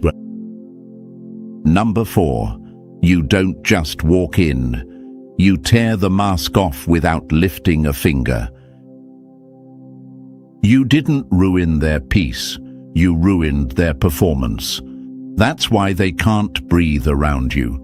They can wear masks all day long for the world, fake confidence, fake joy, fake relationships, and it works until they stand in front of you. That's when the cracks start showing. Not because you called them out, not because you expose them with your words, but because your spirit interrogates what they've spent years trying to hide. They step into your energy thinking they're prepared, rehearsed, charming, and then it hits. The air shifts, their rehearsed lines fall apart, their ego starts glitching. Why? Because you're not playing along. You're not hypnotized by the image. You're staring straight through the facade, right into the fracture, and that's what they can't handle. You don't confront them with questions, you confront them with presence. Imagine someone walking into a party with a mask they've worn for years. It fits so well, most forget it's even there, but then you show up, and suddenly the mask feels tight, it itches, it suffocates, because your energy doesn't let illusions breathe. That's the danger of being near you. They don't feel judged. They feel seen, fully, rawly, and it shakes them. Your calm threatens them more than confrontation, because you don't need to yell, you don't need to argue, you just exist in truth, and truth makes liars sweat. They try to act nonchalant. You sense the panic behind the smirk. They try to flex. You see the void behind the brag. They can't lie well when they know they're already caught without a word being spoken. You don't chase power, you are power, and that's why their ego trembles. You don't compete, you don't perform, and that's why they feel small, because fragile egos collapse in the face of authentic strength. You're not here to outshine anyone, you're here to be, and in a world built on pretending, simply being real is an act of rebellion. Loving you would mean letting go of every identity they've fabricated, every false self they've leaned on for safety. You don't allow emotional cosplay. You don't reward the act. You want the real, and most people aren't ready to give it because the real version of them hasn't seen the light in years. You're not hard to love. You're just impossible to fool, and that's what makes you dangerous. Number 5, you were the answer to their cry, until they realized you came with fire, not a lullaby. They prayed for someone real, but when the universe sent you, they realized real doesn't whisper, it demands. You showed up like divine timing, wrapped in human form, the calm after the storm, the breath after the breakdown. To them, you felt like that long-awaited answer, someone who could understand, stay, and heal what others only poked at. You felt safe, whole, clear. They looked at you and saw everything they had once begged the universe to bring their way. But they had no idea what they were actually asking for, because they weren't praying for peace, they were praying for comfort. And those are not the same thing. Comfort lets you stay broken. Peace demands you rebuild. You weren't sent to cradle their chaos. You were sent to call it by name. They wanted someone soft, yes, but not someone who sees through them. They wanted someone loving, but not someone who speaks with the kind of clarity that splits delusion in half. They thought divine meant easy, gentle, passive. But divinity is not passive, it's power. And you, chosen one, came with power. The kind that rattles the cage, not rocks it. You weren't here to babysit their emotional laziness. You were here to hold up a mirror. So now they say you're too intense, that you ask too much. No, you don't ask for too much. You ask for the truth. And in a world where most people are used to being loved for their potential, not their reality, that feels violent. But it's not violence. It's vitality. It's life, waking up in a room that's grown too quiet with lies. Imagine this, someone spends years screaming out for real love, and then it shows up, not as a fantasy, but as a force, not with roses and sweet nothings, but with stillness and discernment, with eyes that see through pretense, with words that don't flatter, but free. That's you. You're not the dream. You're what the dream becomes when it matures. They wanted to be held. You came to heal. And healing doesn't feel like a hug. It feels like surgery. That's why they pull back, why they label you as too much, because being with you means no more pretending. You don't let people coast. You don't enable their wounds. You interrupt everything that isn't honest. And that makes you dangerous to anyone who's married to mediocrity. But don't shrink, chosen one. Don't dim. You are not the problem. You are the proof that real love doesn't just soothe, it sharpens. That real presence doesn't just affirm, it awakens. They didn't expect love to come with an echo that says rise or run. But that's what you are, a divine disruption, not here to keep them comfortable, but to wake their spirit up before it's too late. Make it to den, make it tease tap show, make it to a show, make it to one. Number 6. They tried to own you, but you weren't built to be caged, only crowned. You don't belong in anyone's pocket. You were born to stand where others kneel. And that's what unsettles them to the core. You see, they're used to control, to manipulation dressed up as charm, to pulling strings and watching people dance for crumbs. But then you walked in, and nothing worked. You didn't flinch, you didn't chase, you didn't bite the bait. You observed, calmly. You saw through the game before they even played their opening move, and suddenly they were the ones spinning. They tried to treat you like a toy. You reminded them you were the storm. Imagine this for a moment. Chosen one, someone walks in expecting to play the same game they always win. But this time, the board flips. The rules shift. Their favorite tricks feel empty. That's you. You don't operate from lack. You're not addicted to validation. You own your space. You don't beg to stay in anyone's life. You allow your presence to be earned, not claimed. That alone sends shockwaves through the people who live off power plays. You've been through enough betrayal to recognize manipulation in a smile. You've endured enough silence to sense the lie in loud attention. That's why you move different. You're not moved by flattery or pursuit. You're moved by energy. And when it's off, you walk. No drama, no warning, just gone. You don't chase, you check the vibe. And if it's not right, you exit like royalty. And what shakes them the most is this: you can't be possessed. You're not a trophy. You're not a reward. You're not something to control. You're a presence. You walk into a room and the dynamic changes. People sit up straighter, speak more carefully, because they feel it. You're not the one. You're the one after the lessons, the one who comes with quiet fire and sacred boundaries.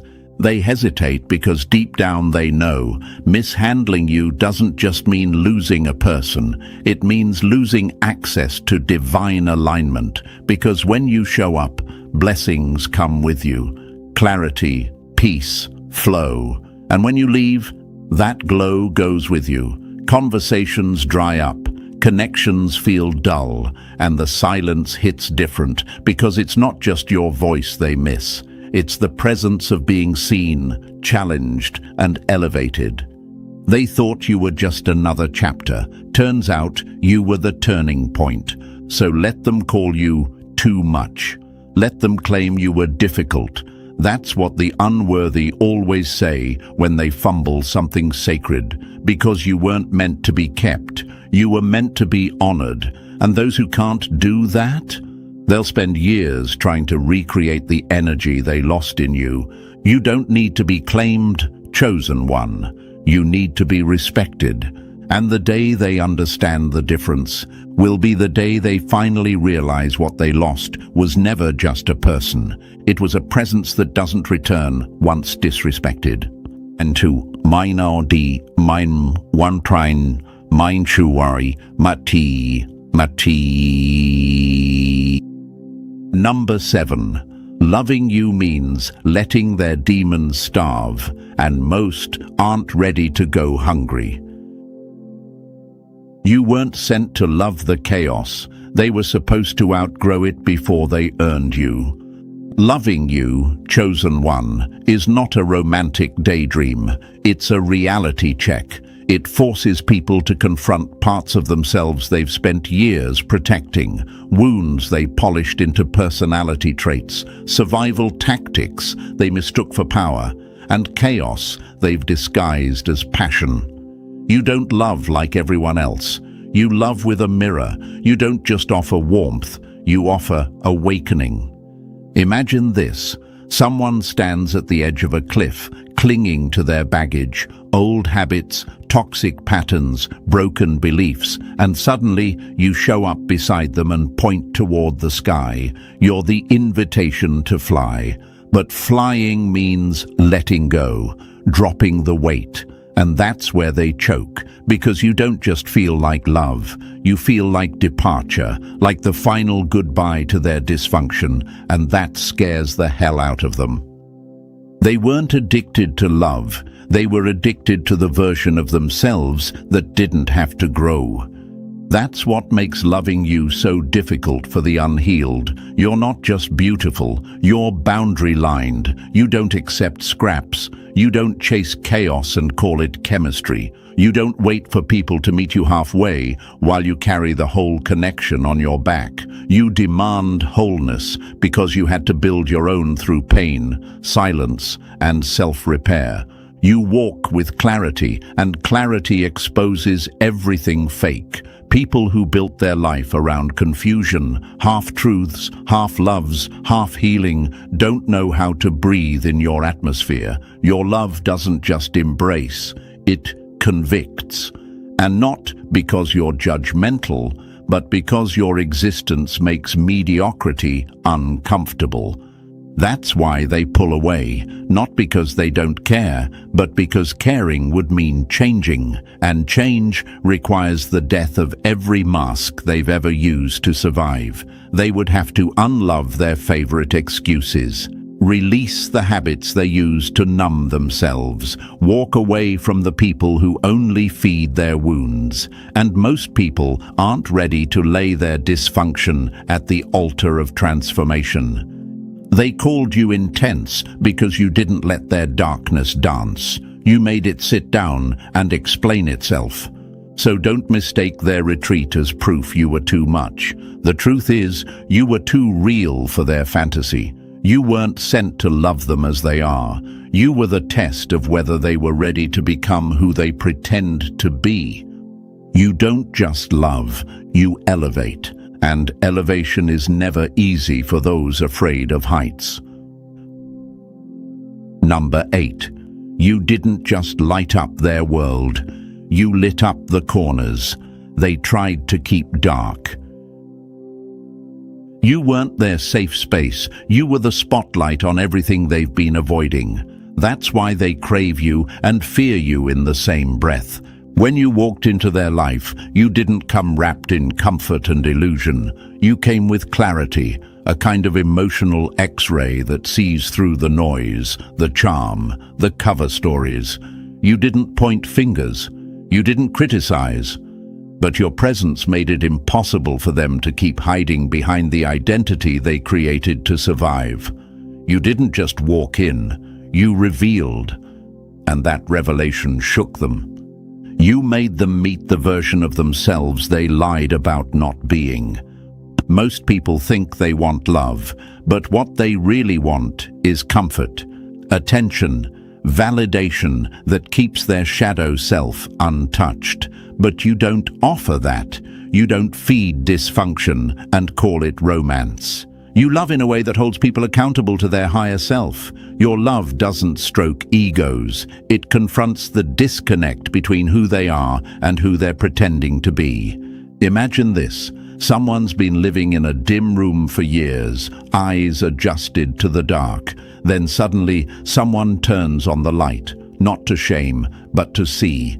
That light is you. And light doesn't just reveal beauty, it also reveals mess, dust, damage. And while their soul may ache for that kind of purity, their ego flinches. You didn't make them insecure. You made their lies uncomfortable. You didn't scream, you didn't push, but your energy, so grounded, so real, was like spiritual friction against everything fake. That's why they paused mid-sentence, why they contradicted themselves, why they felt naked around you.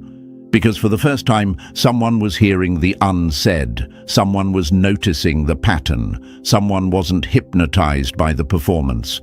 You see, chaos is a comfort zone for people who've never had to sit with silence. Drama keeps them distracted. Confusion gives them control. But when you came in, the volume turned down. And in that silence, they met themselves. And it scared them more than anything you said or did. Because real love, your love, doesn't sedate. It summons. It invites people to rise out of survival mode and walk into their healed identity. But invitation feels like an attack to someone who's built a fortress around their dysfunction. And when that fortress starts to crumble, they panic. You weren't the villain. You were the mirror, and mirrors don't lie. They just reflect. So don't carry their retreat as rejection. Carry it as confirmation. You didn't do anything wrong. You simply disrupted the comfort they had in their own darkness. You weren't sent to validate what keeps them stuck. You were sent to illuminate the way forward. And illumination for the unready feels like fire. They may say you're too intense, too honest, too much, but what they really mean is, you're too pure to lie to, too clear to deceive, too real to keep around without doing the work. You didn't make them afraid of love. You made them afraid of themselves. And that, chosen one, is the power of your light. Number 9. They crave your glow, but can't stomach the grind that made it. They wanted your light like it was perfume, something to borrow, not become. That's why they never stayed, chosen one. People feel something divine when they stand next to you, even if they don't have the words for it. Their soul registers your frequency as rare. You carry peace like armor, stillness like thunder. You don't chase attention, it bends towards you. You don't demand respect, it's just felt. And for a moment they feel different too. Lighter, inspired, empowered. Not because you gave them something, but because being in your presence revealed how empty they've been. They loved the way you made them feel, but not the reason you're able to feel that way yourself. Imagine someone seeing a shining mountaintop and saying, "Wow, I want that view," without realizing you climbed it alone, through storms, isolation, betrayal, and silence. They want the peak, but not the path. They admire your fire, but not the ashes you had to rise from. That's where it breaks, because your energy isn't an aesthetic, it's a result. A byproduct of battles they never saw. And here's the truth, they don't actually want you. They want the version of themselves they feel when they're around you. They feel grounded, seen, maybe even whole, but instead of doing the inner work to live at that level, they drain yours. They orbit your fire like moths, trying to warm themselves without ever asking how that fire was built. They want to sip from your cup, but never ask how you kept it full after everyone else drank you dry. That's why they ghost. That's why they sabotage. That's why they run while pretending to care, because they know, deep down, being with you comes with requirements. You're not for the emotionally lazy. You're not a vibe to be consumed. You're a mirror, a mission, a movement. You were never here to pacify people. You were here to activate them. And that scares the ones who've grown attached to the comfort of staying asleep. They think it's chemistry, but it's accountability. They think it's romantic pull, but it's their soul recognizing the evolution they've avoided. You don't offer temporary highs. You demand permanent shifts, and very few are ready for what that actually means. So when they say, "I miss your energy," understand, yes, they do. But they miss how you made them feel about themselves, not who you actually are. Because to know the real you is to confront the real them. And most don't have the courage to look that deep without unraveling. They didn't fumble you. They fumbled the version of themselves they refused to become.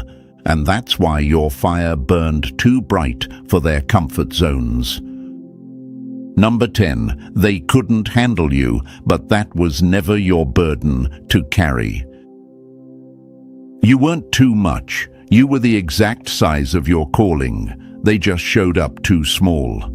Let's stop right here and make something crystal clear. Their confusion was never your responsibility. Their fear, their immaturity, their inability to rise to the occasion, that was theirs to own. Not yours. You didn't lose them. They lost access to something sacred, something raw, something unforgettable. They fumbled the rarest frequency they'll ever encounter, and you need to stop shrinking yourself to make that mistake make sense. They weren't ready, and that's not your fault. That's their growth to figure out. You were sent as an opportunity, a lifeline, a mirror, a message from the universe that it was time to evolve. And instead of rising, they ran. Instead of healing, they hid. Instead of matching your light, they called it too intense. That's not love. That's fear dressed in flattery. Your job was never to rescue them. Your job was to remember you were never drowning to begin with. So now it's time to take all the energy they failed to honor and reinvest it into you. The peace they took for granted, keep it. The clarity they ignored, sharpen it. The love they couldn't receive, reclaim it and pour it into your own evolution. Because you weren't sent here to be broken down by people who haven't even met themselves yet. Let this be your reminder. You are not here to be digested. You are here to disrupt, to awaken, to lead. And from this point forward, you don't chase. You don't beg.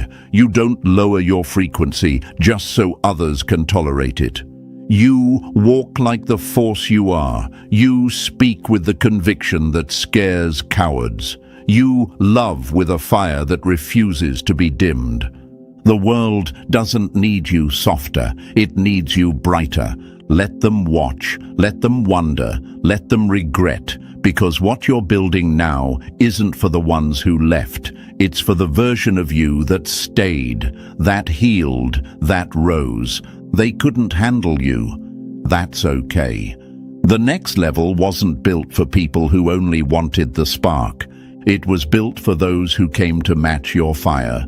Keep walking, keep shining. The ones who are worthy, they won't run, they'll rise.